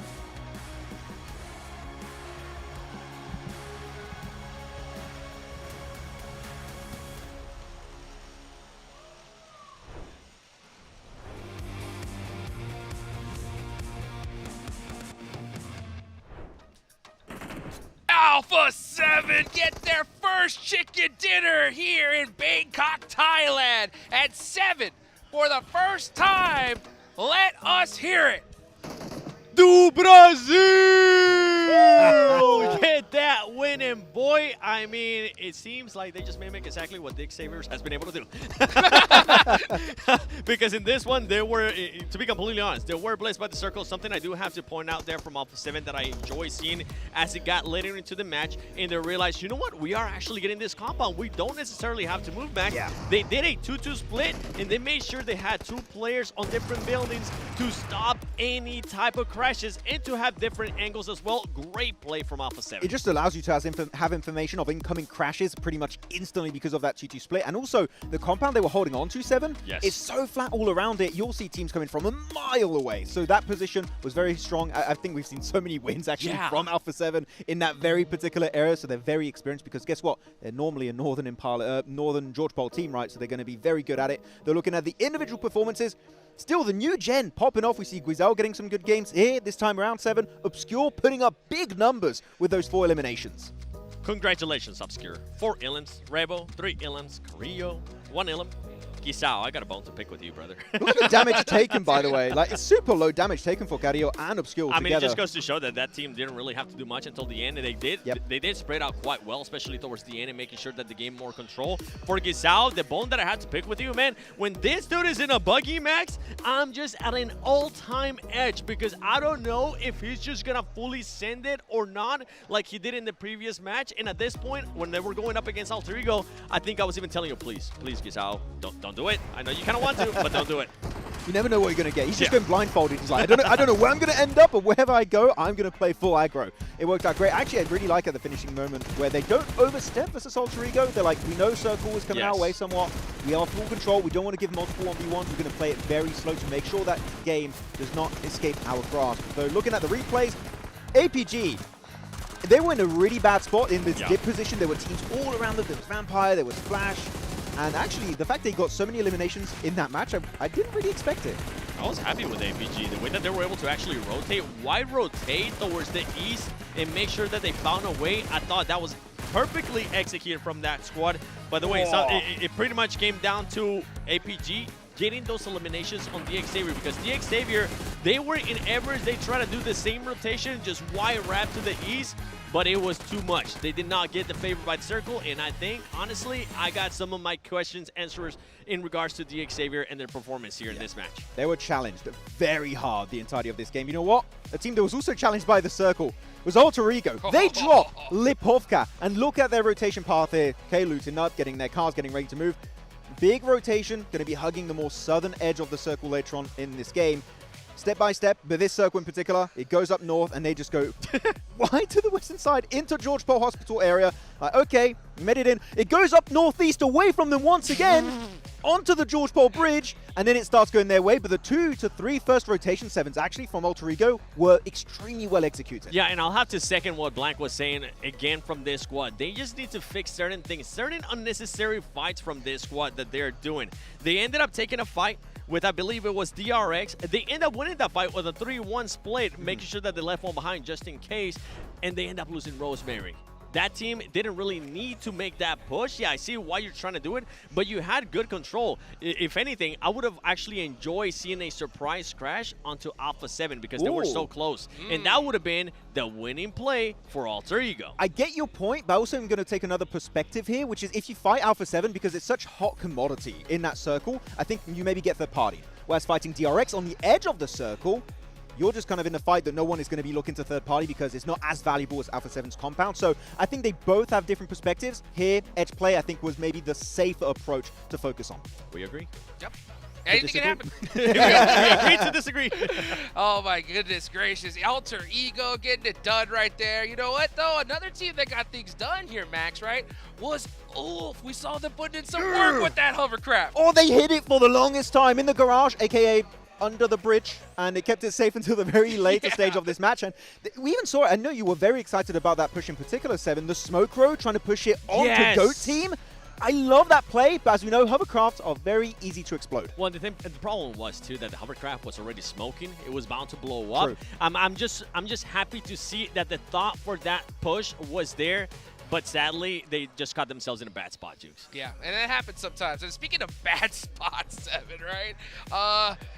The Xavier, right? They don't get their circle this time, and we don't see the same performance as we have in the past. Yeah, I mean, that's what I was saying earlier in regards to the Xavier. They end up losing first place. You know what? Let me put one more in there. Do Brazil back in first place. Alpha 7 jumping up with 74 points. The Xavier actually ends up falling down, and this is the big question for this squad, because I want everybody currently at home or wherever it is that you are watching this, I want you to look at the eliminations part of this. Yeah. There's one that doesn't look like the other, and yes, that's right, the Xavier with those 26 eliminations. When you have teams putting up 45, 37, 44, 39, that is just a big problem with this squad, and I think why a lot of the viewers were in a way a bit unhappy that the Xavier was in first place, because it didn't seem like that aggression was there. It seemed like they were just playing it safe and getting lucky by the circle. I mean, here they had literally 3 teams between themselves and the circle, and that transition was going to be tough. It was going to require so much for them to make that rotation work out, and unfortunately,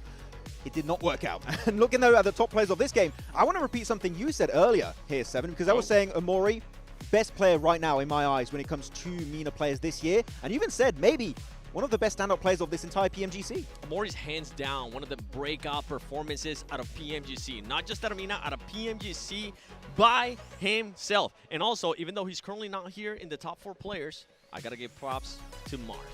Marth was able to clutch up big time for the squad when Regnum Karya was making a push from the Everest. We saw that. You mentioned that to me, Max, actually. As soon as Regnum Karya saw the circle shift, they went for it, and Marth was just waiting for them to come out. I mean, you're playing the crates area. Guess what? Those nades, you cook them perfectly, and you're going to get instant eliminations that time around. Very, very happy about it. Though, seeing out this top graphic here, AJ, Thunder Talk, getting a few eliminations. Very happy to see it. Mainly during the league stage, we were seeing a lot of presence from it was Sitting. This time around, it is AJ that's been just a storied player back in PL, and good to see a bit of presence here. But it's a bit annoying for me looking at Thunder Talk because they get that one good game every once in a while, and then they disappear for a bit, then they come back. So it's a trend that when you have only 3 days worth of games, that can hurt you significantly on your position in the rankings. For sure. And you know what? Speaking of hurting on the ranking 7, right? We got to talk about D+, right? That off angle from Nobu, right? Just getting a little bit too greedy, at least in my opinion. What do you think?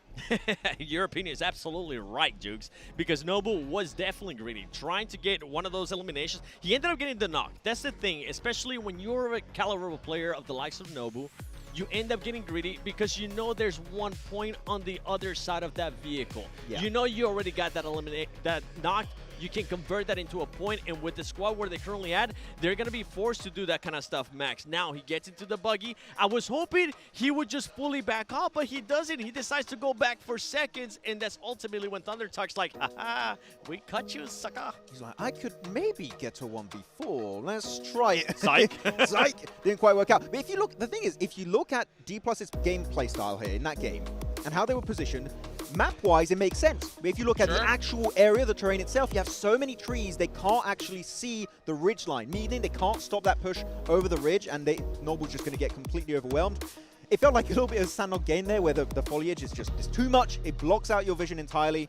I hope they can fix that one thing, because otherwise, if they play together on that eastern edge, maybe they take Ulf's position, meaning they can easily make it up on the podium. Yeah, I think it was just them getting a little bit too overzealous, kind of the likes of what we've been seeing with Alter Ego. But then once again, when we start seeing stuff like this, it's going to happen, especially for a squad that needs those points, especially if when we're getting into that halfway mark of PMGC. That's right, one more game and this tournament is halfway done.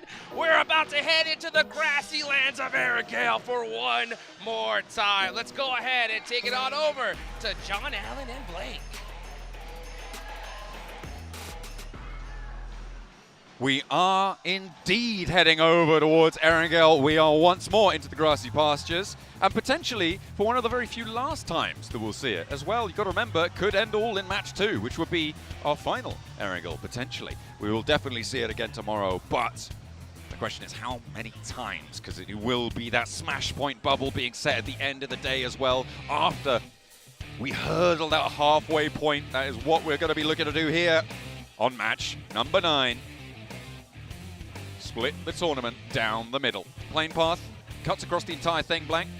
Should be fairly chill. Yeah, really easy plane path to work with here from the southwest up towards the northeast in Kameshki. Most teams able to get where they want to go. Vampire out nice and early up towards Primos. It's very chilled out for them. APG heading down straight away towards Sosnovka, so slightly less of a rotate they need to make than last match. Again, I really do think Alter Ego could make a massive breakout in this lobby. There's just sometimes where I feel like the over-aggression is absolutely there. And it is unnecessary at times. It's hard to disagree with, though, because some of those unnecessary, what I would call unnecessary splits, are what is getting them the most amount of points. I just think it's a fairly inconsistent playstyle. I think that's what it comes down to. It's an inconsistent playstyle, especially at PMGC. Yeah, it seems like they're trying to, I mean, as you said, maximize point scoring, right? Which is generally the goal overall. And that doesn't necessarily mean maximizing chicken dinners. So that could be the approach that they're taking. And as you said, it's paying off in some respects. They're on 48 points right now, still very much in the contest for top spots towards that top of the tables. Obviously, Alpha 7 streaking out a little bit to rejoin DX Xavier. Ulf as well catching up. But on this northeast side, or actually further east now, as they head further down towards Prison, towards Lipovka. The Prison Lipovka split drop. They will be getting on with it. And as we said before, right, Rosemary, highest LM count, 19 on the cards, but they are being punished for it. There is a price to be paid for the amount of damage that Rosemary's done to this lobby. There is. I think it's a very good way to put it, right? Is that it's 4.1k damage that he's done. 4.2k if we round up, which we do like rounding up here. Yeah, just round up.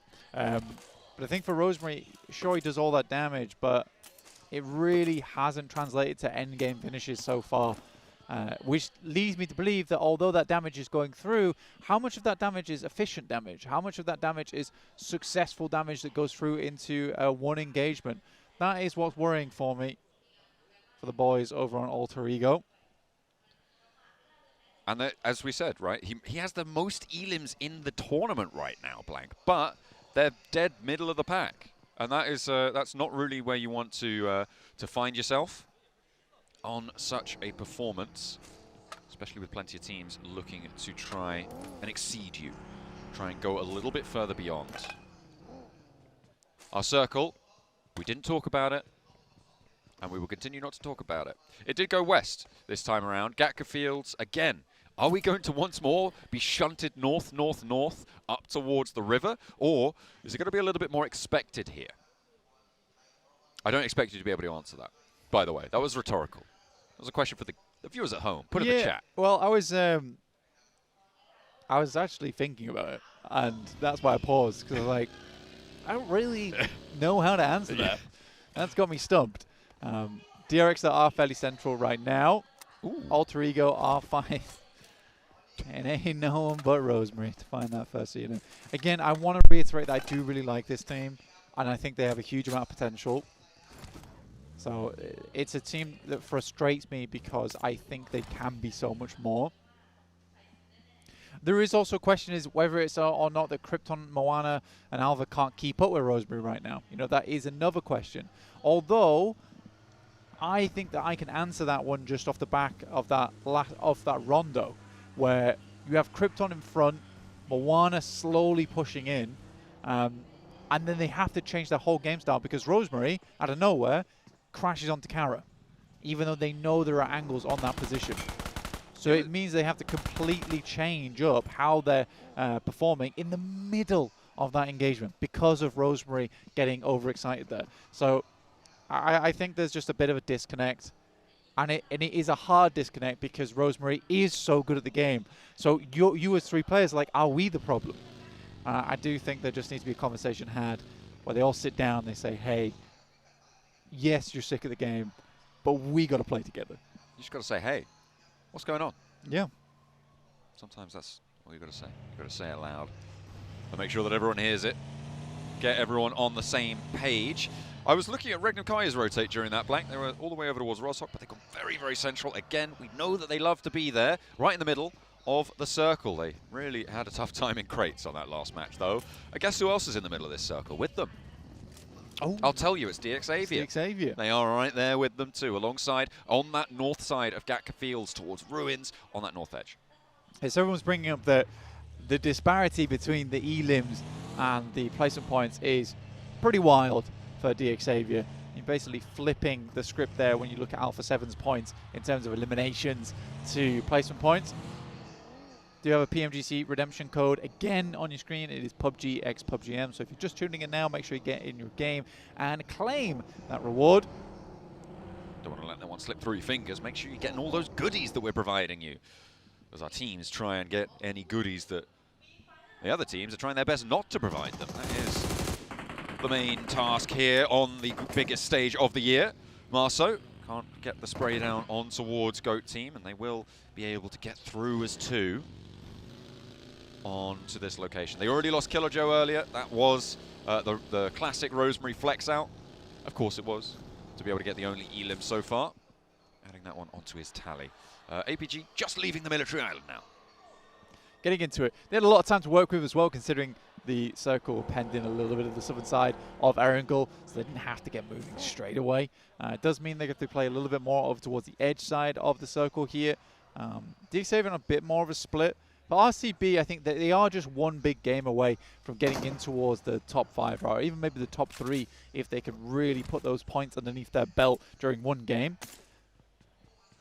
Yeah, about 20 points out of that pack, and that's exactly what you need, right? That's a solid chicken dinner, right? 10 elims, yeah. Get that chicken dinner. They are setting themselves up for it every single match as well. It's just been, they've not been able to control the center as well as they'd quite like.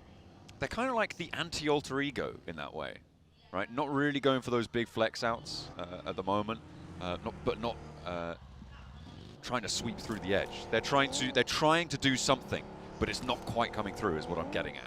Yeah, well, they are trying to go for the consistent playstyle. Yeah. Sadly, a lot of their rotations have been cut out every single time. And I think it is because this is such a central-orientated lobby right now.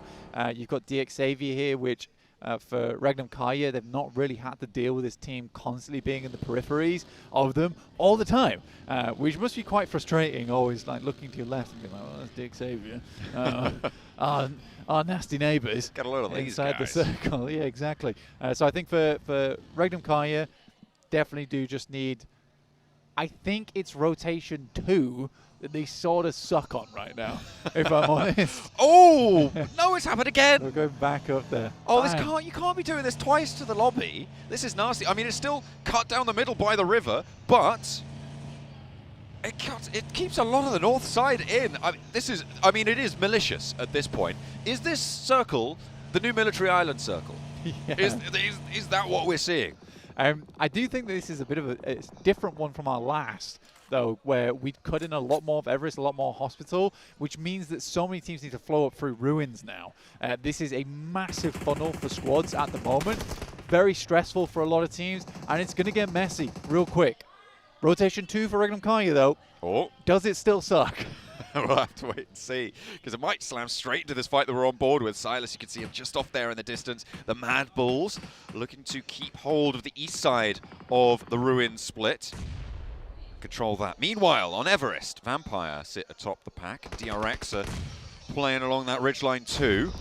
No knocks sent their way, but So Easy has to back off. Oh, that's off in the distance. That's over towards Alter Ego. Fabian giving them a broadside target on that. That is not during this fight.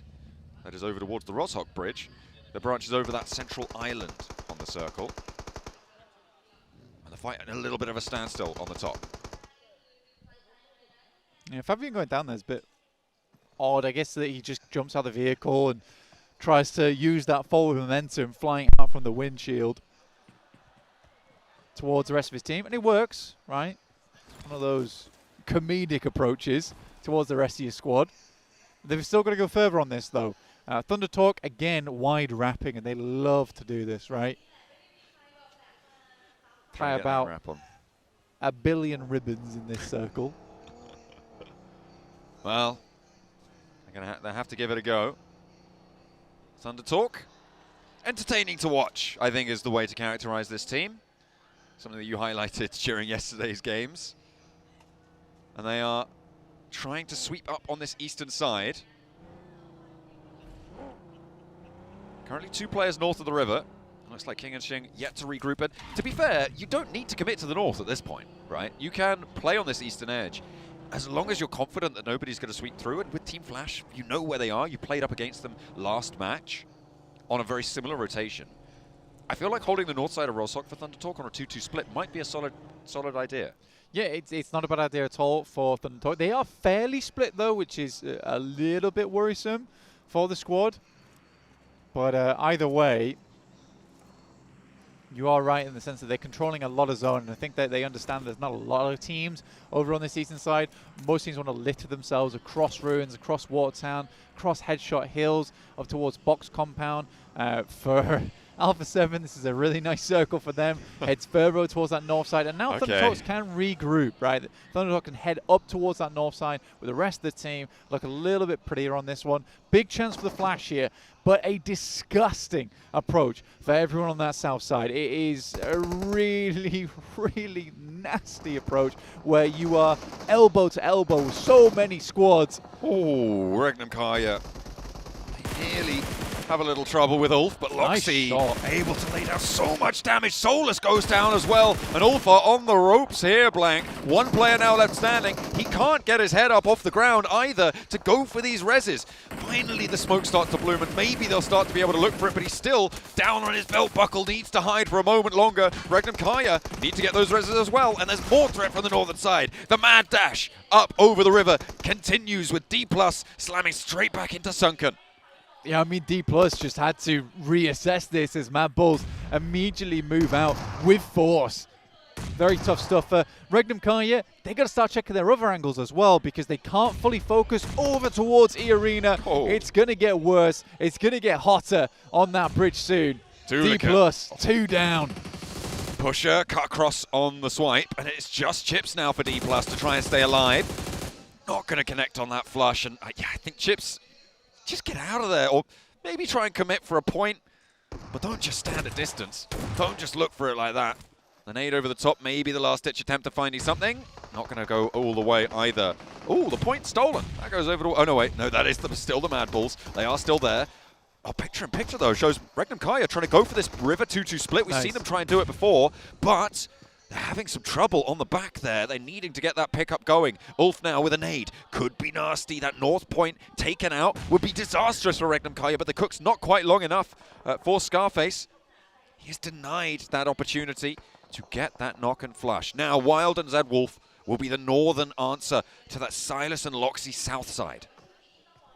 I think with Regnum Kaya, they know they need to make their way across here. They also have to cut sight lines from E-Arena. I love what they're doing with this as well because they knew they had to take a different approach on this angle. They will have to deal with R8 shortly, who are coming out still from crates. And they will know that, as they had a bad run-in with them last game. A little bit of trouble for Alpha 7 on the run up towards the GOAT team shack, but it will go down. They can take a knock in the process. Calming it down now for Regnum Kaya. as I said during that fight, right, they like playing these 2-2 splits across river positions. Scarface, he's moved on in. They know he's going, but where is he? He's down in the smoke. Doesn't quite get the knock onto Wild, and that is Ulf down. No elims on this match, Blank. The Turkish compatriots not happy with going down so early in that last one. That's actually very nice for Regnum Kai. You see how DX Xavier handles this as well, as they need to get up towards that north side. We didn't talk about it too much, but I actually loved the rotate coming through from Mad Bulls, where they got ahead of the players that were inside of Sunken, which actually clears out a huge amount of space for them to play on that central island. It was a smart play from Mad Bulls, and again, massive amount of space been made because of it. Thunder Talk, though, they've been all over the place inside of this circle. Now looking to guard out on that central island. Maybe Mad Bulls were a little bit slow to leave. Yeah, couldn't quite disengage from the last player of D+, or maybe didn't want to. They did have a couple of players to pick back up, so slowness may be necessary. R8 pushing up on the western edge. They're going to have to leave this ridgeline, though, Blank. It's not in the next zone. They'll play it as long as possible, but in 10 seconds, they're going to have to start to think about leaving there. Preferably earlier as well. Chip's just about getting out, but he has to shift on Other 2 because the blue zone starts to move. APG Doc here, looking over towards Gooey. Quite low HP, but easy enough to thread those bullets through. Himself a knock there and the flush. It's nice to see. That head is peeking over the top side of the rock there. Oh, okay. Tony K should know. That is a block knocker of a shot coming through from Doc. He will be able to take him down behind that rock. Not going to be easy to get Tony K back up now for Vampire. They need to try and hold their nerve, but with Alpha 7 beneath them, they really don't have any safe quarter. And they have to just get out of there. Getting away and playing on as 2 might be the best case scenario for them, but Lazarus is drawn short. Out in the open as well. DRX to the north should have eyes on. I mean, DRX has been playing a little bit more of a slow game this time around. After some very good games yesterday, it's been a little bit more quiet today. APG spots over towards R8, who did make that crossing on the western side. They look to instead completely cut out flowing across RCB. Thunder Talk do go down on their attempted roll-up. Mad Bulls, a little bit too much pressure on towards them, and Alter Ego, the main profiteers of it right now. Alter Ego pretty happy about that. R8's really struggling against APG's lineup here. Top with the Mini 14. A lot of ammo in it as well. And R8, they are up against it right now. Alpha 7 in their way. APG holding their northern rotate. There's no options now for R8. It's win the fight or go down trying. R8, Prestige and Murray down. Trying to get him back up again. Nades slowly going past the vehicle. Almost crashes into them. And Murray does not move. I feel like he should have swung slightly to the left-hand side there, knowing the nades were just starting to flow across towards him. Playing Battleship, might have not got it the first time, but they're certainly going to find it sooner or later. Ida takes a chunk too, and I think Murray is just impossible to pick back up now. I mean, he's just got to try and crawl back, right? That's the name of the game right now. You're probably going to go down, but you might as well try and regroup towards the team. And actually, right now, looking like it might be quite successful, Blank, with DRX rocking up onto the north side of APG. They do have now a fight on 2 fronts. Amori potential to get rezzed. The circle shunts out to this western side as well, which is going to help things. And APG really suffering now against DRX on the north side. Mars gets knocked, though, and R8, they were thrown a little bit of a lifeline, but it is getting snatched back as Doc rampages south. A small lifeline, yes, but not quite enough as Doc looks to sever those ties. Rufus moving forward, doing incredibly well yesterday and looking to push that slightly further now. One player gets back up, able to hit the tag, has to make the switch now over, but Prestige doing fairly well. Doc is there, and he is the hero. DRX keeps his now. boy up. DRX now up onto that high ground, though. They'll have heard all these shots popping off. They'll have seen the knocks coming on through. With APG on their last legs, nades start to get launched forwards by DRX. And out into the open they go. Zedwolf did try and scout out this area, try and get one of those points snuck away, but did fall back in with the rest of Regnum Kaya. I mean, for Regnum Kai, they do need to regroup soon. For Silas, he is just maintaining control over towards that south side. You do not want to be backfilled on there as you're trying to make that crossover towards the hillside. They could potentially swing all the way towards the west, try and hold out teams coming through like APG and DRX, get involved there. Then you might have a position to play. You can already see Zed Wolf swinging out towards that west side now. Yeah, he was trying to get in there earlier, decides now's the time to go back. APG rocks up straight on towards him, and he immediately regroups away. A beautiful little spray down, a lineup from DRX, and that is going to be them done and dusted. They will go down. Toast. DX Xavier soon to follow. So, our top 9 teams now stand. Alpha 7 still being in is bad news bears, Blank, for a lot of this lobby, because Alpha 7 have that compound on the northern side. They have a lot of this game still left to play. Yeah, a team that I was talking about yesterday as well, massively so, was Alpha 7. I really do like this roster. I really do rate it. At the moment, I think Obscure as well as Guizhou are looking fantastic. Revo and Carrillo get to take the foot off the gas sometimes as well, which is a really big deal for that squad because they were doing so much in the past, but now they can pop off when they want to, not when they need to all the time. Oh, Alter Ego, they're all together at the moment, and it's working out against the Mad Bulls. Tulika tries to get back into a position to go for these reses, but they are crawling desperately towards this one. Lemon will go down. Kara up on that high ground may have angles as well towards Mad Bulls, and now they're playing as two, trying to march towards the Alter Ego position, but there's CEO. No, he's chiming in too busy over towards Team Flash, but instead it's the play zone. It's the nade zone coming on through, but Pusher gets one in response. It's Rosemary to go down, and why wouldn't it be? Another one sent on in. Maybe trying to keep himself alive for a little bit longer here, but the blue zone will push ever faster, ever further. I mean, Alter Ego took quite a few knocks in the midst of all of that. Pusher now has to swing through the blue. This is a lot of vehicles. They really do have a lot of vehicles here. Can they get them out, though? Yeah, well, I mean, this is the garage, but it feels like Alter Ego is playing more of a car sim at the moment. Oh, okay. Finally goes away for Regnakaya. Goes away from E-Arena as well on box compound. They've held this for so long, basically since second shift. Probably from first shift, actually. As the nades continue to pour on in overhead from Kara towards Team Flash. They're finding more and more. Tops is now in danger on the backlines. Tries to fade one away. Doesn't quite connect on it. But Alter Ego, they're on the rollout now. They do need to make a move. And this seems to be a fairly wise choice. They're going to be able to flush one out at least. But they lose Krypton on this approach. Blank, they are now down to 3. But I don't think it's their old tricks playing catch up to them. No, I don't think so either. I think they had to make this rotate eventually. And they made the rotate together too. Kara has Overwatch on this. But 9 elims on the game, great for them, 57 points. Like you say though, the sad thing for a lot of the teams in the lobby is that Alpha 7 is about to bridge a massive gap between them and a lot of other teams here, unless they go down soon. Absolutely. Need to try and take them out as quickly as possible. With only 1 elim going down in 7th, that's not going to put a huge number of points on your tally. But going down in 7th seems fairly unlikely for Alpha 7 right now. Kara much more likely to be next up off the bat, and they will indeed fall. 4 elims, 7th place. Again, not great. Alter Ego now trying to go for that same descent from the hilltop. They just saw go fairly poorly. Let's see if they have a better chance at it. I mean, this has to be an incredibly fast rotate, get down the hill here, but it is so open, as it always is with this kind of circle. DRX has nasty shots from along the way, and it's Hyunbin, as always, finding those cruel pincers over towards Alter Ego. Moana absolutely should be going down here. Alter Ego is essentially a 2-man squad right now. But they've got 10 elims already, Blank, again. On this match. You know what? I would love for DRX to crash Alpha 7 right now. I'm not even joking because they're sort of looking towards Alter Ego. And what other option does DRX have?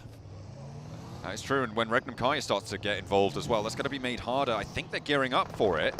They're going gonna go up. Kaiksei now, first onto the wall. They're not going all the way in. Hyunbin draws short. A nade sent over towards. Not quite going the full distance there. The Molotov to try and find Guizhao, but Hyunbin goes down from a nade to revolt. It's a great bounce. And an immediate flush comes through as well. A good bounce on the nade there. And now DRX are playing on as 3. Alpha 7 not going to take any knocks. A bounce from the roof. From Kaiksei doesn't find it either. Carrillo burns out the door frame. They are slowing down this one too. You're Kaiksei crazy. steps into the fire to try and get the nade on through. He's going to burn out Blank, but could have got huge value there. It's not to be, and now DRX playing as 2. Oh, that's so sad. He bounced it back through the window, by the way. But yeah, DRX down to 2 players, having to do everything right now. But this has taken a lot of attention off the rest of the circles. Regnum Kaya starts to flow through E-Arena, slicing away at them. Up to 7 elims now. Guizhao looks to step out. But QXZ being the final member. And a hell of a bounce. The roll up from Regnum Kaya to look for the last players of E-Arena now. 1 down, 2 down, 3 down, more man down. E-Arena out of it. Loxy may be needing to get picked up here, but they can flex out. They've got a little bit of time to play with. Alter Ego send Alva straight on in, and Alpha 7 not on the Overwatch. Getting rid of the last player from Vampire. Has he got cover enough to do this? Alva has moved through. Again, very well played to him. He's fairly safe here as well, honestly. Alpha 7 are not in nade range. And he's sort of got this little compound to himself made up by the rock and the vehicle. How many percent did Alpha 7 win this one, though, Blank? Last time, it was a much clearer call. Against Regnum Kaya, though, on that south edge, it looks a little bit tougher, but the fact that their compound is just in this zone. Yeah. It basically, if stage 8 is on top of Alpha 7, then yeah, they should just win. Regnum Kaya have really no way to assault that position, right? I mean, sure, they have vehicles, but the approach they have to make gives so much time for the guys over on Alpha 7 just to pepper them with bullets. But it is the 2 storylines converging right now between Regnum Kaya waiting for that big win to set them up towards the top of the tables, and Alpha 7 looking to create a massive buffer between them and everyone else, John. I mean, Alpha 7 with 4 elims, a 3rd place guaranteed. Alter Ego, though, as well, with huge elim counts coming on through. Nothing else. Oh, yeah, no nades, just 20 smokes. 20 nades for Regnum Kaya and no smokes.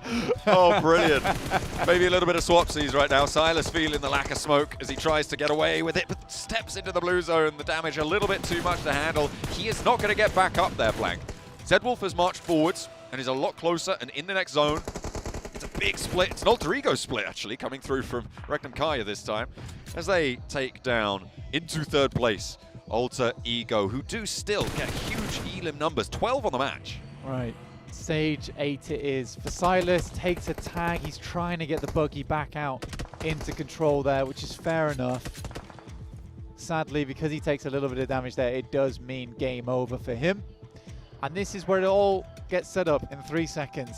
Whether it's a surefire Alpha 7 win or a potential for Regnum Kaya. And it looks like a potential. But how the hell does Loxy and Wild get forward? They don't have smokes. I mean, Wild's in this circle, right? So he doesn't necessarily need to get forward. The fact that Alpha 7 are moving now, I really like this, right? They have smokes. They have smokes. Exactly. Exactly. It's those nades, though. Like you said, how do you get forwards? It looks like Loxy's managed it, though. He's closer to the circle. Needs to step a tree to the right, though.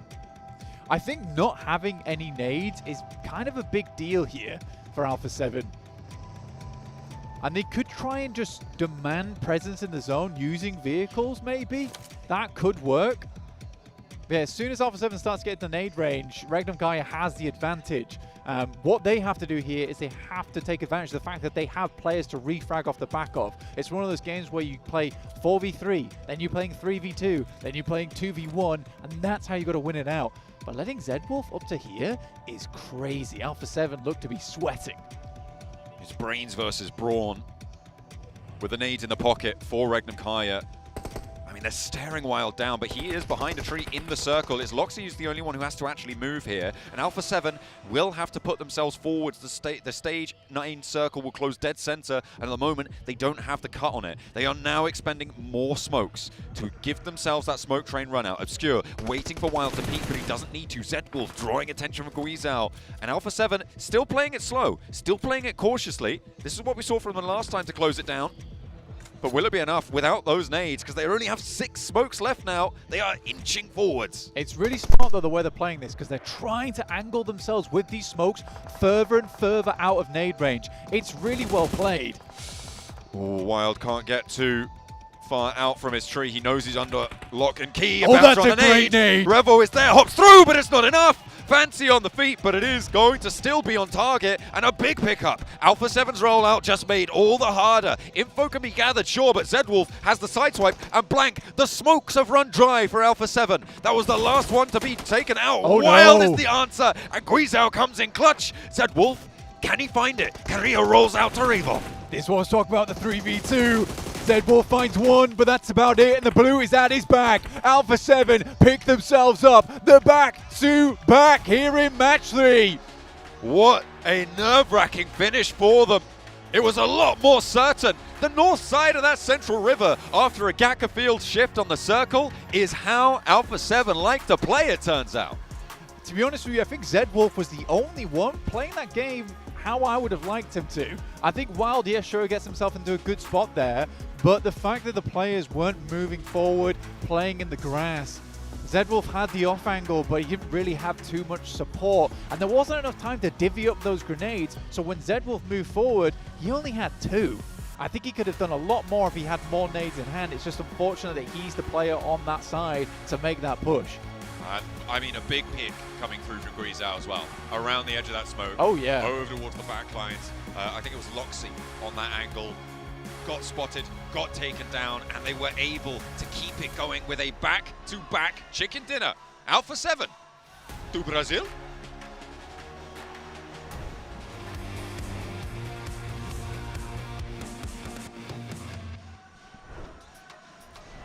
Alpha 7 with the back-to-back chicken dinner. 7, let us hear it one more time. I think it's time we actually change it up. Max, back to back. I need it from you. Oh, really? Do Brazil! Maybe a bit that was too much. Sorry. Nah, that was perfect. That's the right energy. Because Alpha 7, what a performance. Once again, a very similar circle that we got in the last match as well. But this team, the way that they were able to play that throughout, and I gotta talk about the way that they were able to defend when DRX came their way. The amount of utility and the great usage of utility, Max. They saw DX's game right next to Yesnai yesterday. Like, that Molotov to block the entry point? Carrillo, maybe he should steal that. And he did, and he worked out amazingly well versus DRX. Such an easy squad wipe in that compound. And look at the spread here. Low elimination game. Yep. Rotationally speaking, again, they drop northern side George Pole. They have an easy entry point. You expect Alpha 7 to deliver, and they do it twice in a row. An even better use of utility, especially towards the late game, towards that ending right there. Because at one point, you were telling me they decided to throw a smoke. I was like, why is Alpha 7 not using their smokes quite yet? They threw one as a decoy, making sure that the Regna player thought that they were going to be going that way. And then we started seeing Alpha 7 just putting out an insane wall of smokes and working that perfectly. One thing that I do, if I had to nitpick here for Alpha 7, was Revo's rotation, trying to go for the off angle. He ended up getting a little bit carried away, got him too close to the sun, and he did because he got within the nades then. I think he was hoping the Regnatari, after fighting so many times just to get there, were out of utility. Wild had 7 grenades. he was stacked up. Okay, he was the red zone if there was one in esports settings, but unfortunately, he was not able to quite get as many eliminations as he hoped for, and it is going to be Alpha 7 to get themselves the win. Though, going through the recap of this game, very similar rotation, right, when it comes to this circle, because it was in a very, very similar area to the first round of the day. And Ultra Rico, man, their defense on that garage spot, I mean, this game in particular, 7, the garage is so hard to hold on to because you only have a few positions you can actually check it out. You've got the entrance to the garage and the back door. And they were able, thanks to E-Arena actually working with them, to eliminate all of Madpush on that push. Yeah, I gotta give props to Alter Ego, the way, not just that they play this match, the way that they have been playing today. Huge props to Rosemary, because Rosemary has been able to get the eliminations there for the squad. Yes, we've been pointing out how there's certain mistakes here and there for this squad. But remember, at the beginning of the day, this squad was just barely sitting in 12th place with 26 points. They needed to make sure they do those crazy plays. They needed to make sure in a way that they went for broke and got all of those elims possible. As we take a look here at the rotation graphic, Max, we definitely had some nice ones. Oh, I mean, Ultra Ego, again, making it so far in a circle, just not favoring them. The opposite of Xavier compared to day one, right? They're doing these big moves, going on. Actually, I really like how here in the early game, they go for Potato Hill. Yes. Really good vantage point, high ground, getting a lot of information. They know school, apartment, Rozok is going to be free because Reng and Kara typically like to move away from that position relatively quickly in these matches. And here, the Garage, all these teams trying to make the crossover, like your Xavier, your Mad Bulls. I mean, no chance in hell here, 7, they make it out alive. And in this case, they didn't. In this case, they waited for the right time to actually make their push. Because as you mentioned, E-Arena was there. And at one point, I want you to look at Regnum. Regnum is going to start pushing out more towards the west. As soon as it was much earlier. They ended up pushing out towards the west because E-Arena decided to send it to them. Good adjustments there from Regnum Karya. And Regnum Karya ends up with the most points for that match. Woo. I mean, Alpha 7 in third is pretty crazy there. You got Alter Ego with 17 points, and then a big drop-off from third to fourth, Max. Very top-heavy for the podium. 16 points Alpha 7, Ultra Ego, 17 points, 19 points, Regnum Kara. I mean, they were defending their position so well. And actually, I don't think you talked about it yet here, 7. Looking at Regnum Kara, they play on the water side, that big flex out to the west. I think it was Wild doing that in particular.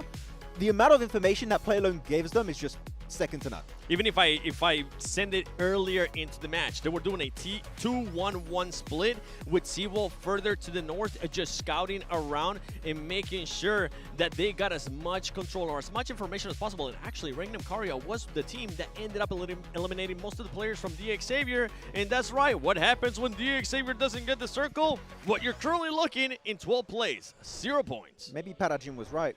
Maybe it was lucky. It was lucky. I mean, we talked about it at the top of the show, right? I mean, you expressed your concerns with DX Xavier. If they didn't get zoned, could they put up points? And so far, they haven't shown it here. Guizaldo, 3 eliminations. Another player I want to talk about, though, Max, right?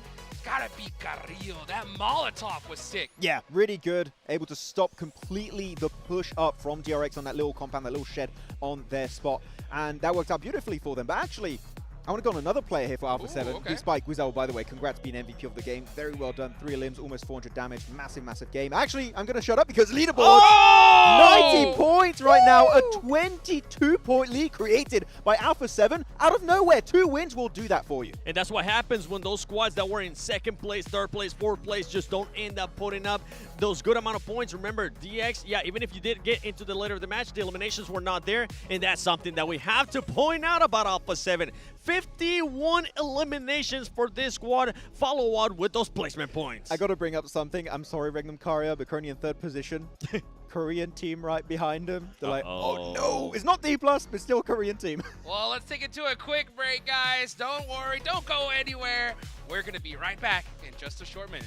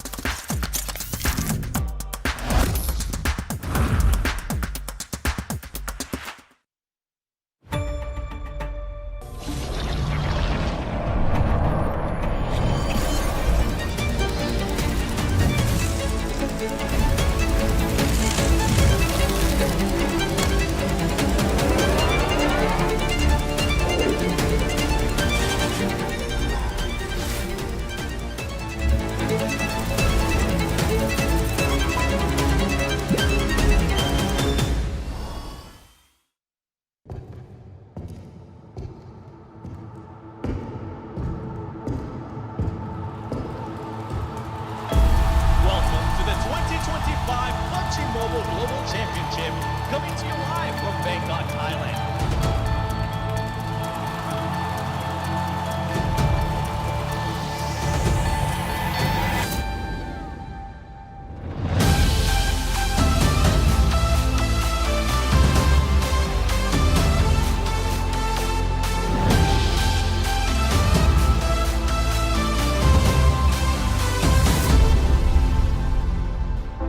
I hear a shout, it shatters the silence in the morning. Call your name, I see the doubt. We're falling too fast without a warning. But if you stay, you'll battle by my side. They'll never ever win the day. No matter what they say, this mission ain't broken. Don't take what is spoken. Our path ahead is still unknown. This battle ain't over. Let's walk through the fire. Wash out our fear. Fight to the end.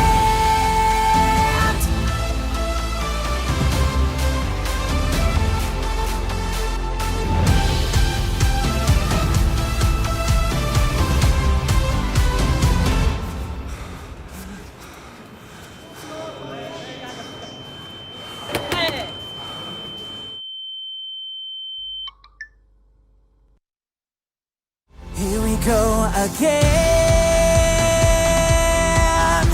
The scars are still fresh, but we will overcome the pain. The lights will never fade. This mission ain't broken. Don't take what is spoken. Our path ahead is still unknown. This battle ain't over. Let's walk through the fire. Wash out our fear, fight to the end.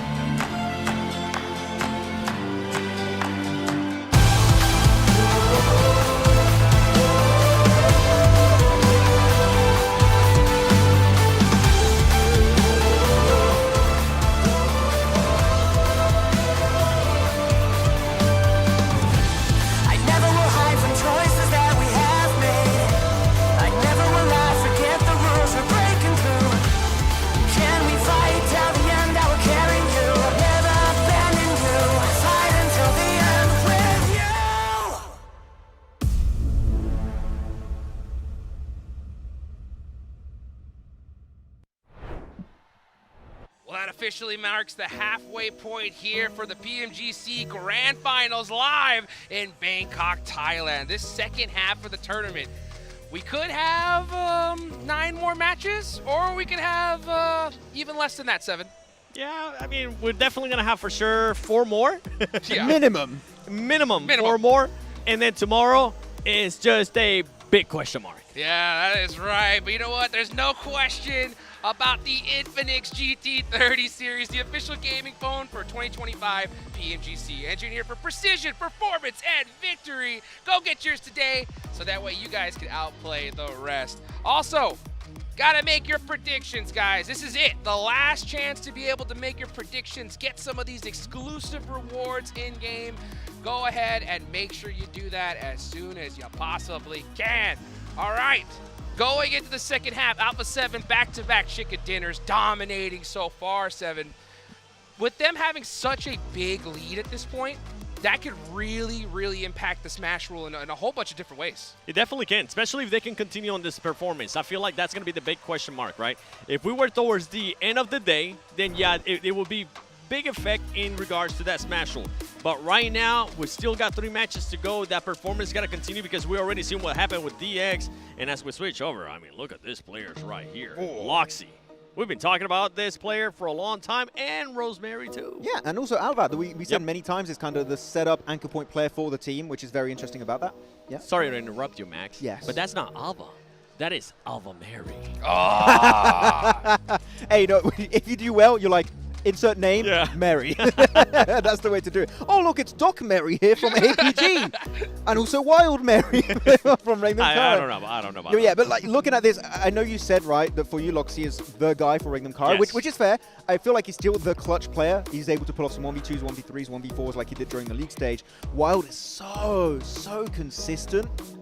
He flies a little bit under the radar compared to Loxy, but the fact he brings points every single game is so impressive. And Ringham Kara looking hella strong right now with those kind of rotations in the mid game. Yeah, and I would have to agree with you in regards to WoW. I'm just happy that it's not Silas, because a lot of people coming into this tournament, they were expecting Seawolf, right, to be able to put up this kind of numbers, to be kind of like the standout player for Ringham Kara, but now that's not the case. You got WoW being able to put up good performances, and Luxy, I mean, another, like, this year, so far, we've been getting so many players just having an amazing PMGC league stage, and now that's transitioning here towards PMGC Grand Finals, and I know he's currently not here, but boy, do I wish that Inner Circle Falak was here, because that man was popping off. But yeah, I see you looking at Rosemary. I'm looking at Rosemary. I was looking at Doc, actually. A little bit higher up. I'm wearing glasses. Maybe my eyes are looking a bit weird. It's fine. But Reefus was up here on day one, right? He was MVP of day one. He's been a little bit slower, a little bit less present in looking in these matches. There's been a lot more Doc and top action going around the board. So are we going to see a swap? The Doc takes the Reefus MVP position today. There's a chance that could be happening, even though right now it would maybe be an Alpha 7 player. Come on. yeah. I mean, that's so crazy. These individual performances today are definitely going to shake up that MVP race for that brand new Porsche Cayenne. But you know what? I want to talk about Alter Ego one last time, Max, right? They have had some roster changes. What do you think about that? I mean, I'm actually surprised Snape is not playing, right? Because he was doing so good during the league stage, got so many good clutches, and Moana's more of a passive player, but I'm thinking Moana actually, Seven, maybe despite not being a very full aggro player, maybe he's making the team lean more aggressive and through just communication and mentality in general. Maybe that's the approach that Alter Ego are going for on this second day. We've seen it in the past too. All it takes is just one adjustment, something to be able to change it right for the squad. But for them, I mean, it kind of has to come down to just continuing to be aggressive, but be aggressive and be smart about it. Don't be overextending. Don't be doing those plays that we're always kind of critical of whenever they do end up doing them. Continue getting those eliminations. I feel like that's the big one. And earlier you were talking about which player I think you're going to be daily MVP. Right now, for me, I'm going to have to disagree. Even though Alpha 7 has back-to-back chicken dinners, I actually think it would end up being one player from Alter Ego, and that is none other than Rosemary. I mean, it would definitely be number one in terms of eliminations. Maybe the damage and survival time would be won by a play from Alpha 7. So it might be close. As of right now, it's all an Alpha 7 player or it's Rosemary to be the MVP of the day. But it's still 3 more matches to go. And after that, we're going right into Miramar. Still so much more PUBG Mobile action here to be played today. Here we go, second half of the tournament, folks. We're getting into the last Erangel for day number 2. Let's go ahead, get excited, get ready. The crowd is going wild. Woo. Let's take it on over to our casters for the last Erangel of the day.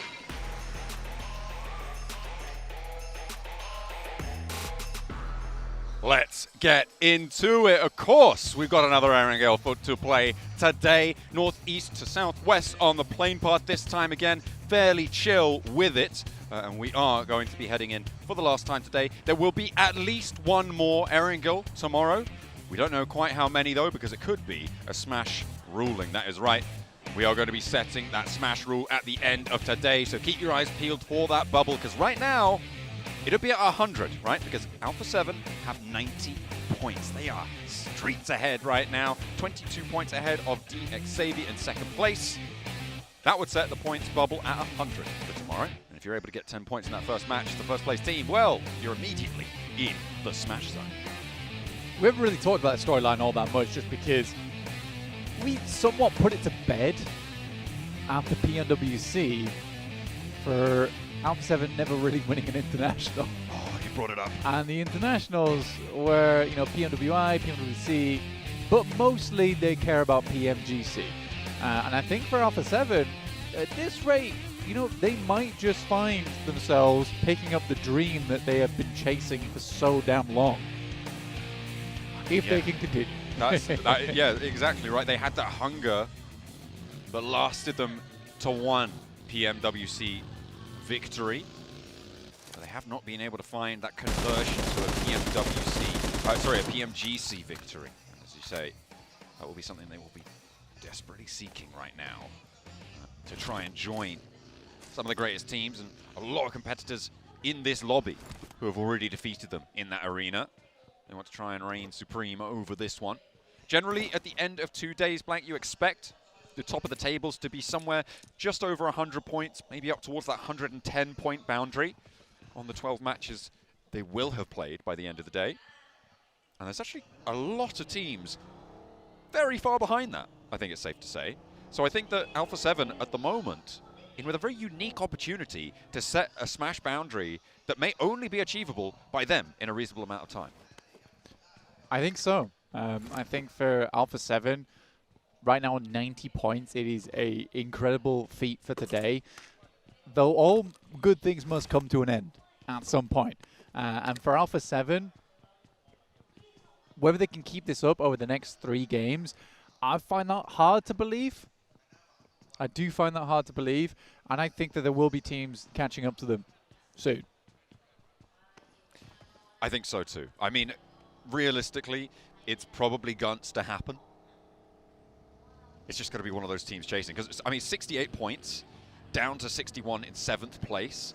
There's at least the entire front page and more beyond that are trying to chase it. And if they want to look good chasing, well, they should be using the Polar Party Minute 14. That's right. You guys at home can be grabbing that skin on board. Make sure you're logging in today or tomorrow, because that is when the deadline is to pick that one up for free. A permanent skin for your Mini 14. Or if you prefer a little to get a little dancey with it, get a little jiggy, you can get those free emotes all the way up until the 25th of December. So make sure you're logging in over on PUBG Mobile. If you're here at the event, you can grab one of those little blind boxes and tap the backpack. Open that app and immediately get yourselves those skins on board. Nice little goodies to be snaffled away. Make sure you're getting them. For Alpha 7, it's a pretty good adjustment, honestly, on this circle, just because usually it's North George for them. On this circle, we get a northeast shift on this one, and Alpha 7 is already on top of Stalber, split across Komeshki. So things do work out rather nicely for this squad. Flash in Yasnaya, very central for themselves, who are currently in with 35 points, 14th place. It's not the best. It could definitely be better, but their Vietnamese brethren and Xavier are in 2nd place, so they could be happy for them at least. For now. And also, as we've talked about so much now, it is a rookie season for them, right? It's a rookie year coming out of the gates, really swinging, getting through from last chance Blank. It is, to be honest, a team that I think a lot of people are expecting to be low down on the tables here. We talked about how it would be a massive success to see them in the top 8. I think that still holds true, and I think it's possible, right? They're currently 21 points behind. They do need to tidy a couple things up right now, though. Their fight's looking a little bit discordant. They aren't quite as cooperative as perhaps they need to be in those engagements. We've seen time and time again, they lose one, they don't quite have the confidence or the firepower to get those refrags in a lot of those 4v4 engagements. This is time for Xavier to step back into the ring. By that I mean the center of the circle. Because although, yeah, 68 points, they have allowed a lot of teams to catch up to them and one team at least to pass straight alongside them with Alpha 7. Regnum Kaya did get a lot of points off that game, though, up to 66 points now. And I was talking about how one big game for Regnum Kaya could get them into the top 3, and it absolutely does. Only 1 point ahead of both 4th and 5th place, though. Only but 2 still, points behind 2nd. At 3rd place is 3rd place. Absolutely. You're on the podium. You will be seen, but you know what? Finishing in another 2nd place for Regnum Kaya in back-to-back PMGCs, I feel like that would be pretty galling. I think they would maybe prefer to come 3rd. This kills the Silas. I mean, that's an absolute fib, because you definitely want the money for 2nd place, right? There is big drop-offs when it comes to the cash. So making sure that you're getting that on board would be necessary. They would take the 2nd. If it was denied, if they can't get the 1st. If they can't get the 1st. Oh, there we go. Hang on a minute. I was telling you about this. You were telling me about this, but I'm here. I'm a little bit louder. Hopefully, our audio I'm going to whisper for a little bit. I'm going to get slightly louder over time. Okay. The mic has been readjusted. We're fine. We're back in. But yeah, absolutely. Getting a little bit of ASMR now. But we're going... to hopefully see Regnum Kaya jump up on those tables. A lot of fans out there are pulling for him. They've done their first rotation though, Blank, right? And this is something that you were bringing up during that last game, right? Their follow-up has not been ideal. They are what I call a chocolate frog team in this tournament, it seems. They have one good leap in them. Beyond that, a little bit of a squib. For Regnum Kaya, I think there's been a lot of times where second rotations have been fairly decent, but yeah, PMGC so far, it has been frustrating where their initial rotate looks so nice, but the rotate after that, typically they're rotating directly in towards teams. I think they were given a lot more freedom in their region, they were given a lot more freedom in their group stage, and it remains to be said that when they're playing up against these strong teams, they struggle a little bit, where they need a little bit more time to adapt to that. Because obviously they didn't make it through Gauntlet, right? And I think that for them that was the case of the lobby was littered with fantastic teams. So it was much harder. So they went back to group stage where they were given a lot more freedom and potentially picked up some bad habits from there before coming back through to PMGC. But I do think that today is the day of adaptation. You get towards match 3, you're coming into match 4 now. We're past the halfway mark. This is where I want to see that adaptation start to take place, though. Absolutely. We're looking at APG, and they're on our screens. And on the southwest side, they chose to go for West Bridge instead of going for East Bridge to leave Sosnovka this time around. Blank. They're very close to Vampire, who will be out late in the circle. Now they will be ahead on the queue. Circle, not super dramatic, but it does mean that we are, well, not 100% certain, but almost entirely probable that we will be on that south side of the river. No shenanigans this time around. Mad Bull's actually crashing into a very important compound on the west side here with a decent amount of overlook to the Yaz Fields, which make up a lot of this next circle. Shots over towards Flip, and he's really having to flip the script here a little bit. Spinning around in circles, trying to get out of the way from those bullets whizzing past him. Even with the quick steps on the side of the wall. I mean, he's frightened. He's afraid. Worried that just like the crops around him, he's about to get farmed. We'll pull away back in towards the compound alongside the rest of Mad Bulls. Teams are going to start to solidify on their position. Regnum Kaya bound back towards the center of this one as well. They are lining that southern border of the Yaz Fields. In the meantime, Vampire did manage to get in on that south edge. They pulled up in the compound there, as you can see on your screens. And they will be able to take residence. Fairly uncontested right now, but APG are pushing in. They may be able to find DX Xavier on that push with APG. So we'll see. And some conflict over on the northern side. In the meantime, it is GOAT team to be able to find shots from Killer Joe out towards the open ground where he scouts an arena player and will be able to scrabble that point into the pocket. 3 players now remaining for arena, and they're under pressure from Alpha 7 on the northeast. Yeah, we're pulling down towards the south side now, around Yasnaya Fields actually. And Alpha 7, like you say, had to pull back off from Stalber Kameshki towards that south side, rotating on the eastern edge of the circle. Lipovka was controlled mainly by Alter Ego, so they were able to wrap out over towards Mansion. And we'll have to think about their next moves from there. There is still Dip in play, but not a lot of teams have really put a lot of focus over towards there just yet. A bit more split around the circle, which I think is absolutely doable on this particular area of the map. Little replay here on first blood drawn. Norman, ooh, okay. Cheeky. A bit of team fire going on there as well. Able to finally get that shot down just as he's cresting the ridge, so last moment to find that. Lemon is breaching out of the compound for Mad Bulls. He's flexing over towards DRX on these hillsides that do have one of the very few positions that have power over the compound that they hold. Technically, Killer Joe was first blood both games. Over the last 2. Died first last time. Yeah. Oh. He was involved. He was involved in He first was blood. there. He was first blood, and he drew first blood. Oh, well, he gets the shift as well this time around on this next circle, going out to the east side of Yaz Field, so Mad Bulls and DRX could disengage on their standoff. Regnum Kaya sending very quickly, they just seem to do all the time, to the roadside though. A little bit tougher to hold there, and they might try and crash up towards Goat Team, towards that Heaven and Hell position, which is a major feature on the east side of this circle. With the field as well on the western side, you kind of do cut a lot of teams in towards that eastern edge. We have a lot of teams not really wanting to wander through the barbed wire that is Yaz field. Vic here coming up against some opposition. It's E-Arena, Joker looking to pull the king here, but won't quite grab it. Instead is Royal flushed away.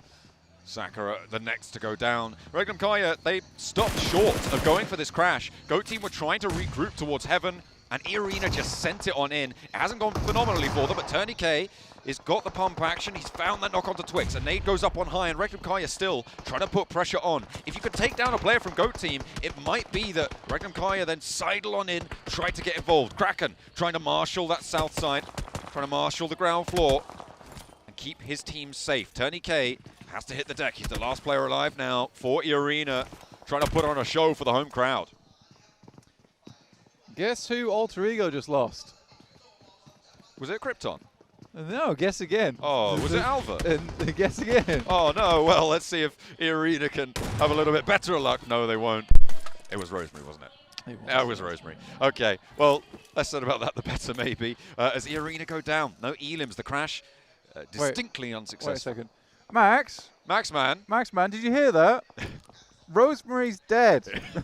he's died to damage. He took too much of it, and he's no longer playing in the game. Man's having a terrible time over there hearing that news. Goodness me. Him and most of Indonesia. Yeah. It's a tough break. It really is. You can tell how badly a game's going to go with how long Rosemary's alive for. Yeah, so now he's gone. It's going to go amazingly, right? So true, so true. Touche. Can't make a mistake if you're not playing the game.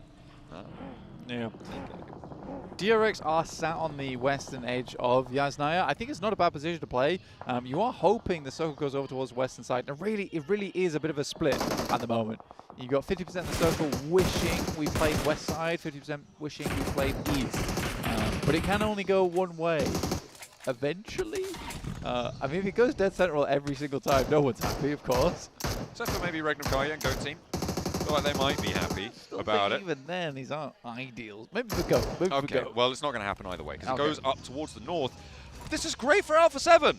This is huge for Alpha 7 Blank. Over on that northern side with their 22-point lead. Well, they're up to 23 now with the elim they've found. They have been helped out here, but they do still need to hold it. I think they're going to do it, though. I think they're going to... A 3P every Erangel for Alpha 7? I think it will be the first time we ever see a turkey. I think we've seen unofficial turkeys before where a team has won the last match yesterday. A technical turkey. Well, we've never seen the real turkey before. APG with their turn to crash, taken to the skies. Reefus flying, soaring high, but Zeol is brought back down to earth. And no, it's just a ground floor assault. Goat Team, they don't even want to take part right now. They're peacing out. They're out of there. Happy to say, yeah, cool.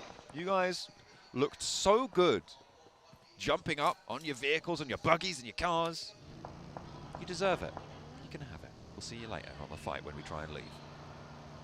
Well, they tried to leave and immediately got shot at there. There's Kara over on the western side. APG finding those shots through. Oh, D+. D+ are going to try and thread the needle. For the moment, they are back in 16th. They certainly are. That is where they are, honestly. 32 points right now for D+. It is not great. So they do manage to get through, though, but into a decent position. Kara continuing to take casualties as they try and move up further towards the north. On the south side, it is getting dangerous. DX Xavier and Vampire both trying to march in. They are not in this next zone. It's crunching in on towards them. APG successfully taking Heaven. I mean, it's potentially going to be quite profitable for them if they can spot the shots down towards the south side, which Reefus seems like he can. He's got this one. Top taking shots. I mean, they are really trying to clear out a lot of the area around them. ThunderTalk, as per usual, making that wide ramp over onto the eastern side. Star players to mess around with there too. They could crash over towards Alter Ego on that north side. It would not be out of the wheelhouse of ThunderTalk either to go for an aggressive play like that. Whether it's successful remains to be seen. Hey, let's see what happens, because it could be literally anything at this stage for ThunderTalk.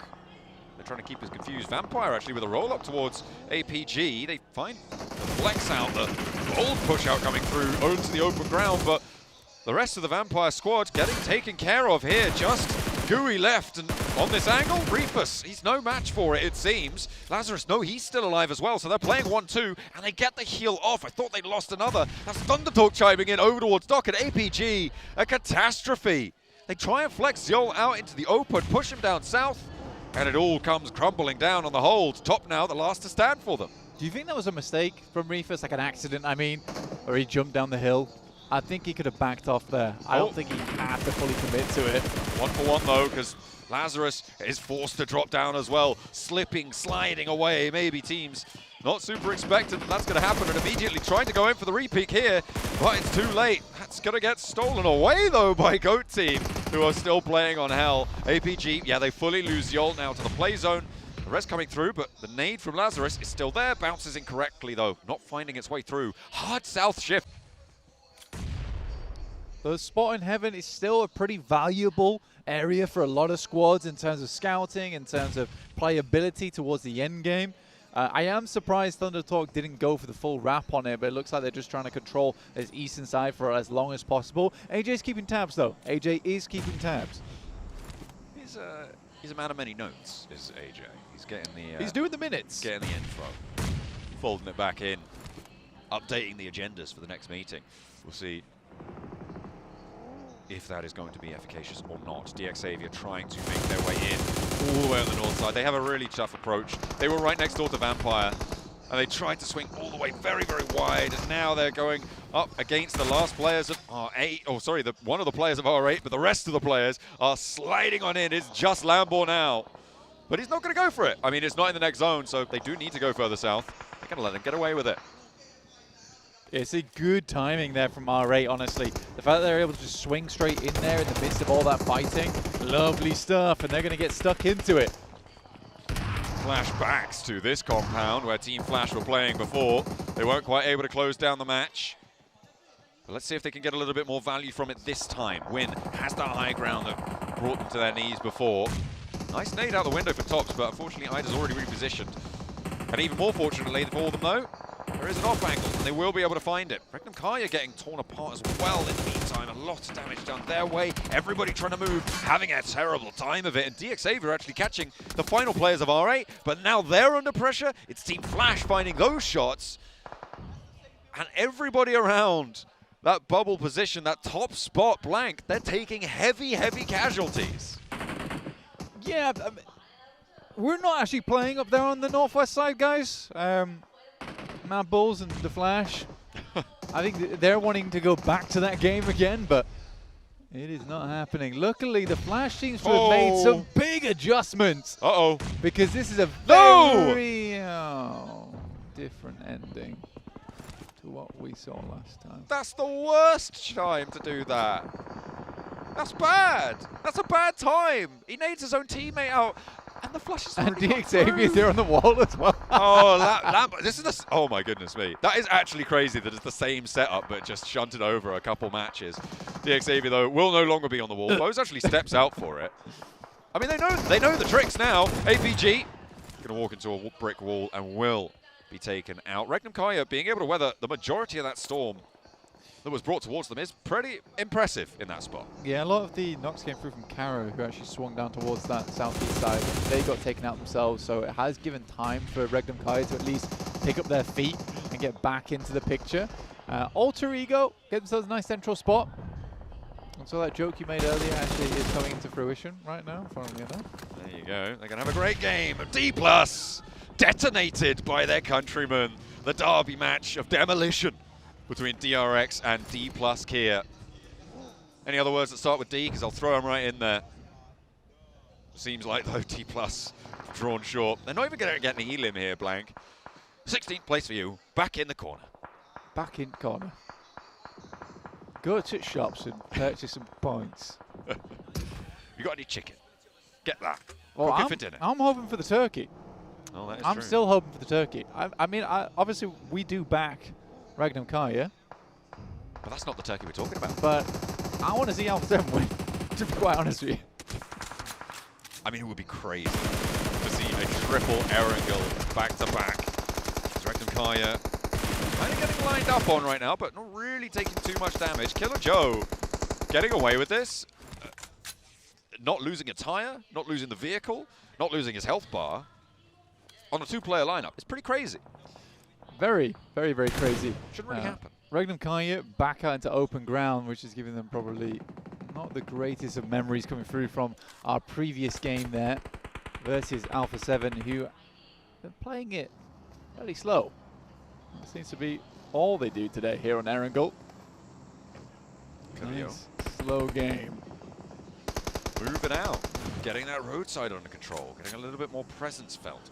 Thundertalk are still alive. 8 teams now remain. And on the eastern side, they have been quiet, so it's about time for them to do something absolutely mad. I think crash onto Ulf. Let's go. Yeah, just do it. Just send it. Make it happen. Get themselves into nade range, though. That is a lot of firepower being blasted their way. That's from Flash.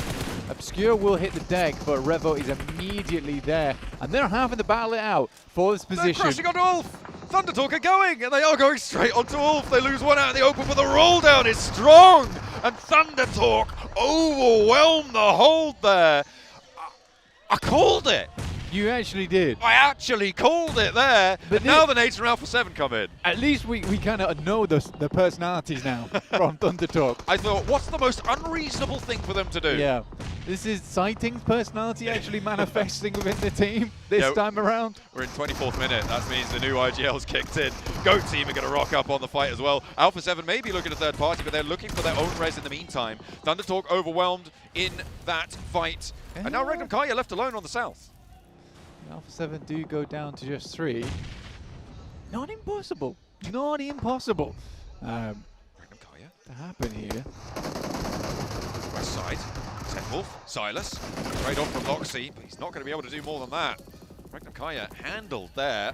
They're up to 70 points on their 10 matches that they've played, but they will go down and will not get any more. 11 eliminations for both Team Flash and Goat Team right now, Black. Yeah, it's a big game. It's a big stand-up performance for Regnum Kaya, though. What an unfortunate match for them. I mean, you get so far into this and really not a lot of points at all off the back of it just because you cannot contend with a South Korean team.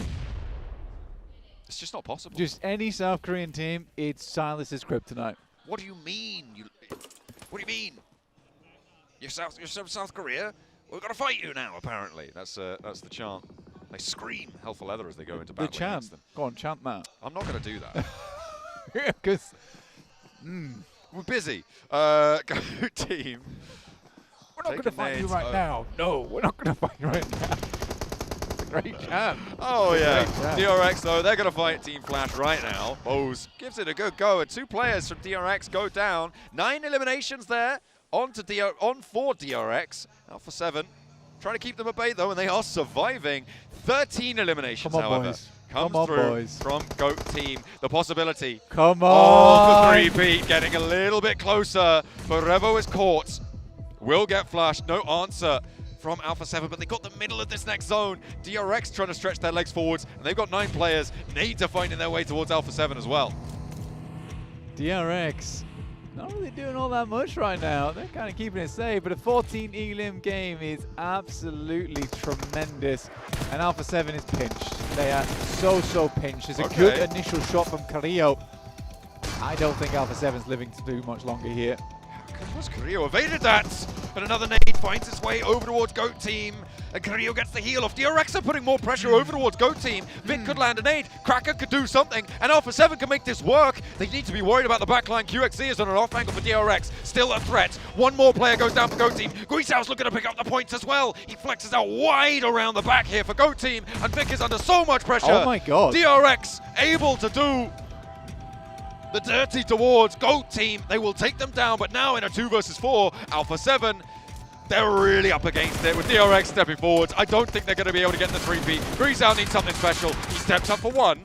So easy now with a challenge, but he goes for the flush instead. That's a little bit too bold. That's a little bit too big for your boots. Alpha 7, 1-1-2. They drop the ball at the final moment, but they get a lot of points. They open the gap further. DRX, however, they are second place, and they're on the hunt. Alpha 7 unable to topple the Thailand territory here and grab that turkey in those end games. I mean, it looked very, very close. It looked very, very cool, but it wasn't quite happening.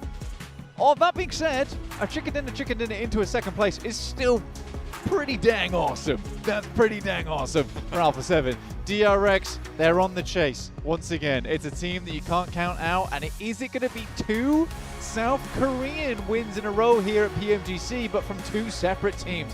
We'll have to wait and see, John. I mean, that would be a pretty monumental record to settle for your region. I'm sure they'd love to see it. T+, very unlikely now, still, to be able to do it. They are just too far away. Call them out. Okay, yeah, kind of done and dusted. They've channeled their win from last year over towards DRX. They're trying to boost them up, trying to give them that little leg up over the line. Will they be able to go the distance, or will Alpha 7 hold on? Let's head back to the desk to find out what they have to say.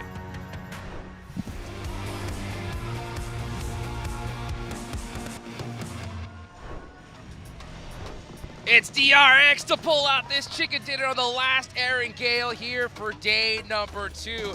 This was the match of ultimate third parties, Max. Yes, I mean, the Western tsunami here was DRX. They would see you would be swept under the rug instantly. They were doing so many good plays. I love especially how QXZZZ, normally one of the top fraggers, he was set up as the off-angle player. He was really getting so much information for his team, denying rotation paths for their enemies, and looking at the end there, as you said, third party, fourth party, fifth party, sixth party, seventh. How far can you go? 16th party at the end. What?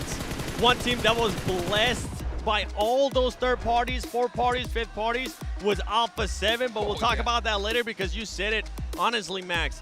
QXZZC, even though he only ends up with 2 eliminations and 180 damage, the fact that he was able to take control of those off angles, the fact that they were able to eliminate Team Flash, which, by the way, Team Flash, congratulations. Much better performance in regards to being able to defend the compound that you actually had against R8, against Mad Bulls, and against the solo player of DX. But yeah, QXCC, I am super impressed with what I'm seeing. And also, on top of that, Hyunbin finally popping off. Yeah, very happy about that one for DRX. I mean, the fact they don't lose a single player while doing all of that on the West is really very impressive. Very stoked about this one from DRX. And they weren't too high, too far off the high portion of the leaderboards, right? So actually, how close can he catch up with Alpha 7 as you go through the replays here? And yet, if unfortunately your E-Arena, that push off to Heaven did not really work out in their favor. Yeah, I mean, that was so crazy just watching so many players fall off Heaven right there at that game. But you know what? It's wild to see that, yeah, DRX, they're going to definitely push up the leaderboards. But, you know, Alpha 7 is going to make that gap even bigger. 7, this was still a great game for them. It really was. For Alpha 7, I mean, at one point it looked like they were going to be getting blessed by the circle again. They ended up going south, and they found themselves in a particular spot because I thought that they were actually going to end up getting eliminated. Luckily, for Alpha 7, they ended up getting into 2 fights. Not only just with Thunder Talk. First, it was going to be Ult. Thunder Talk crashes Ult, right? No longer have to worry about that. So Alpha 7 starts taking a fight there with Thunder Talk. They start focusing on Alter Ego 2. And as soon as Thunder Talk was about to do something, Goat came over and just took over that terrain. So Alpha 7 ultimately, Max, their squad just kept getting blessed because they didn't really have to fight anything. Yeah, not blessed by the circle, blessed by the third parties in that situation. Pretty much. It's just like, we're getting squad wipes without shooting a single bullet. You know what? It's a great trade-off. Looking at this circle though and how the teams rotated, this time, Alpha 7, they don't go for the typical George pole drop. They drop east, and the circle goes east with them. And they even go Stormwood just to get a bit of a vantage point, get a lot of information with the high ground. pretty typical play for them. But Flash, not giving any spots away on the eastern side. I know you said many times this 7 you wanted them to be more aggressive. That defense, they would have done it yesterday. That is how they could have gotten a win. A completely different defense, and it goes to show that that team is actually going back by reviewing and learning from their mistakes. Because if you go back, for everybody currently watching at home, after today, go back and watch how they were able to defend that in day one. Completely different, but I gotta give some props. I gotta give some props to Go Gaming. I think they ended up with a bunch of eliminations because of the aggression that we saw. Yeah. There you go, DRX 23 points, but Go Gaming 14 eliminations. They were taking the fight to everything. At one point, we saw APG push them towards heaven, and they were smart. They didn't want to take that close range just yet. They decided to back off, with ended up working out for them. And then we saw them going for the crash as well on Thunder Talk. So overall, for Go Gaming, a confidence booster game right here. I mean, really, Go Gaming are at their strongest when they are together. Yes. And they know that if they were taking that 2-2 fight, APG were just completely going to demolish them in those buildings, especially on the southern one in Heaven itself. And definitely some big improvements. Very, very aggro. Those second page of the rankings there. Deke Xavier. Oh, another low point game, 2 points. Deke Xavier, the circle, is now going to Alpha 7. So you need to hot drop Alpha 7 if you want to get the circle. Is it safe to say now, Max, that it was circle luck?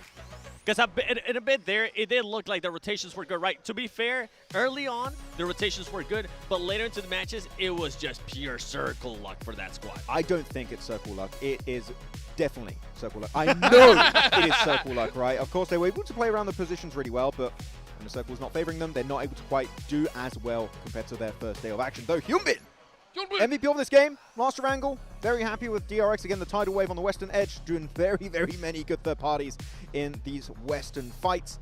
And yeah, Human allowed to shy by QXZZ. I'm sure QXZZ really wanted to get involved, but it's good to see QXZZ is adaptable. He can play as one of your main fraggers. He can slow down a little bit to set up his teammates. Well, let's take a look at the overall leaderboards here, 7, and it's Alpha 7 to finally break that 3-digit mark. And luckily, not only that, DRX able to keep it close there with that win, able to keep it close with that performance as well, because if this squad wouldn't have been there, that lead that you were talking about earlier, Hot Jukes, would have been even better. Yeah, absolutely. And I'll tell you what, that's still a mighty nice lead. That is for sure. They'll take that all day long.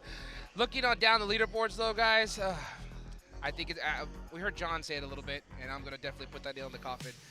We're going to see a new champion here, without a doubt. D+, yeah, just way too far behind at this point. Yeah, it's game over. Yeah, do we agree? It's done? I think it is. I think it's definitely relatively close for them to be completely out of the race for this trophy, unless we have one of the biggest comebacks. But as of right now, currently how they're playing, 7, I don't think that's going to be the case. Okay, D+, I'm going to cut you some slack, because Ozal's my boy. Yes. This is the most biased thing you can say. Oh, hey, no, wait, hold on, let me finish. This is me being absolutely biased, by the way. Yeah, exactly. There you go. For them, they need to get back-to-back chicken dinners going into Miramar. If in the first Miramar is not a chicken dinner, I don't care if it's second place. Even if they get 10 eliminations, no chance for that back-to-back championship. Yep, literally do or die. Do or die right now. I told you, the fact that their win was on a city finish, it did not give me any confidence that they were going to be able to maintain those performances. And you know what? I wish I wasn't right. I was on that one. City finishes are very random, and they were able to just keep the 4 players alive to the very end versus Alpha 7 to secure that win. It's done. They're looking at the top players of this game here. We see in top. We see top with a mini 14. Again, he gets 3 elims for almost 1,000 damage. He was popping heads always when you see top with a mini 14 and a 6x scope. You're in for a good time. Yeah, and I'm going to be looking at the #1 player right there, Killer Joe, with 892 damage, 7 elims. We'll be talking about Amori. We'll be talking about some of the other players starting to pop off here in this PMGC. I feel like that's definitely another player that has showcased his skills, especially for that squad. Every single time we talk about Go Gaming, we end up talking about Killer Joe putting up those eliminations or damage or just getting those off angles that we even saw yesterday in Rondo. Yeah, I was a little bit disappointed by Go actually during the league stage because all the players kind of had similar performances. No one really stood out. We didn't have that big MVP contender for the squad.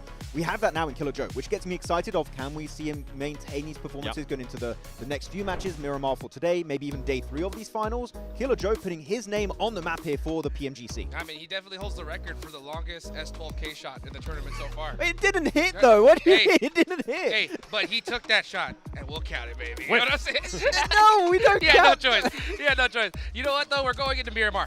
Max, right? Finally. What are your expectations going into Miramar? Alpha 7 are really good on Miramar. I kind of want to lean into that one a little bit. I mean, which team are we looking at? No. Come on. Go on that one. Go on that one. Okay, Alpha 7 Yes? will do well on Miramar. Okay. That's my prediction. Thank you, Max. Why? No, because that's actually a great point. That was the best performing map yesterday for that squad. Yeah. When we talk about Rondo, if we go back and look at what they were able to do in Erangel, it was pretty much non-existent for that squad. Whenever we actually ended up going towards Miramar, they ended up with 4th place, and I think 6 elims, and then a 2nd place. So for this squad, if they can actually continue on this performance in Miramar, and if for some reason those other teams that are currently trying to catch up, DX, APG, DRX, if they slip, then we're going to be posing that big question that you were asking earlier, Hot Jukes, about that lead that we've been talking about, and also Smash Roll coming into play on the final day. That Smash Roll is going to be insane, guys. So just a quick reminder for everybody, right? At the end of the day, the team with the top points, 10 more points than that is going to be that Smash Zone. So if Alpha 7, let's just say they were ending the game with 100 and they're on top.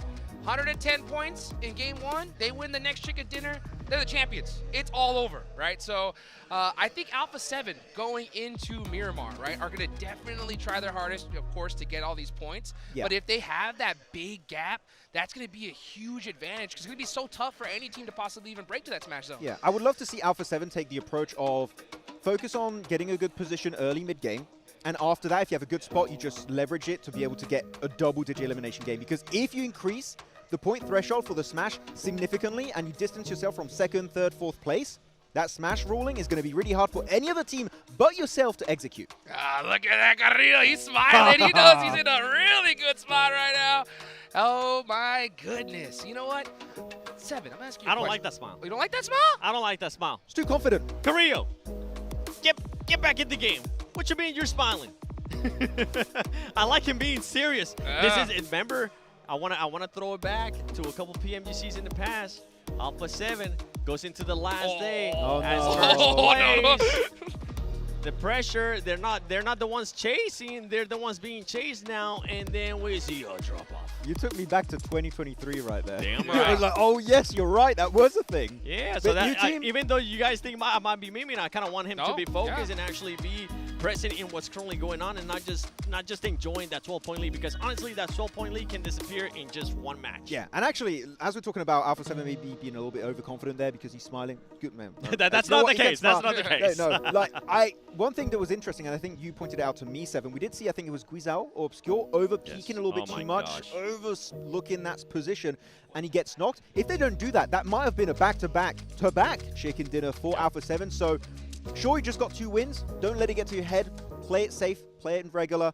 Don't overpeak, because taking those casualties in a lobby like this, they get 1 knock on you, they are going to push it, like DRX, for example. So those small individual knocks can hurt you significantly in a lobby of this caliber. And it is players that it is their first PMGC Grand Finals. Remember, they've been to PMWC, but now at this stage, a lot of people consider, a lot of the players especially, consider PMGC to be at a higher level. They hold it at a higher status too. So I'm hoping that that confidence that these players have had for the longest time, it continues on. And now we're looking at the Xavier here, and yeah, that's exactly what we expect to see out of them right now. Just distraught in currently what's going on. I want that picture as a meme, and in the text in white below, no circle, question mark. Oh man, it's been so it's so brutal, man. You know, we're going into Miramar. We'll see what D Xavier can do. As we look a little bit further down the leaderboards, you know, we talked about how D+, they're not going to be able to be the champions unless they win this game. Going a little bit more towards that mid-pack, though, 7, right? When it comes to a team that you're seeing, what team do you feel it's do or die for them right here in this Miramar? Do or die? Yeah. In the mid-pack? If they want to win. If they want to win this tournament. And they want to win, I think I would have to look at the squads. First of all, 10th and below. definitely needs to end up with some improvements. 안녕하세요. 디플러스 기아 팀 놀부입니다. 게임을 처음 시작한 거는 학생 때부터 시작했고 그리고 프로게이머를 시작한 지는 한 3년에서 2년 정도 된 것 같아요. 저희 팀 폼이 작년보다는 좀 안 좋은 것 같아서 실력이 더 늘었다기보다는 약간 비슷하거나 조금 아래인 것 같은데 포레스트가 그 형이 들어왔을 때는 약간 저희 팀 파비안 선수보다는 그 싸우는 교전력이 더 좋다고 생각해서 데리고 온 것 같은데 약간 그 점에서 합도 안 맞고 그 원하는 팀 게임이 안 나왔던 것 같아요. 저희가 25년 시즌에는 그 선수가 바뀌는 부분도 있었고 저희가 하고 있는 방식이 맞다고 생각하면서 잘못된 방향성으로 풀어나가려고 했던 것들이 좀 문제였던 것 같아요. 저희가 노력한 만큼 또 열심히 하면은 다른 팀들한테 밀리지 않고 잘할 수 있을 거라고 생각해서 PMGC 끝난 후에도 한국 팀이나 또 아시아 팀들이 잘할 수 있다고 생각할 수 있게끔 하는 게 좋을 것 같아요. 이번 연도 저희가 처음으로 저희 자력으로 세계대회에 왔는데 이제 저희가 작년 세계대회 우승했던 것만큼 압박도 있고 또 다른 사람들이 기대하는 것도 있을 텐데 그에 못 미치지 않게 PMGC라는 무대에서 2연속 우승하기 위해 저희가 더 열심히 해서 꼭 우승하도록 하겠습니다.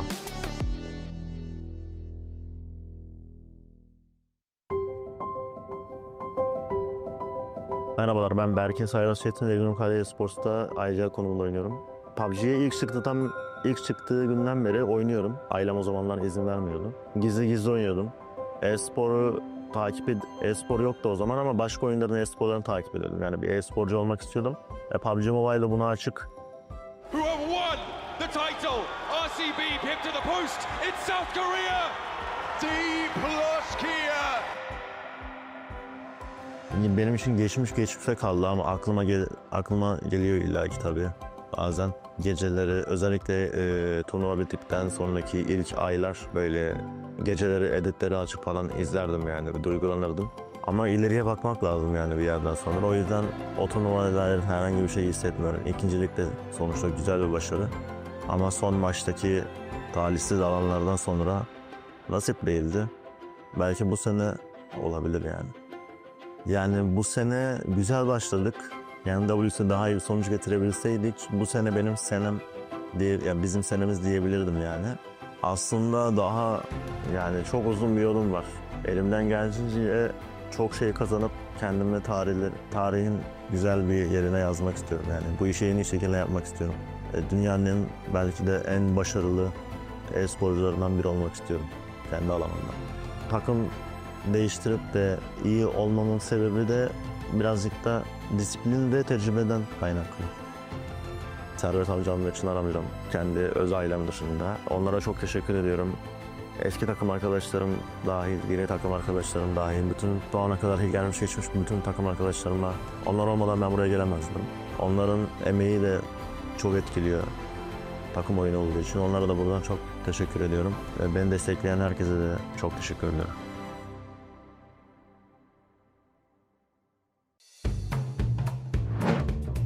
Siapa yang paling pintar ngendok di tempat-tempat yang aneh?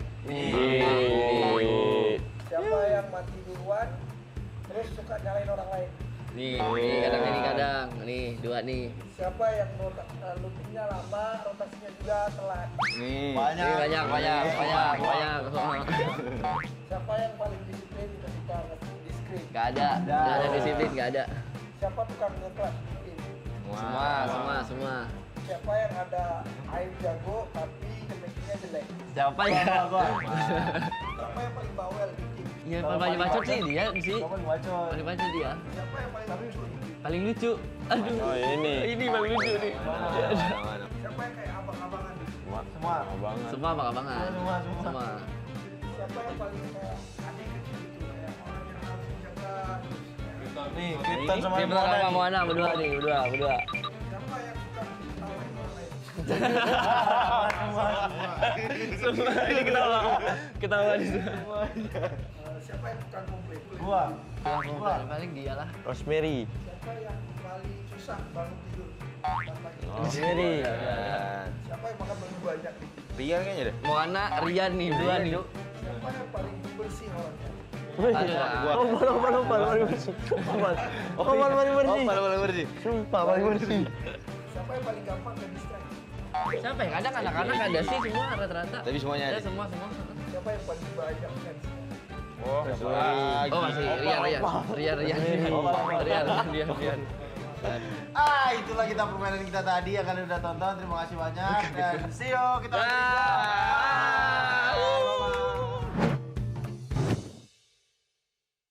to actually continue and do that, then that's why I think that team is not going to have a chance, Jukes. Makes total sense. Yep. I mean, when you really look at it like that, there's some point analysis, Seven. Yeah, What can I love say? how in-depth he went the entire time. That was like the best 5-minute point I've ever heard in my life.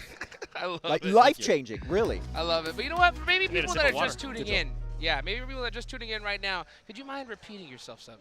Yeah, give me a second. I need a sip of water after that 5-minute spell I just did there. Yeah, that's right, that's right. Well, you know what? Actually, we have 45 seconds left into the game. We're going into the first Miramar. Max, how excited are you? I'm very excited, and I'd be even more excited if Vampire wake up. Oh! They are the local team. They're down in 14th.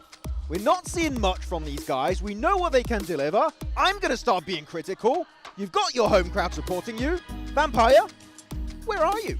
What's going on? You're hoping Vampire wakes up. I'm hoping APG get at least some placement points because you have been non-existent. If I'm not mistaken, please let me know in the chat.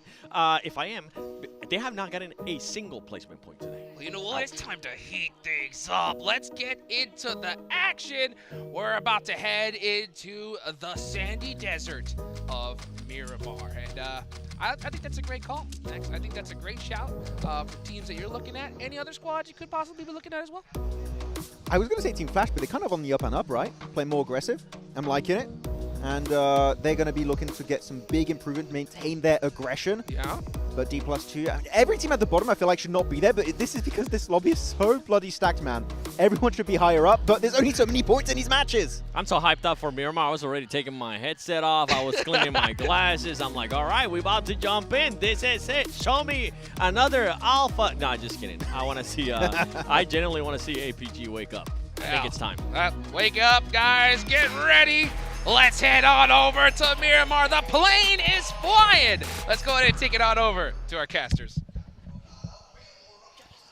We are getting back in towards the desert for possibly our last stint here, Blank. There's no guarantee that we'll see it at the end of tomorrow. It could all come to a close early. We'll be home in time for tea. You've brought this up 5 times now. Yes, because it's very important. It's a major feature of the tournament. And tomorrow I guarantee it's going to 6 games. Okay, well, you guarantee it all you like. But it could still not be true. Absolutely. Ooh. But Not with I Alpha think- 7 doing this, though. I think it's going to go to 6. It usually does. But we're in the sky right now over Miramar, which in the past was typically Alpha 7's preferred choice of source was Miramar. And we'll see if they can get some compliments on this condiment right here on this game, because I do think, you know, get some more wins here, set themselves apart from the rest, and then, yeah, they for quite a while tomorrow, they are the only team that would be able to hit up that Smash ruling. They and do have that potentially lead. end it all early, John. Exactly. That's what I've been saying. Now you're cutting it on. You're dancing to my beat now. Absolutely, though, with the lead that Alpha 7 have, they do have a significant advantage and put everyone else at a significant disadvantage here. And over towards the northeast side, with the circle we go. So up towards El Azahar, up towards water treatment, Cruz de Valle, up on that northern edge. Let's see if APG will indeed wake up. The desires of 7, will they be answered? Because in the party bus, it is not looking very festive. Oh, that's a bad start. Oh, they're taking a lot of damage. They are wending their way across the road, slowly, slowly. They take Oh the my damage God. and they keep going. A couple more shots for Mormon. The iron sights are there, and APG on their last legs, but they're just over the horizon now. Mormon with 12 rounds left to go. Looking to connect a shot, but it will not be there. How on earth have they done that? A bulletproof umbrella out the window.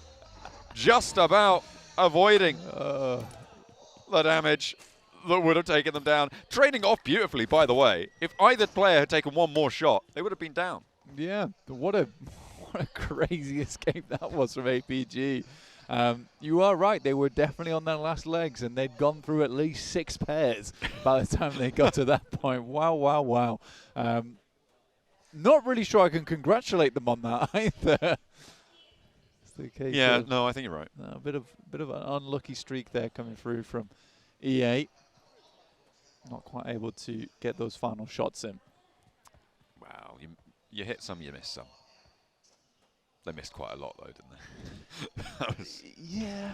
I think the bus took a heavy hit for them as well. I think It was very probably much the perfect vehicle to have. Many seats to switch between. You're basically playing roulette in the back of the vehicle. That is true. I wanted that seat. No, move, move, move. Oh, well. They came up with the goods in the end. If you guys want the goods too, make sure you are redeeming using the code on screen, PUBG x PUBGM. Zol trying to keep as quiet as possible. He's redeemed those codes, and everyone is out to get him for it. You redeem the only code. Potentially the top 3 code in 4th place right now. Tied up between 3 teams. The amount of times that we've had 3 squads on 3rd, 4th, and 5th tied. It's happened too much.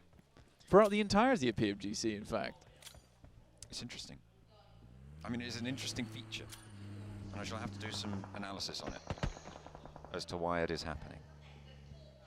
So exactly what is causing this, because it is an anomaly. Oh dear, E-Arena continue to have a tough time of things after not being able to get the knock or a flush or a point. Over towards APG, they now have taken a knock their way, and another one, Reefus finds it. But APG, okay, no, I thought Zol was going to have to win that challenge as well, but he's staying alive. Has he been spotted? Are they turning around? Maybe coming back to this one? This isn't in the zone, so this is all chicanery on the southwest side. APG's had a bit of a weird start, haven't they, really? Trying to find some semblance of defense here, but nice shot from distance as well with a heavy over towards EA. It's not been a good start to the match. E-Arena and Vampire, the 2 home ground Thailand teams, are getting punished right now. 13th and 14th on the tables. It is not going to be a fun experience for them, and they are very limited in their possibility of getting up towards that top side now. At this stage, it is going to start to be more and more of the tables counted out in terms of getting up towards that 1st place position. And I think it feels like Kara and Vampire have joined that number alongside DK.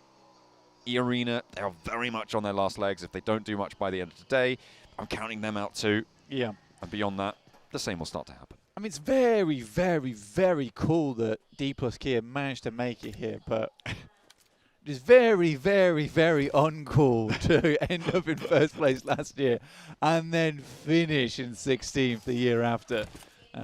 That doesn't feel great. But I want to make it clear, it's very, very, very cool that they're at least here. Oh, yeah.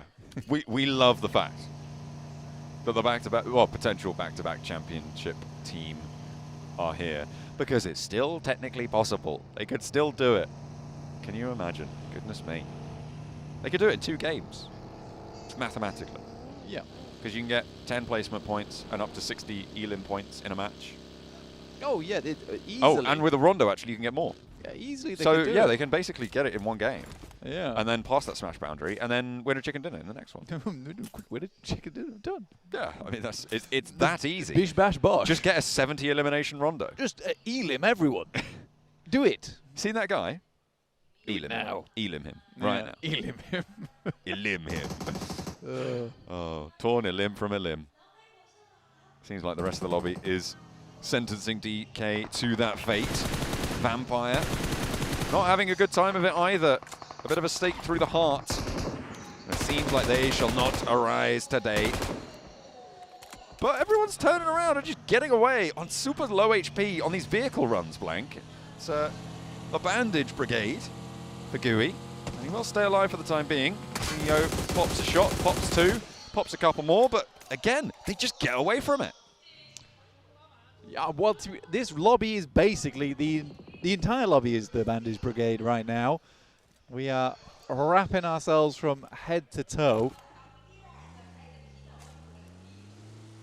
and it's not looking great. It's not looking great. It's been a tough approach for a lot of our squads towards this circle. I believe Thunder Talk right now quite like their position. I also quite like whoever the IGL is right now. Can we keep it that way? Can we keep it that way, please? I think that they are the worst offenders. I complain about Rosemary, but I think they are the worst offenders. But to be fair, also, at least they do it together. Yeah? Yeah. Yeah. It's like the saving grace. That is true. When there's a call, they do follow through. They follow through on it. I have seen actually some chats online about Rosemary at the moment, and you know, it's good to see different perspective, because I think some people say that perhaps the rest of the team can't keep up with him. I'm not really sure what I lie on right now, but I think that patience overall would help the team tomorrow.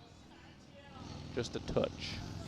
Just a sprinkle. They're on 69 points right now for Alter Ego in 6th place. Nice. But not nice enough, unfortunately. No. It needs to be nicer. But for Indonesia, it's a ridiculously good result. Yeah, it's a brilliant turn up. It's something we've been waiting for a while now, so being in and amongst the top pack is good news, because they are very, very close to the podium, right? They're 2 points away from APG in 3rd place. DRX, they're definitely not out of reach. Alpha 7 right now probably are for the time being, but they could slowly, incrementally make their way up there to join them. You could do it in 2 games. No. You can actually do it in 2 games. You can. This is not like joking. You can do it in 2 games. Over like 70 elims. You don't need to. Elim him. You just need to get a couple. Just get a couple here. Give yourself some high placing games. But Alter Ego at the moment taking a bit of a fight with D+, who arguably is currently the weakest in the lobby.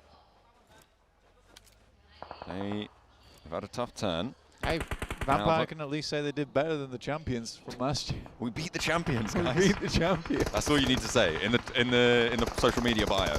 Yeah. Champion beaters. Champion beaters by strong 10 points. For now, anyway. We'll see if that changes, because D+, they've still got some life in them, I think. I think they might not end on the bottom spot. But that's a strong might. Regnum Kari currently playing around the fielded area over on the northwest side.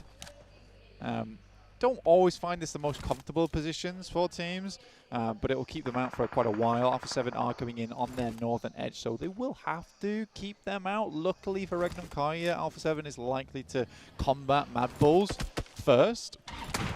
They might be able to pick up the pieces afterwards, but their position isn't amazing for finding those shots. It's not phenomenal. I'm curious to wait and see what happens from that spot on the map, though. I think there definitely could be some action in that area. Ooh, bit of action from Nolbu.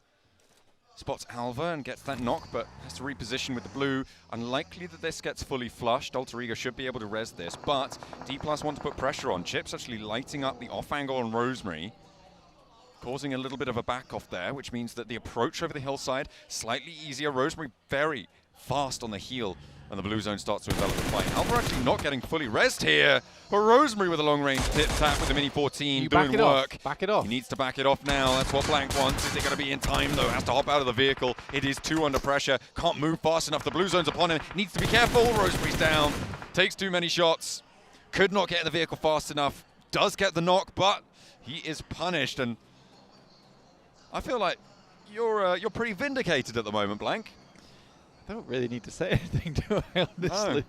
You said all you need to. Yeah, again, the right play there is you get that initial knock, you've covered your team. But then you just get back to the rest of the squad. Rosemary down. Alter Ego do well. Potentially. It's the rules. Potentially. It's the rules. Yeah, I'm curious on this next circle, though, which does head over towards Vampire, in fact. Actually getting them a little bit further up the leaderboard. Thundertalk also meandering in the hills over on the eastern side. The Xavier, I do think that the desk was absolutely correct, honestly, on their assessment of that team. It's also a little bit sad from, yesterday, the desk hearing that they felt like a third-place team after they finished yesterday.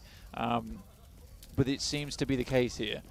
I think the Xavier is a great squad. Oh, Wild trying to hold the door frame, doesn't manage to catch it on the pre-fire. Not even needing to go out for the flush.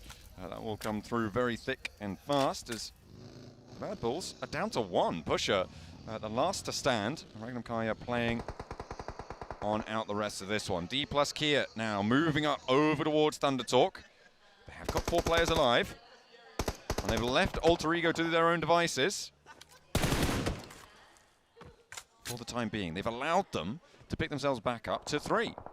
So they can get towards Moana, who is really deep inside the circle blank. Yeah, he has created an anchor point. Kara finding Ida. I think R8 was trying to make a little bit of a sneaky maneuver. I think it's pretty bold of them to go for that. Swinging through that eastern side. That western side, sorry, over towards the east. But they do grab themselves a building, and Kara wasn't quite able to stop that from happening. R8 managing to get along the roadside. Maybe it was a sick rotation. Maybe I'm wrong. I think I'm wrong there. Maybe. I don't know how they made that happen, though. I thought you were going to say, I don't know how I'm wrong. I'm never wrong. That's I'm wrong quite often. Frequently, you're pretty right, though. Yeah, it's true. It's true. But I definitely can be wrong. And No. in this case, I think maybe I am. I think it was maybe a good push from R8. But still, it just went unpunished, which I found surprising. I think that's the main thing. APG losing members on a slight split here. I think that is Rezable, though. Could be. It's a little bit out in the zone on the western side, but it should be pick-upable. If not Rezable there, they can try and reposition it. And the blue zone, yeah, you're going to need to get a little bit closer with zone 4 coming on in. That shift goes down south, over towards the graveyard, over towards the position that Team Flash hold fairly convincingly. That's the last player of the Bulls going down. That point goes over towards R8. And the Arena, they're still giving it a good scrap on out the northwestern side near Hacienda. Having a good time of it, but they were busted down earlier to 2 players. So there will be a limited point scoring capacity in this match. See how RCB handles this, to be honest with you, because they are sandwiched between quite a few teams, in fact. It's more like a cube sandwich, to be honest with you. It's a very weirdly, geometrically assembled sandwich, because there is a fair few teams around them, all locking them in place. It's more like a Scotch egg. It's like a bread prison. A calzone. I guess that's what a Scotch egg is, but for the egg. Yeah, exactly. It's a calzone, right? Yeah, Same thing. it's an egg prison. Egg bread prison. A burrito. Ooh. All things that it could be. Surrounded by bread. That is what we're looking at to get on with this one. Kara trying to make toast out of E-Arena right now, playing on us 2. They don't want to lose too many more, though. They've lost 1 already. And any more, probably going to spell disaster for them. Nade over the top from Tony K does not connect. Of course, R8 would love to chime in and third-party this. Nades continue to find their way on through. The Villa may look like paradise to some, but right now, it is a nightmare lock-in for these squads. Because Kara can't leave until E-Arena are dealt with in some way. In one way or another, this fight must conclude, and CEO takes to the shingles. Tries to step fancy. You could say that Kara right now is a little bit like an egg. Okay. Well, CEO looks to boil them. Will not be able to do so. Hops out the pan instead. And now Joker and Tony K are giving them a massive run for them. Oh, wait, hang on a minute. They're down. All 3 of them fall. A little chime in comes through the off angle from R8. That's terrible news for Kara. Yeah, it's a good flex out from R8. All jokes aside about eggs, that was a fantastic flex out from R8. Just frying EA. Almost like an egg. And they're able to poach a point away from them as well. They absolutely right? So they're able to add that one to their tally instead. For R8, I mean, this was a surprise team, right? Coming in as top spot from the Gauntlet. It doesn't seem like they've kind of lived up to that target, but they definitely have shown a lot of potential, right? Specifically, a lot from Amori. The guy has been a massive clutch. The issue is that they haven't been able to channel that in the right directions, into the right situations. It seems like he is always having to clutch rather than being able to perform as a solid line. Yeah, I'd agree with that. I think that Amuri right now, if I'm looking at this objectively, I would say Amuri is really the only player here who is up to standards of a PMGC. Wow. I think that the rest of the team all has a lot of experience on side. I think for Marth, you could say that as well, to be honest with you. But I just think this team needs a little bit more experience on side. Ida has had a lot of experience in the past, but at this level, maybe not, right? However, the potential could skyrocket for this team over the next year. They could even make it happen on this PMGC, you know, if they're able to find the right zones, the right circles. But my point stands. For R8, there's still a lot of potential for this team. And just because Amuri is clear ahead of the rest of them, in my opinion, doesn't mean the rest of the squad can't get there, because they absolutely can. Ida can. Prestige has had a long history in PUBG Mobile, and I think that Marth, you know, taken under the wing of Amuri, so could be that guy for the clutch moments, much like Mafioso used to be for Alpha 7. We were talking too much about Amori, and he did go down. He tried to roll out for R8 on the northwestern side towards Regnum Kaya. And nothing else happened after that. He did not. It's totally fine. It's totally fine. Meanwhile, the circle moves away from that south side a little bit more. Team Flash not going to have the assistance there at the moment. Ulf having a pretty good compound on that corner of the road. And Alter Ego as 2. They're going to have an amazing game because they don't have Rosemary. We have to stop saying. I will not be stopping. We have to stop saying that. I feel like I've gone so hard on Rosemary today. I've tried to make it clear that I think he's fantastic as well, but I'm going to leave that team alone for a little bit. I feel mean. You can have too much Rosemary. Such a thing exists. Marth. Ooh, gets spotted by Ulf off in the distance, but the burn is good over towards Goat Team. That's actually coming from D+, who are further south of this one. Seem to have an angle. Grenade over the top. It's just Prestige now remaining. Ida getting taken down. A lot of danger on this crossing. And they're not in the zone, Blank. They do still need to move forwards. Dropping these smokes, necessary to pick this back up. But APG, they're going to have angles. But as soon as they step too far forwards, that's when D+ Kia chime in again. I mean, there's definitely angles coming through from Ulf, but I do think here, by this tiny little mound on the ground, it's possible to get one player up. Aaron, though, does find Ida. Guizhou down from DXavier. Is this DXavier starting to pop up a little bit more? I'd love to see it. Could be. Could be. Alpha 7, though, having a real tough time. Revo now the last to stand for them, in fact. As a solo player, this is good news for the teams chasing, but it's DRX who are still alive as well, who could be another major hurdle to cross. Revo gets spotted, and Alpha 7 fall. Blank, our top spot now, will stay at that triple-digit boundary. So teams behind can chase. Regnum Kaya on the north edge have 5 elims already. They're looking to challenge up against Vampire, and beneath them, it's Ulf on that south side. Both from Turkey. We'll see if that familiarity is going to play into the wheelhouse of either Regnum Kaya or Ulf. I mean, for Ulf, their position is not impenetrable, right? I think it's definitely possible to go for this. It will be tough, though. But there is a large amount of area, even on the east side, that Regnum Kaya could head over towards. What they really need to do at the moment, though, is clear out the majority of the north. If they can clear out the majority of the north, then their life gets a lot easier. They could even opt not to fight Ulf until later on in the game. But yeah, I think at the moment for Regnum Kaya, this is very much opportunistic gameplay. But with 5 elims in the match, again, we said it before, Regnum Kaya, they're all about that consistency. They can set themselves up for success in that early game. Eventually, they're going to start to figure out that second rotation, which is what they absolutely have done today, I would say. And I think the assessment is that Regnum Karya is on the up and up from here. I feel like Regnum Karya in a 3-day tournament are a force to be reckoned with. I think when it comes to 2 days, they're a little bit easier to subdue. But in 3 days, on that stretch, they get a read. Somehow, they're able to just download that information.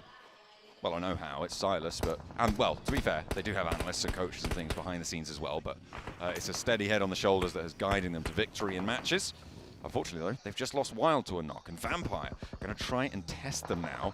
Lazarus spotted, though, heavy hits coming through from Loxy, and a nade over the top from Zedwolf to keep Wild safe for a little bit longer. Steps back over towards a nade, though. Zedwolf, be careful.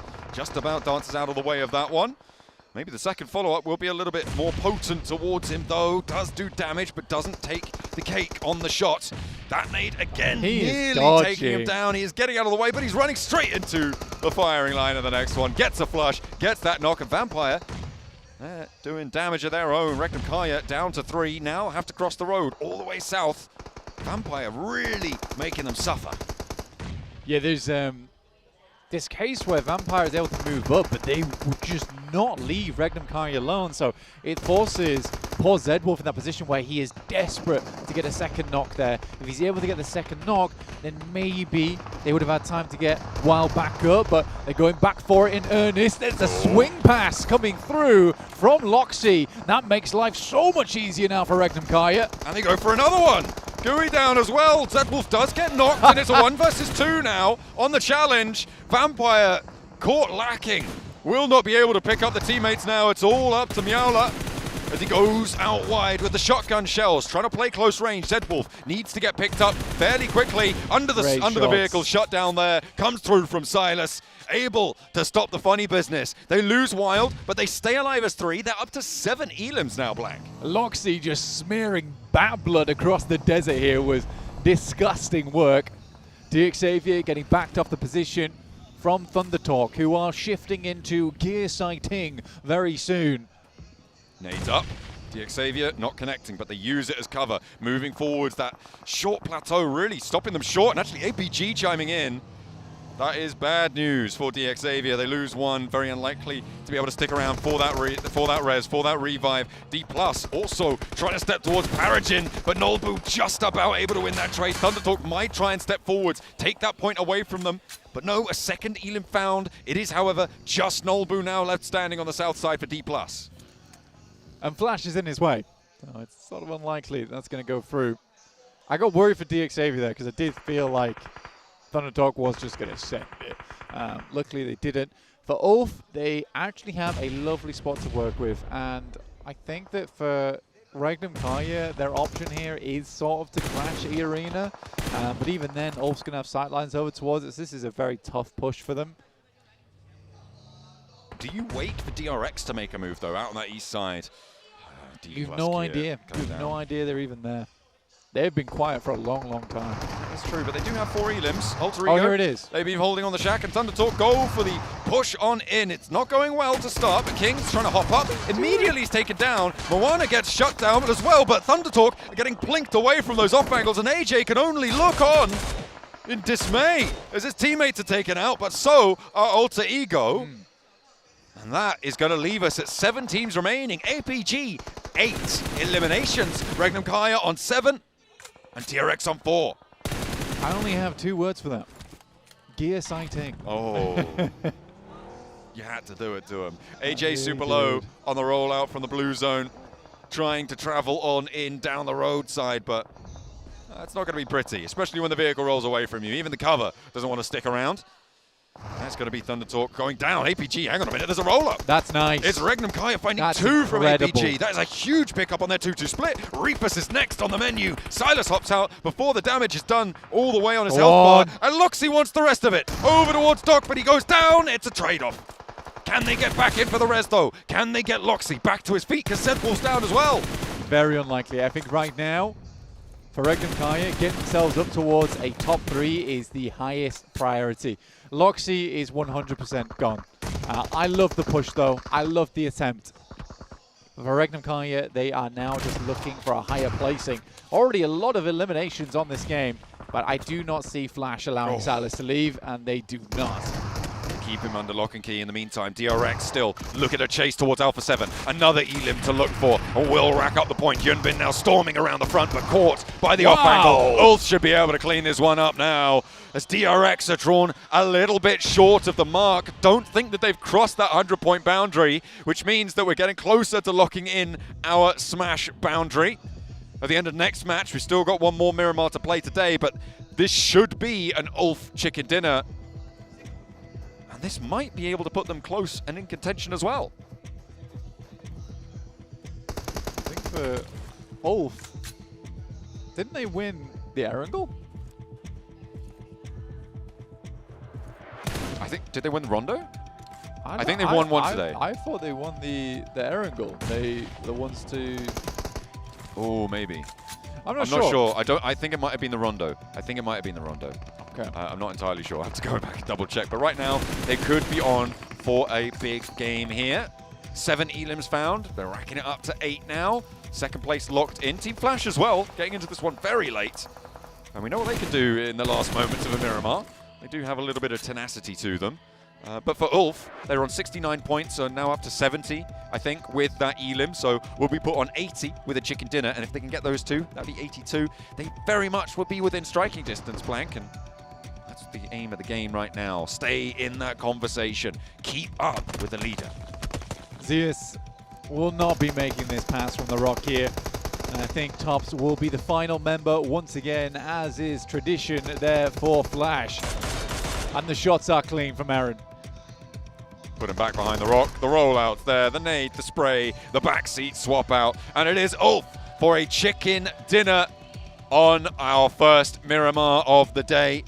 They don't look super happy about it. It wasn't the biggest Elim count, but it will still put them in the running. Yeah. I think that puts them up to 81 points, Blank. I mean, fantastic stuff. 2 phenomenal Turkish teams. We've got DRX as our South Korean representatives, Alpha 7 from Brazil. The regions that realistically do very, very well usually at PMGC. Super cool to see here. I'm glad to see Aaron get himself a win under the belt. I think most people know I'm a big Aaron fan. Been saying this for multiple years now. Absolutely. I mean, he took the European scene by storm as a rookie, having a major impact, getting MVP type titles. And he's moving from strength to strength, Blank. He's maturing, he's developing as a player, and he's stepped into a roster that supports him. It is scary for me. I saw him earlier outside the green room.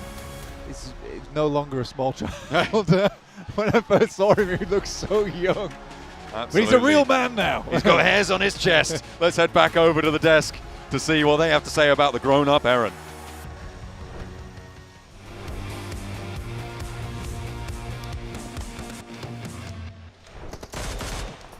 And it's Ulf who get their second chicken dinner on the day. They get one in Rondo, and they get one here, right towards the end in Miramar, Max.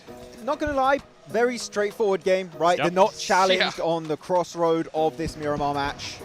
A few teams do get close, and you know what? They do get 7 eliminations before going for their big game-winning push and making sure they do get the elims onto Flash. But it's a good defense, really. The thing is, there's so little to say because it was so well set up. Yep. Right? Everyone they would see taking shots, making it known that, yes, there is a full squad in this compound. You come to us, we will fight you. And we still have the resources to take on those fights eventually. They do even pull up with the cars, with a buggy, the roll-up here into the backseat. Ketch able to find himself that elimination, and of course the chicken dinner. And the spread, Aaron, the rising star from Turkey, stepping up big time with those 4 eliminations. Not just any Aaron. According to our casters, the grown-up Aaron. I mean, putting up those 4 eliminations, 872 damage, but I'm with you, Max. Yeah, pretty straight cut win for them. And a team that's currently not on your screen that I do kind of want to highlight because I feel like they have been improving on their mistakes from day one. Team Flash, once again, able to defend against the push from Alpha 7 and stop sending them back to the lobby. Alpha 7 ends up getting 0 points in this match.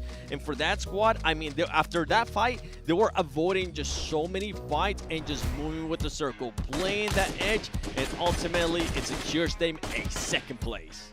Yeah, I mean, a crazy game overall. Another team that we saw some really good effort from was Regnum Karya, Max. Yeah, actually, northern side position, very good hold. They got a good fight versus VP. I was a little bit surprised. I think it was Silas and Wild who were like taking their time to approach that fight, and unfortunately they did take a casualty off the back of that, so I was quite surprised by that. Regardless though, the big send, the big sweep here, 7 onto APG instead of crashing the compound of Ulf. I think that was a good decision because again, Ulf were fully ready for that crash to happen. So going for APG, that would have possibly given them full control of the southern side, but guess what? Flash were there and they kind of ruined it for them.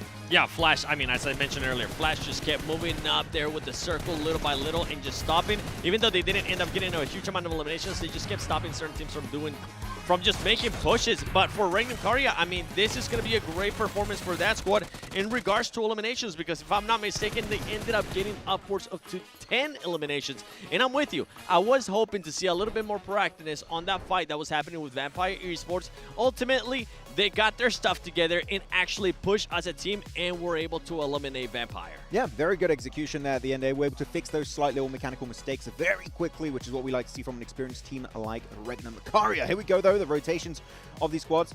Alpha Gaming, pretty typical, dropping Chumacera. No Orangutan to deal with this time. And they're going to be moving in on the southern side of San Martin. And it's been just very clean cut also for APG rotation-wise. It's very step-by-step, playing the western edge, which APG like to do. And they took especially some big fights to control those dips over to the west, which are very strong to hold on to. Until, and I think that was kind of their undoing, they go for a little bit too big a split, which Regnum Karya saw, and they used to instantly turn the fight to their advantage. Yeah, take full advantage of that in Doc. I mean, we got to back it up a little bit more. Doc with the nade on D+.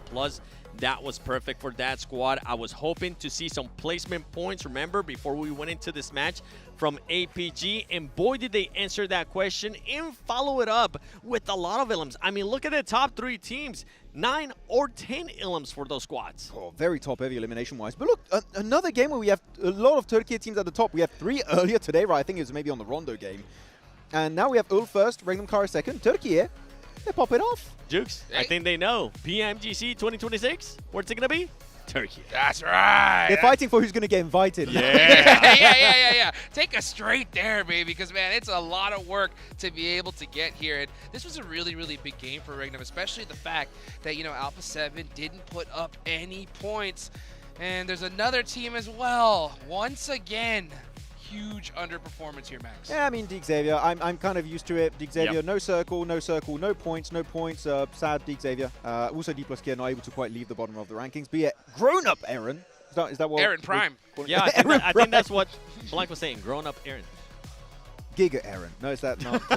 No. Okay. Well, yeah, but again, good presence from him. And it's so cool to see, right, that during last year, he was stepping up massively for his team. It was Zeus back then. And he was given a shot for this tournament with a very knowledgeable team, and he's been doing great things, and actually so good, in fact, that they are going to be pushing up very nicely here in 5th position. Oh, let's take a look at these leaderboards, though. Alpha 7 stay exactly where they were. DRX inch closer, only 3 points behind, and with that performance from Regnum, they put themselves in a great position to possibly catch up to them here, 7. Yeah, this is what I was talking about, Jukes. That lead that they have with 12 points can just disappear in a blink of an eye. That 12-point lead comes down to just 3. Regnum Karya able to get even closer towards Alpha 7. Then you have APG with those 2 placement points that they got this match. The only placement points, I have to repeat it to everybody, the only placement points that they have gotten so far today. Now, for APG, the fragging is still there. I want to see even more from this roster. I want to see even more from this squad if they want to challenge, especially going into tomorrow. We're getting closer. We're going towards that last match, Max. And whoever ends up being the first place team is going to get plus 10 at the start of the day tomorrow if they want to make it to the Smash Zone. And then after that, that team or any team that gets that threshold will be able to win via the Smash Roll. And you could have multiple teams in that threshold because it starts on Rondo. Inflated points. Neox, we didn't see it happening big time over there, but if it does happen today big time, that could be so damn impactful. Actually, on this game, Silas being up there. No, we've seen Wild, Loxy, we've been seeing Z-Wolf, but no, this time around it is going to be Silas. The IGL popping off every once in a while. It's always good to see Silas still performing at this level. Hey, right? You gotta put that stamp down, right? Say, hey, I mean business. I'm here, baby. And he's putting in work. One team that really kind of stands out to me, it's kind of like, I get so excited because I think they're doing great, but at the same time are just struggling. It's Alter Ego, right? I mean, we're seeing like pop-off performances from singular players. Like in that last game, you see Krypton by himself putting in work, Max, you know? Yeah. But, I mean, how do you feel like Alter Ego's feeling right now, where they're at? Well, they're getting caught a little bit mid-rotation, unfortunately. Here they were down to just a duo and a Shed, which that Shed was, luckily enough, still in circle very late into that game, and Krypton got an amazing Molotov and grenade that allowed them to completely outplay Thundertalk. But yeah, the rotates here, I'm not seeing as much scouting as I saw initially at the start today. They're just sending it because the circles are kind of shifting away from them, and when you do that, you lose a player to a very good shot. I mean, you're in a lobby like this, they see you coming by, you lose at least one player, and in this case, you lose big, heavy hitters. Yeah. Well, guys, make sure you go log into the game right here, right now, so that way you can get that mini 14 skin, the Polar Party skin. You have only until today or tomorrow in order to get it. And as well, guys, if you want to get that permanent Rev Up emote skin, you got a little bit more time, but don't waste any time, guys. Hop in game. Make sure you get all the goodies that we got going on right here. Last match of the day is coming up. This is the game that will set that Smash rule threshold. I really do. It's going to be exciting because there are a lot of squads that can set it right here, right now, Max. Yeah, really, it's so close at the top. I'm loving it. So many different regions too currently in the top 4, which I'm very excited to see how that's going to be working out. But looking at Alpha 7 still right now, they're the ones that can be setting that threshold super high, trying to distance themselves from those teams that are also near the podium or in the podium. So how high is it going to be? And are we going to have multiple teams like 10 plus somewhat points away? Because that, I'm telling you, sure, this game is very important because, as you said, it sets the pace, it sets the point threshold for the Smash Zone. That Rondo tomorrow, you're going to see teams go ballistic just to try and get in that Smash Zone early on. And one team that hasn't been performing well in that Rondo, at least so far in the past 2 days, Alpha 7. So we are hoping that today they finish off strong here in Miramar, especially for all the Alpha 7 fans out there. Now, the top 5 are currently just separated by 19 points. That's close. That's not going to be enough. I mean, if anything can happen, we already seen multiple times throughout the day where second place, third place, and fourth place get eliminated early. At the start of the day, that kept happening over and over again. That allowed Alpha 7 to push themselves up and propel themselves to that first place. Those top 5 teams need to make sure they put up a great performance here. You don't want to be going into a big gap tomorrow and having to play catch up. And the thing is, the top teams are being very consistent. You have one bad game, you start to fall behind and be with the Smash Roll. If it was like 2024 without the Smash Roll, fine, no problem. You can come back. But with the Smash Roll, it's a bad time. Yeah, and the fact that we got Rondo, right? Rondo, I mean, we talked about it, right? It's going to mix things up so big time. And when it comes to Rondo, we haven't seen that crazy Neox Factory hot drop. We were talking about it a lot. We didn't see it today. We didn't see it yesterday, right? With teams especially, right, that need a bunch of points. What do you got to lose at this point? I think tomorrow they have to do it. Yeah, I mean, you could if you're at the bottom. I don't think the teams that are close to making in the Smash Zone want to go Neox. I think it's too risky because if you lose it out, you're not in the Smash Zone for another maybe 2 games, right? Yeah. I would recommend not going for it. You can do what Team Flash did during the league stage, which is you wait outside Neox Factory. Whoever tries to leave, you third party it, you shut down that rotation, get easy eliminations. There's a game plan that could be really good. Or, one thing we did talk a lot during the league stage hot jukes, you find that solo player that's trying to go for the recall, playing it passive, and you target that guy to ruin the chances of one of these top 4 teams. I say this, teams, before we even think about what's going to happen tomorrow in Rondo, we got to focus on this last match on Miramar because that's what's currently at stake.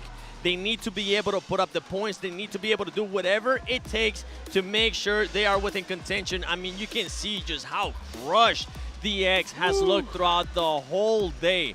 They just haven't looked like themselves. They haven't played like themselves, and it has to do because the circle hasn't been really favoring them. They haven't been rank pushing. If we had to compare 2 teams, Max, I would say DX Xavier yesterday, bronze rank pushers. Today, Alpha 7, conqueror rank pushers, because whenever they were placed by the circles, it wasn't just the placement points that they were getting, they were backing it up with eliminations. It was an ultimate royale lobby. Just higher tier level, kind of PMGC level right here. And actually, I'm looking at R8. They've been slowing down quite a bit. They had so many big flash out performances during the first day.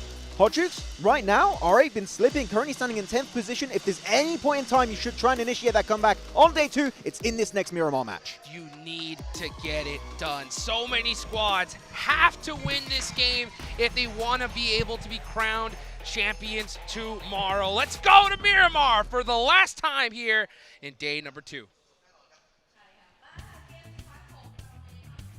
One more shot to set the Smash boundary. That's right. I'm going to talk about it again, and you can't stop me. because it is going to be locked in at the end of the game. 100 points right now for Alpha 7 would mean it would be 110. We'll see if that is going to change. Who is going to jump up and join them, though? That is the big chase that is on this match, that is on this Miramar for potentially the last time. Let's get into the desert. The last time. Today, at least. Today, at least. And maybe for 2025. I sounded like I just had a deeper voice than you. I don't know if that's. I don't think that's. I actually don't. That's mainly because I just had the biggest bubble in my throat from a very fizzy drink. Yeah, well. Things are going to start to bubble over here, over on Miramar, though.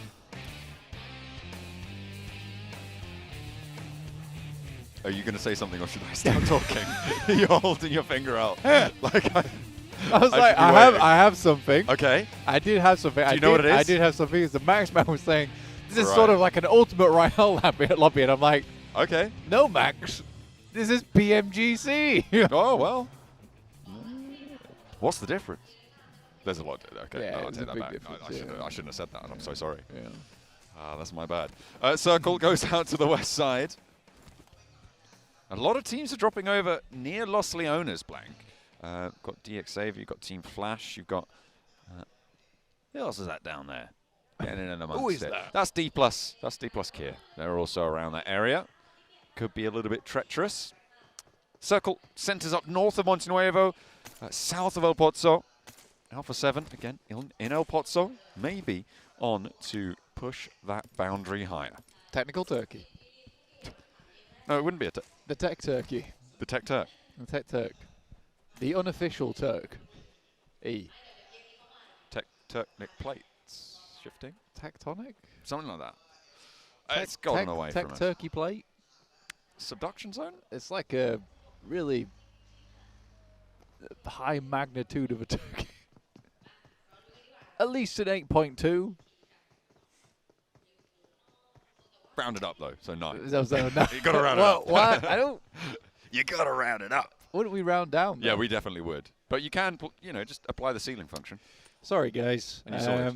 We've gone. It's last off, match we've, syndrome. we've gone off piste. Okay, it is last map. So, and I was here very early to meet Bam Bam. You see. Yeah. Well. Yeah. We had to be here. We had to be here to see one of the greatest performers of our time. Purportedly. Not my words. They were my words just then, actually. I lied. Tricked you. Alpha 7 getting the high ground very quickly. Obscure up the top. Looking to try and obscure the battlefield, the rotational paths around them. That high ground is very, very dominant around this sort of area. You do need to be careful, as we always highlight when someone goes up towards a high ground like that. If you get knocked there, it's very unlikely you can get rezzed by the rest of your team, so you do need to be careful. Mad Bulls want a peak of their own, but they're much further north, and looks like Push has not quite got the horsepower to push himself up there. If he had a Mini 14 with the Polar Party skin, he'd look pretty cool while he's up there. Actually slams it in reverse and might be able to get up after all. But you guys can claim your free Polar Party skin for your Mini 14 by logging in today or tomorrow. After that, won't be available for free on that deal. Will not be there for you. An emote as well, you can claim that. And that one will be available all the way up until the 25th. So you don't have quite as much of a hurry on for that. You do not, but still do it. Just like Pusher on the peak of this mountain, that Polar Party Mini 14 skin is peak. So make sure you pick that up. Like we said, not a lot of time left on that one. Obscure Mini 14 as well as an SLR. Only 30 bullets in the magazine. So actually not a lot of long range on this guy. You could probably call the M4 with the 3X his long range option. But even with 180 bullets there, like, you're putting in a lot of sprays to make that happen. Favian with a DBS, a classic. Ooh. But again, it's too little. Oh, it's no, is it? Late. That is nasty. D+. Standing on Fabian's shoulders right now. They're not in last place. Blank. Yeah, Their chicken dinner breaks the tie. It's really big and it's really early, apparently. Hell yeah, it's last game time, Blank, and it's now time for D+ Kia chicken dinner. Oh my God, you might be onto the formula right Look, there. I'm not seeing the numbers anymore. What are you seeing? You're seeing real life. I'm seeing. Don't laugh at me like that. You just agreed with me, and now you're just like, you're playing analysis jujitsu right now. I'm not playing chess. I'm playing checkers. Yeah, you're strutting around on this chessboard like a pigeon right now, and I will thank you to stop preening your feathers. That's funny. It's not. It's a bit funny. It's quite funny, actually. Nice Oh one. dear me. Don't I look like a mug? I looked over him. He just had this face of defeat. He just stopped talking. Oh, that's really. You're good. like, yeah. No, that's what's happened then. That's very. It's so mean. That's tickled. Look, guys, this is what I have to You deal know with. what you were guys. saying was great, man. Then, yeah, what happened after was maybe Get another bubble in your throat. Was a mishap. Yeah. Fabian, he certainly didn't have any This bubbles was in his crazy. throat. He absolutely popped off. And Carl Torigo in half. Wait, is Rosemary still alive? Have they still got Rosemary on board? I think Rosemary. Was he one of the two? Yeah, I think Rosemary's still up potentially. Ooh, they're somewhere. We'll see. We'll They're see. out in the blue zone somewhere. I was laughing way too hard to check, so that's my bad, guys. Sorry about that. But yeah, with the circle up towards the western side, there is still the western road in play, where Go is currently hanging out, and quite a bit of the western mountain, all unplayable zone. So a good chunk, at least, removed from this one. Depends how hard the western circle on the zone 2 goes, because that is quite a large shrink. If it does go far over towards the west, we have a real game on our hands. That would be nasty. I mean, that huge outcrop of unplayable terrain right on the western side would make things very, very nasty to play, but there's plenty of other locations we could end up in towards. I feel like a lot, the worst scenario for a lot of teams would be just southeast of El Pozo, right? That field, that open area is so nasty to try and play around. Leaving El Pozo, basically impossible. That high ground to the east side of it, really difficult to play up against. I think for the Mad Bulls, it might be one of the better circles, though, on the north side, and probably for Alpha 7 as well, but they would need to regroup. Yeah, and they do control actually a lot of area to Alpha 7 right now. It's not super obvious on the map, but they're currently controlling south compound of the field. They've got 2 outposts in Old Pozo watching the high ground as well as the low ground rotate, and they also have a player from Obscure from Alpha 7 watching over towards Mad Bulls on that mountaintop. So Alpha 7 is holding a huge split, but I agree with every decision they've made. All right. They're currently regrouping down to the south side. Kara, now the bottom of the table bandits, looking to try and launch themselves up against the Chaos Mongers of the lobby, Thunder Talk.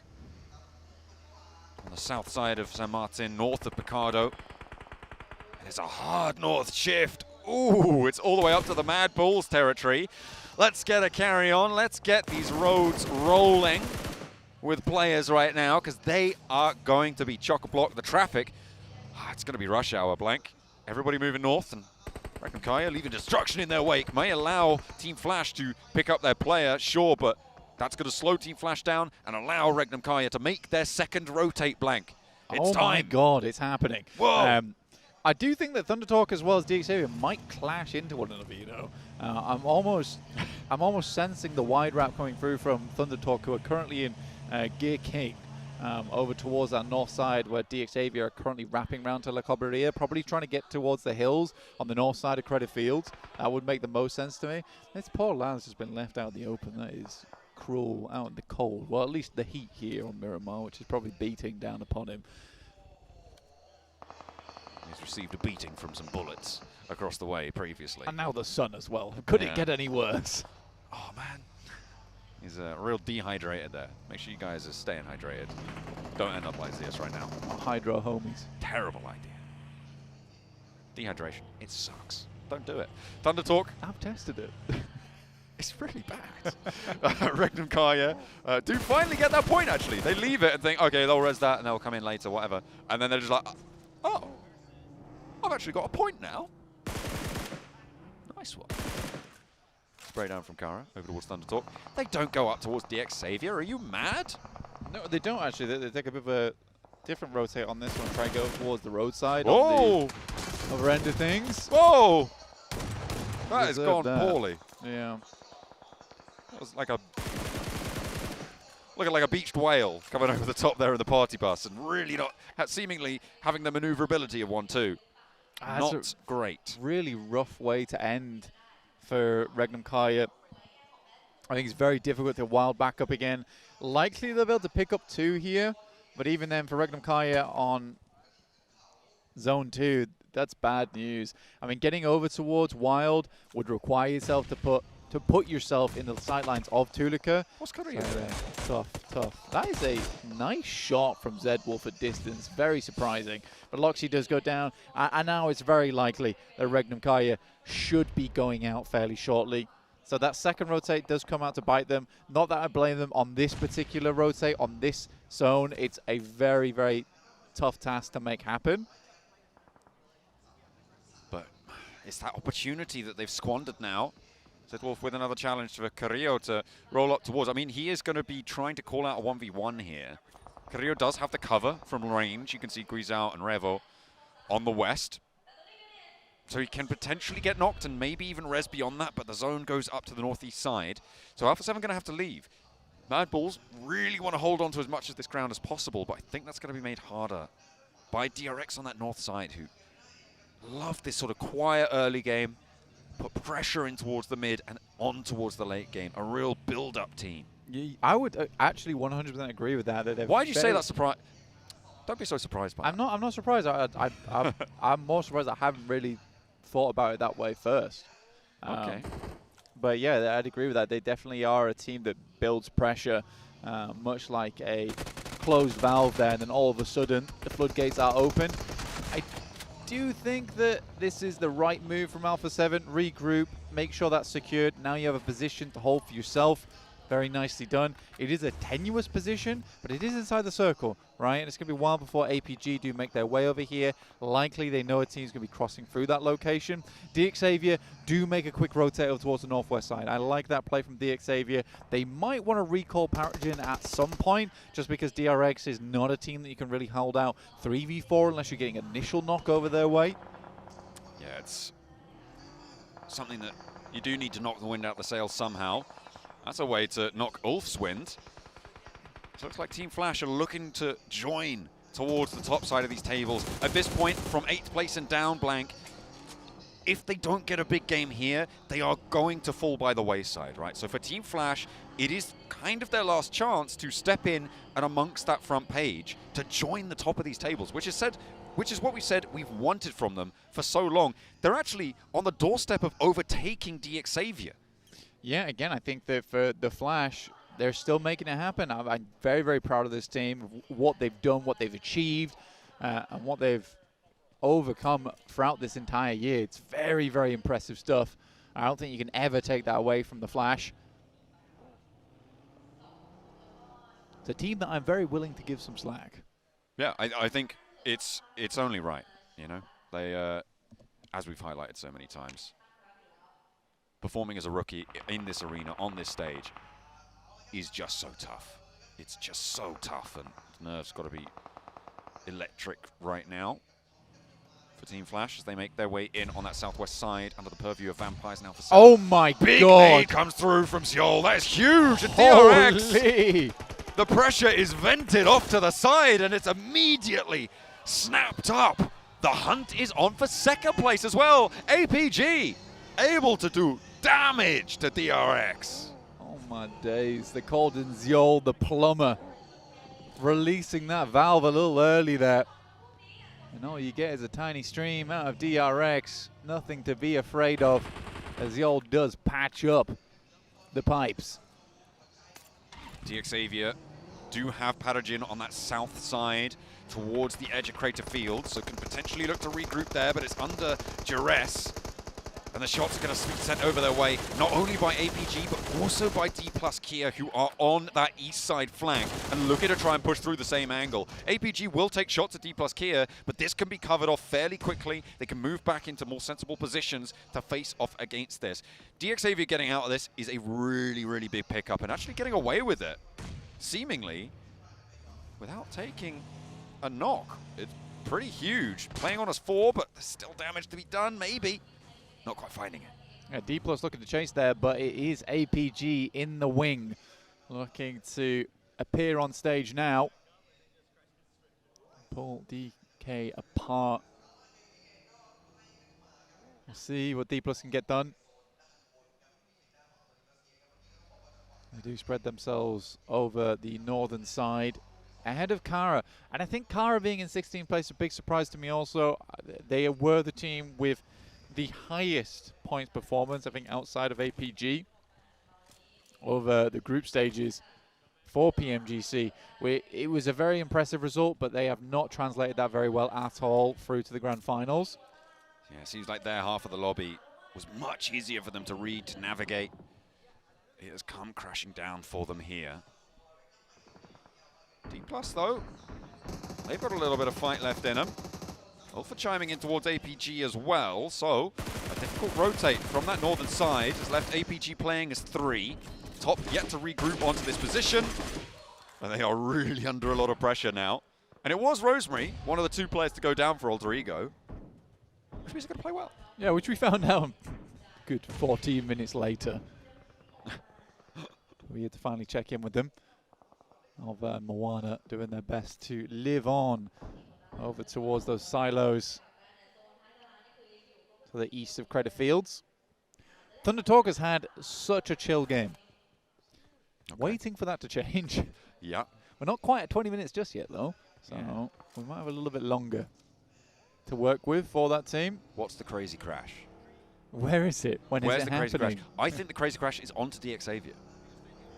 Onto this position. That's the craziest crash I can think of. I mean, the craziest crash would be down towards RA. No, I think that's fairly linear. You know? It's like you just go down the hill.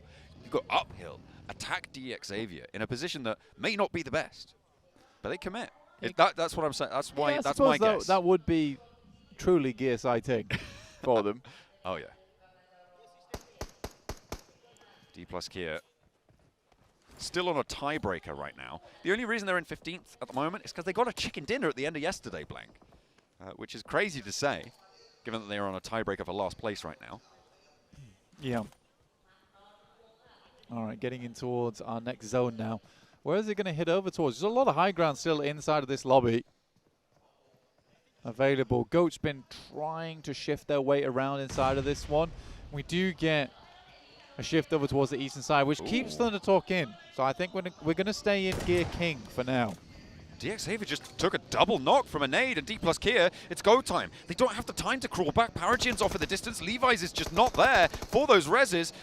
D+ Kia going to go slap bang into a wall. Feel like they could have walked there in the first place, but Levi's looks for the spray down through the V-Rock, looks for more damage. He strafes against 1, he strafes against 2, but it's not quite enough. Paragin, can you keep your team together? Because Levi's has fallen. Osal now down in the divot of the rock, and I think he's going to give up the ghost on the hold there. Paragin keeps his distance. I don't think Paragin is going to move too much further forward right now. E-Arena falling off the cliff at the moment. They lose 1 player to a tumble. And Doc can't quite make it across there, as it is actually Chips to find that really, really clean shot over towards him.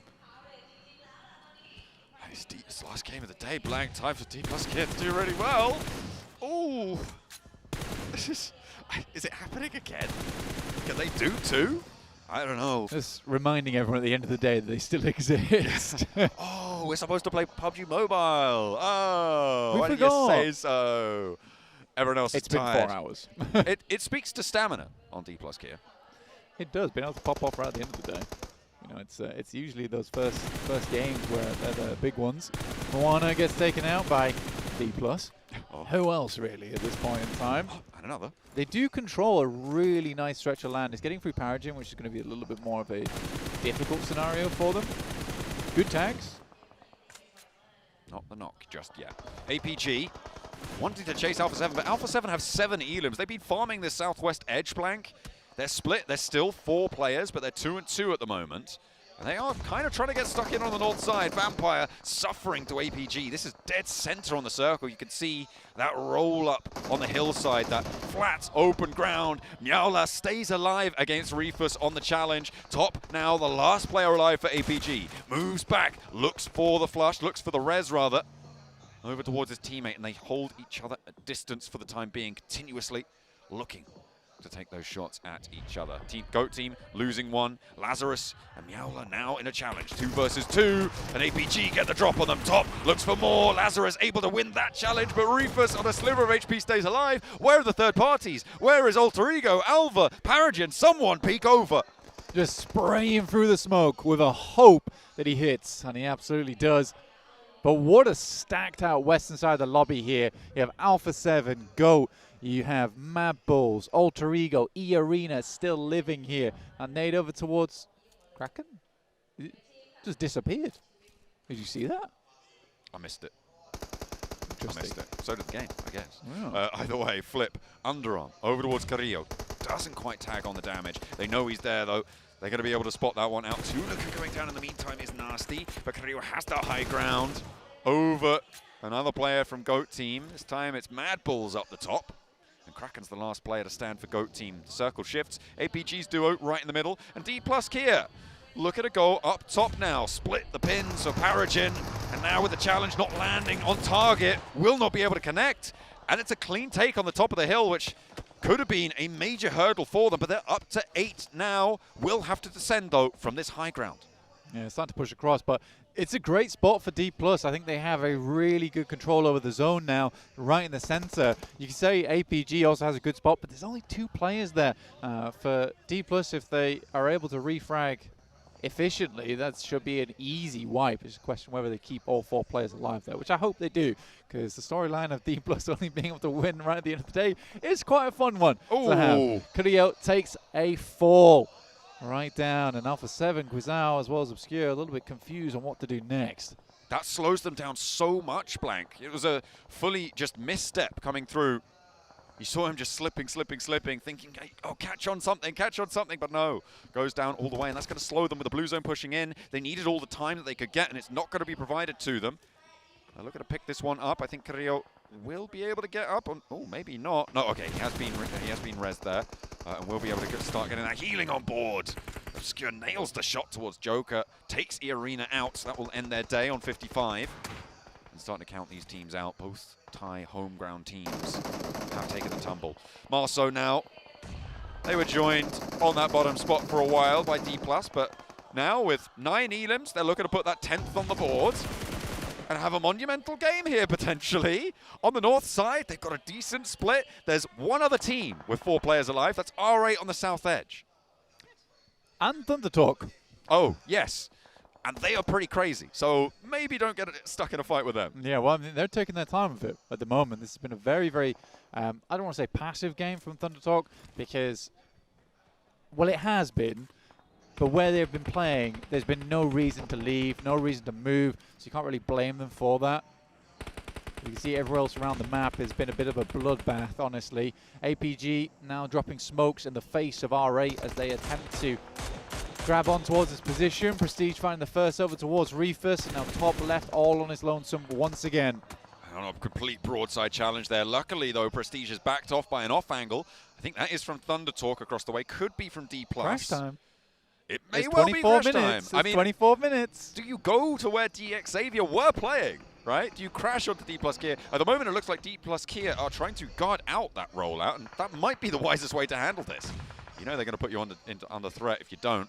Nades over the top for R8 to back APG off. They're leaving litters of smokes behind them, but that's not going to stop the bullets. It will find their mark. Amori steps up for the spray down, and APG fall before him. Amori able to immediately shut that down there. The janitor on R8, sweeping teams aside. D+ having these angles down towards ThunderTalk. How do they leave? And I think D+, it's sort of the bee's nest that you don't want to have to poke here over towards ThunderTalk, but already finding the first knock on towards them is a great result. Very unresable now for ThunderTalk, I would say. So they're 100% down to 3. And that will just confirm it. Big nade. Nade in response. Not going to connect either. More sent out their way. ThunderTalk have to leave first. They have 11 eliminations right now on D+ Kia. Trying to add as many more as they possibly can. And slowing down ThunderTalk, I mean, this is necessary. HA goes very, very low to that nade. and now has to dash out. Osal looking to try and peek forwards, see if there's a player close by. Chips, he's crawling in the smokes. He's trying to play it secret, a little crafty-like. And maybe find AJ caught unawares, but gets that full med kit off. We'll see if he can get that one converted. In the meantime, Thunder Talker actually taking down players from R8. There was a roll down in the meantime, by the way. AJ did fall. Amori looks for the challenge and will be able to take down the final player. Thunder Talk fall. R8 have lost one. Amori's very, very low. And now it is just D plus Kia on 12 eliminations with 4 players alive. Alpha 7 been up here for quite some time. Now finally get themselves in. Alva with a smoke inside the bushes. I feel like we've seen this somewhere before from Indonesia. Real flashbacks over towards Ryzen. He's pretending he's called Alva 7 right now. Joining the ranks of the Brazilians. Oh, he's biding his time. Such a flashback. It's such a flashback. Oh my goodness me. That is years ago as well. A real old school reference coming through of the Bigatron players not here, but Alva channels them in spirit. Doesn't stand up to strike though, and now Kraken has the challenge. Carrillo looks for it. The shutdown is there. Kraken around the edge for 2. Now another one. Obscure, the last to stand. Alpha 7 will draw short on that bubble. They will set that smash boundary, but Obscure's there. Did he get that point? I think he did. D plus Kia chime in, but Fabian's down. D plus would have loved to have third-partied on that. That's quite a few points to be able to grab there. Norbu has the nade. Looks to pick them off from the side of the blue. Maybe tags on there for quite a lot of damage. He does. He gets 3 hit markers. Now he absolutely knows. But the bleed outs, they're going to go over to Goat Team with the blue zone being right there. And Guizhou now getting stuck on that bleed out as well. They're more concerned with the rest of the lobby. Alva is going to go down though. And 4th place, no elims. Not as big as they would have liked, but 4th place, still not the end of the world. However, all eyes on the returning champions. It's match 6 on the day, and it's just something about it. The stamina on these guys must be impeccable. Pity they can't do it earlier. I mean, this is absolutely a redeeming game. This is the redemption game for D+. If they get all of these elims, damn, it puts them up towards like the middle of the pack, honestly. Even then, though, I don't think it's possible. No, absolutely not. But I think for D+, either way, it's a redeeming game. Absolutely. I think that's the correct way to frame it. But they do need to win this. Yes. I think if they that don't, is the test. If they don't, then it's not. It is a very much last chance to save face. Even if you aren't going to save your run for the top to defend that title. Nolbu nade. Goes long, doesn't connect with the building. Guizhou could be in trouble though, because he's getting a 0 on. Unfortunately, though, the blue zone's going to push him away. Nolbu has to regroup. We're in from stage 8 in 30 seconds. It will close dead center. No one really has control of it though, Blank. Alpha 7 might actually have the better end of the deal when it comes to getting that full crunch on. But at only 2 players, it's got to be tricky. R8 getting a knock sent their way. Is another brilliant pickup coming through from D+. I mean, Norbu's coming alive again. They know they already got a knock off this team earlier, so it should be a 2v3, which they're very happy to take here. But Amori, off in the distance, that's the guy I'm looking at. Osal, though, a little bit closer, and behind the ridgeline might have the cover. Obscure drops down, Obscure tries to fade away, and there will be shots from every angle, just about surviving. In the meantime, though, Marth is out, and so will Ida, soon to be clipped around the ear. Another point added to the D+ Kia tally. I think this is a massive game. A lot of points. Nade goes long, but not long enough. But Norbu actually gets a tag in through the smoke, which is great news for him. Might be able to find a bit more. But this could be an 18 elimination game coming through for D+. A 28-point match, and it's looking very likely. The D+ is going to continue the legacy they set yesterday. Goodness me. Right from the outset, we were talking about it. 18 points, nearly doubling their points tally in one match would be huge. But it's Alpha 7 who are right now looking to set that smash boundary as high as possible. The nade not quite finding its way around. Is the angle good? Is the geometry there? Obscure dodges one. The second is there as well. Guizhou goes down. The nade detonates. And it is D+ Kia to do twice. The end of the day, chicken dinner. They find a way to keep themselves alive. The tactical back-to-back. The defending champions with an 18 elim game. A massive match for D+. Incredible stuff. And that should shoot them up towards, like I said, the middle of the pack. Is it possible tomorrow? Very unlikely. For Alpha 7, they set the target high, John. What was it, like 32 points at the start of this match? Something around that metric. The fact that they have, as I said, almost doubled their points tally from 2 days in one match. Yeah, 36 at the start. It's going to be a lot of points. I mean, here. it was absolutely insane what they've been able to do there. About the 70s now? You know what? Give them 80. Why not? After that no, match. no, not at all. It's like give them 100 and set no. They're on 60-some. The other big news from that match, of course, was Alpha 7 locking in second place, getting a lot of eliminations, moving that Smash boundary all the way up and up and up and out of reach maybe for some of the teams chasing. It's going to be very, very hard. It's going to be match 4 probably. Match 3 if teams do really strike out, where they'll be starting to get those opportunities at a smash. But like I said, Alpha 7 now has a lot of time to play with tomorrow.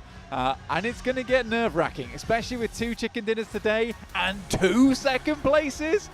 Oh, they are close to making it happen. Oh, they have so much behind them. They have so much backing them. But will they be able to hold the first place spot?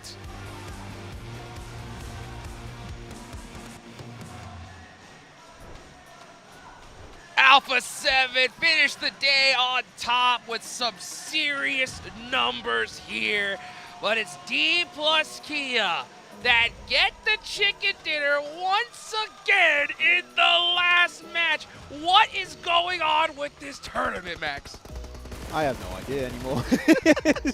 The top team's dominating. D+ be like, oh, it's PMGC Grand Finals. Here we go. Here's a big game. And they were dominating the Northern fight. Like, this felt like OG D+ Kia. They fought APG, there was the side of Xavier, there was Kara, full Southern control of the ridge, eliminating R8, then onto Alpha 7. So well done. What was going on? Dude, I have no idea. This is just so crazy. At this point, I mean, is that the highest elimination game we've seen so far in the finals? In the I was like, DRX had a pretty big one during league stage, but finals, I think so, yeah. That's 15. Crazy. Yesterday was 15. I can't remember the ones from today. Yeah, I mean, that's wild. It might have been. It might have been. Yeah, it might have been. I mean, and it's so crazy that they do it right here at the end once again. It definitely is going to put them at least in the position to get some serious cash here, Seven. Man, they wanted to go for that back-to-back. You know what, D+, I have a challenge for you. Okay. Oh. I'm about to be on some serious copium.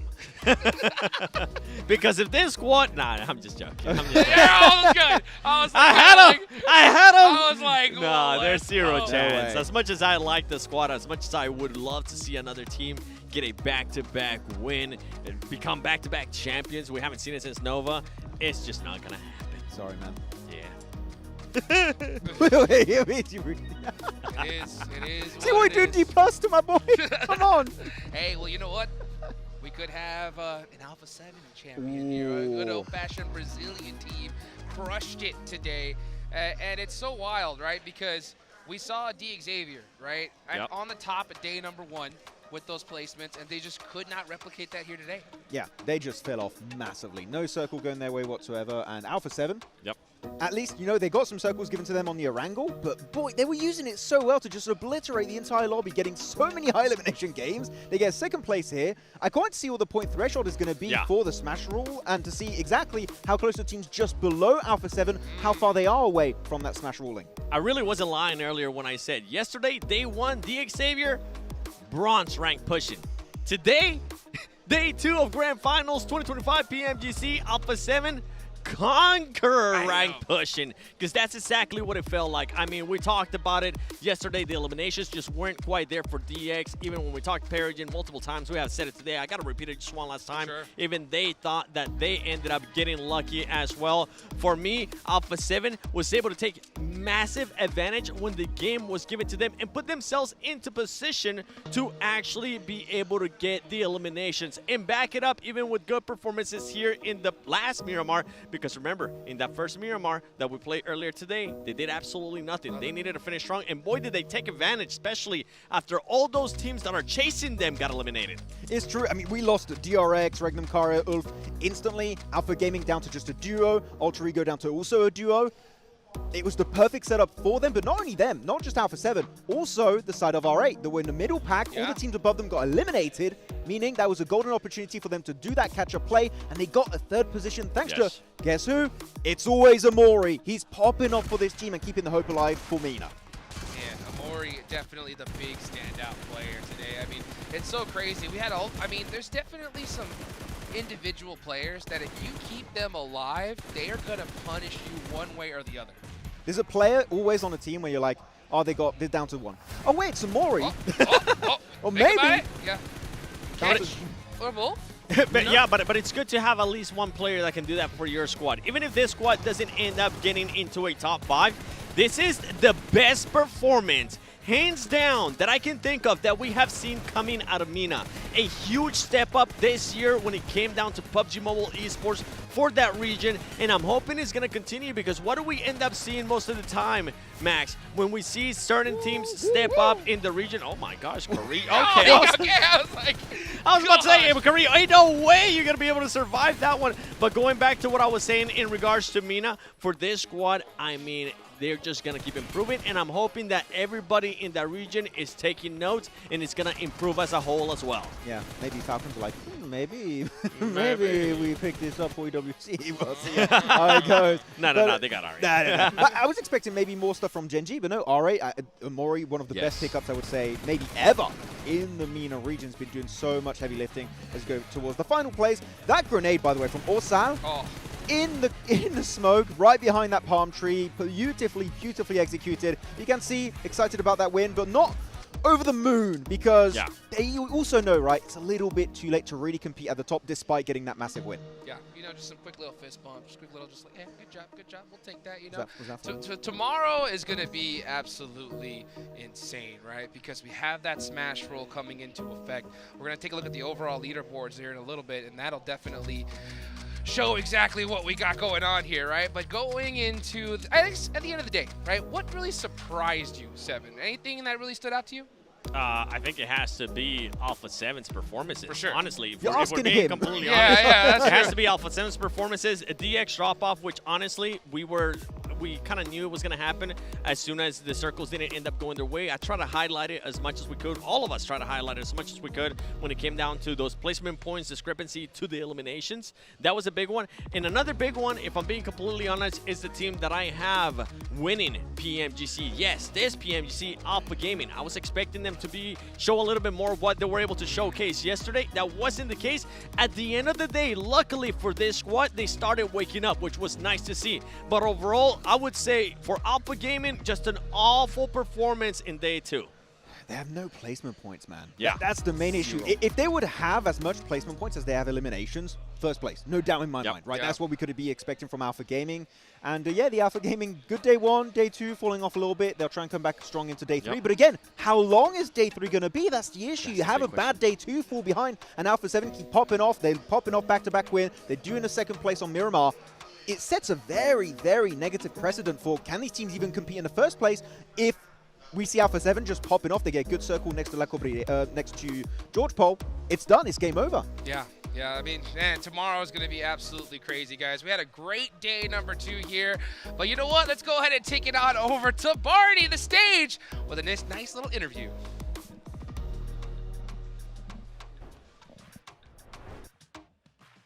Two winner chicken dinners today, and an absolute masterclass on Erangel from this team, now causing Alpha 7 Esports to be at the top of the leaderboard. I've got Revo here joining me. Revo, congratulations for such a great day, for first and foremost, but secondly, we have to talk about your new duo. You know, Grisao and Obscure playing out of their minds. I mean, they both got MVPs today. How much of an impact are they making on the team at the moment? Então, primeiramente, parabéns para vocês pelo resultado. E ganhando essas 2 partidas seguidas, com o Guizão Obscuro e ganhando MVP. O que você tem a dizer sobre eles no time agora, ainda mais ganhando MVP essas 2 partidas? Well, Bom, acho que eles são uma aquisição muito forte para a Alpha 7. Eles são jogadores excelentes, eles sabem o que deve ser feito. E é um conjunto de equipe. Eles jogaram muito bem e vão continuar jogando assim para sempre, se Deus quiser. E é isso, vamos embora para cima. So yeah, they're excellent players, and we have like a very good chemistry in the team. So yeah, we plan to be together forever, and yeah, that's it. Together forever, that sounds great. It sounds like a fairy tale, I like it. One day remains. The trophy awaits, of course. Day 3, it's always a super tough day. We've seen glory and we've seen defeat on day 3s, haven't we? What's your thoughts going into that final day? How confident are you you're going to be able to lift that trophy? Então, o terceiro dia é sempre bem difícil, né? Bem tenso ali, todas as equipes querendo pegar o primeiro lugar. O que vocês vão mudar para amanhã, vindo para esses últimos 6 jogos? Acho que não vai ter mudança nenhuma. A gente fez um jogo bom hoje. Claro que tem algumas coisas para corrigir. E a gente está preparado e que seja feita a vontade de Deus. So it was an amazing day for us. We are not planning on changing like a lot of things regarding gameplay. We are like very safe and we are playing super good. So yeah, I want to thank God for everything and I'm super happy to be here. Well, as long as we see more of what we saw today, I'm sure that you guys will be lifting that trophy by the end of the day. Revo, thank you so much for joining me in this post-match interview. One day remains here for the PMGC Grand Finals of 2025. But before you go anywhere, let's send it back to the desk to round out today.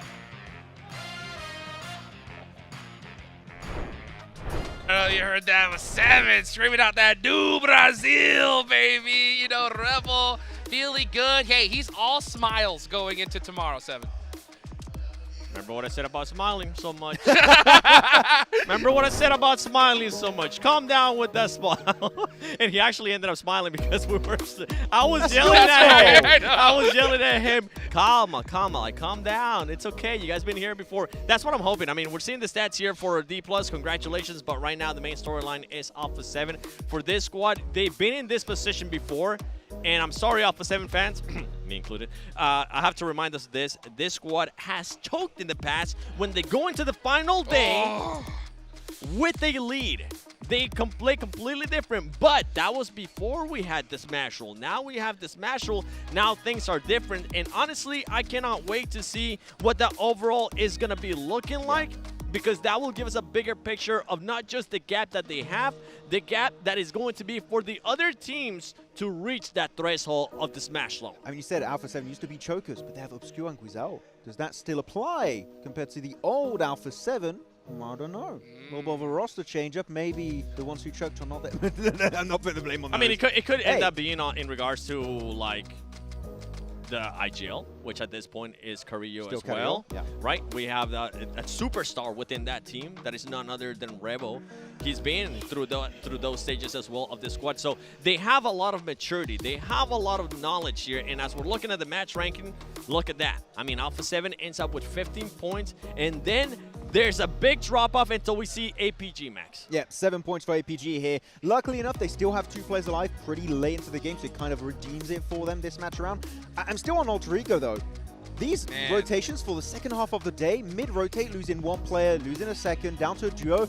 In a lobby like PMGC, I'm sorry to say, a duo is just not going to cut it. You're not going to do well. And here we see also GRX not quite able to back up their good performance earlier on today, especially on that final Erangel near Yasnai Poliana, so they're also having a significant drop-off. I really want to see the leaderboards, man. How close is it going to be? Yeah. What's the point threshold going to be looking like for the Smash Ruling tomorrow? And are there teams that can compete, maybe, with the other teams in the first match? Before that, we got to check out to see who our match MVP is. Of course, it is going to be Osal. Again? Your boy. Yeah? My boy Osal, My but boy. it's a not back-to-back. Back-to-back at the end of the day. It's so wild, right? And it's so crazy to see. It just wasn't like a regular, like, oh, you know what? We got Impala and we just snuck in. No, they got a crazy amount of eliminations here. Oh, yeah. This one, I'm like... This is a good one. Okay, this is a good win. This is a good one. I cannot be too critical about it. Good push onto the southern side, too. Love to see how they were trying to execute that entire game plan, just sweeping the northern side, the big high ground positions, getting as much information as possible, and able to get himself a massive win that they needed. Now it's just for extra prize pool. Again, top #1 race. For me, it's over for D+. We should be crowning a brand new team tomorrow. And it's gonna be... We don't know yet. We don't know yet. Like, dude, calm down. Yeah, it's so, I'm not jinxing. I'm not you, Max. Yeah, I mean, it's so crazy that you bring up that, you know, Alpha 7, have had trouble in the final day, but I will say they are just set up perfectly. I mean, you couldn't really ask for it. I mean, in this game, the last one, 2nd through 6th place out, they put up a big performance. It's going to be looking really, really good. You know, now another team that could possibly catch up to them. Which one do you think it could be here, Max? I don't know. Which one do you want to talk about? Yeah, which one? DRX? APG? I think it's got to be DRX, right? Okay. I mean, DRX are right there. Yeah, I mean, DRX were looking fantastic, right? That Erangel game, the third party, the tsunami of DRX, as I talked about them earlier, just completely destroying the entirety of the teams over to the west. I would love to see DRX being able to make it happen, take the trophy back to South Korea, right, would be fantastic. But Alpha 7, I mean, unless we see a throw from these guys, which, like you said, has happened in the past for some of the players. Yep. Anyone could take it for me in the top, currently 6. Top 5, really, if I want to be very confident on it. By the way, earlier I was absolutely wrong when I said Alpha 7 hasn't really been performing that well when we go to Rondo, because I just took a look at the actual stats, and I think I'm going to be thinking of some other completely different squad, because Alpha 7 ended up 3rd place, and you know what, that doesn't even matter, because we have a match point! Alpha 7 finishes off with 115 points, 28 points ahead of DRX. And Max, something to keep in mind, is it just 28 points, or do we want to look at it as possibly 38 points because of that match point rule?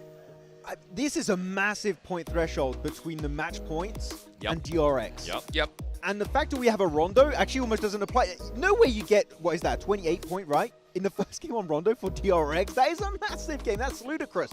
You'd have to beat the record in terms of how many elims you get for Chicken Dinner, which we've only seen once so far, 20 elimination bomb. It was on Miramar. It was DRX. But to do it twice in the same event here, 7 is going to be so hard to execute. Yeah, and the reason why I wanted to correct myself in regards to Alpha 7's performances in Rondo is because they just need to get those 10 points. And so far, every single Rondo that we have played, they have been able to get those 10 points or more. Yo! And your daily MVP, Jukes, no surprise there. Wait. That is, oh my Wait, goodness. What? Since when do we have an average elimination of 2.5 for daily MVP, and he's only got 13.40 minutes of survival time?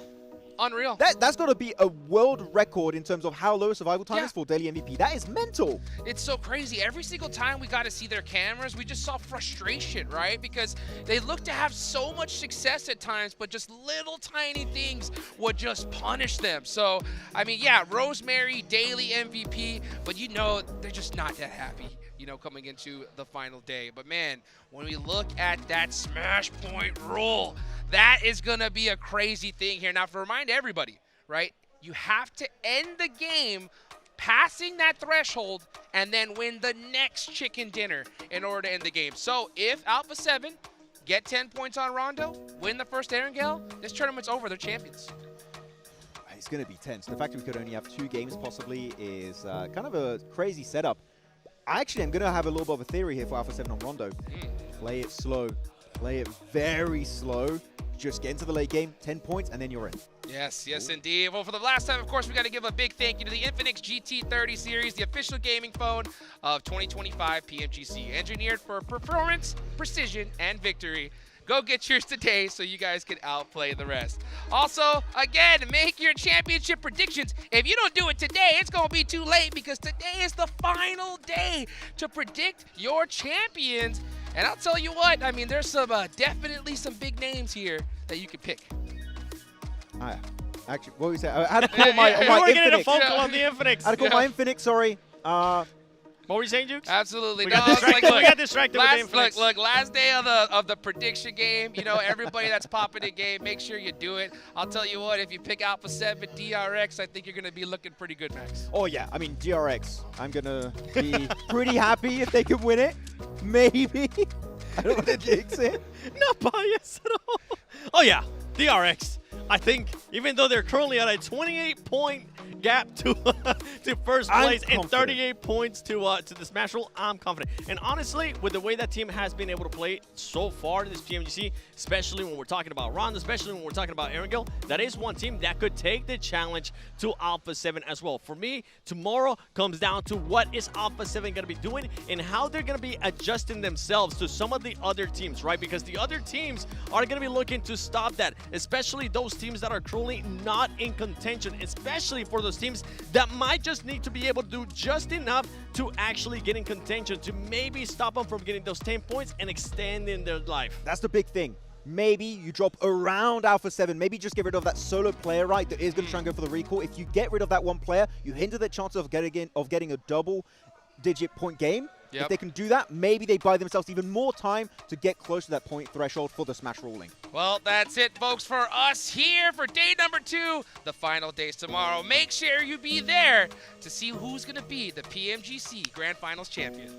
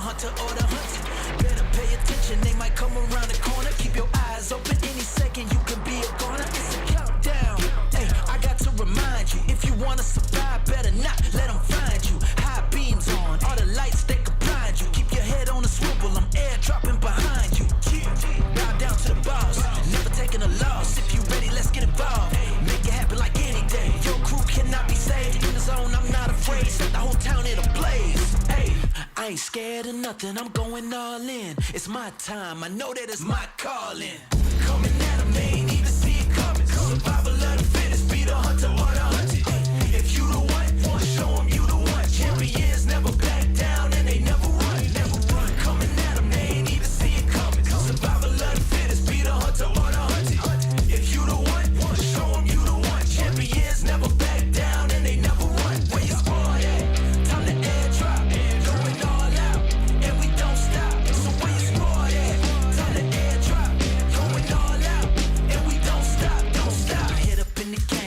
Running from nothing, got them jumping, they ain't see it coming. Bang, 0 to 100 miles an hour. You my chicken dinner, watch how quick you get devoured.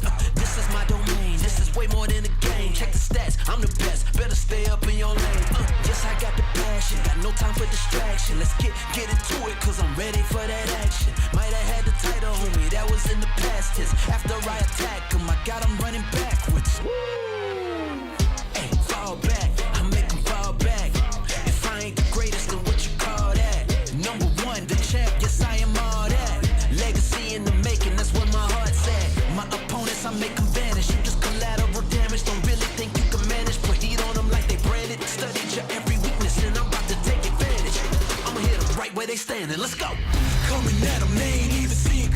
Survival of the fittest, be the hunter or the hunted. If you the one, show them you the one. Champions never back down and they never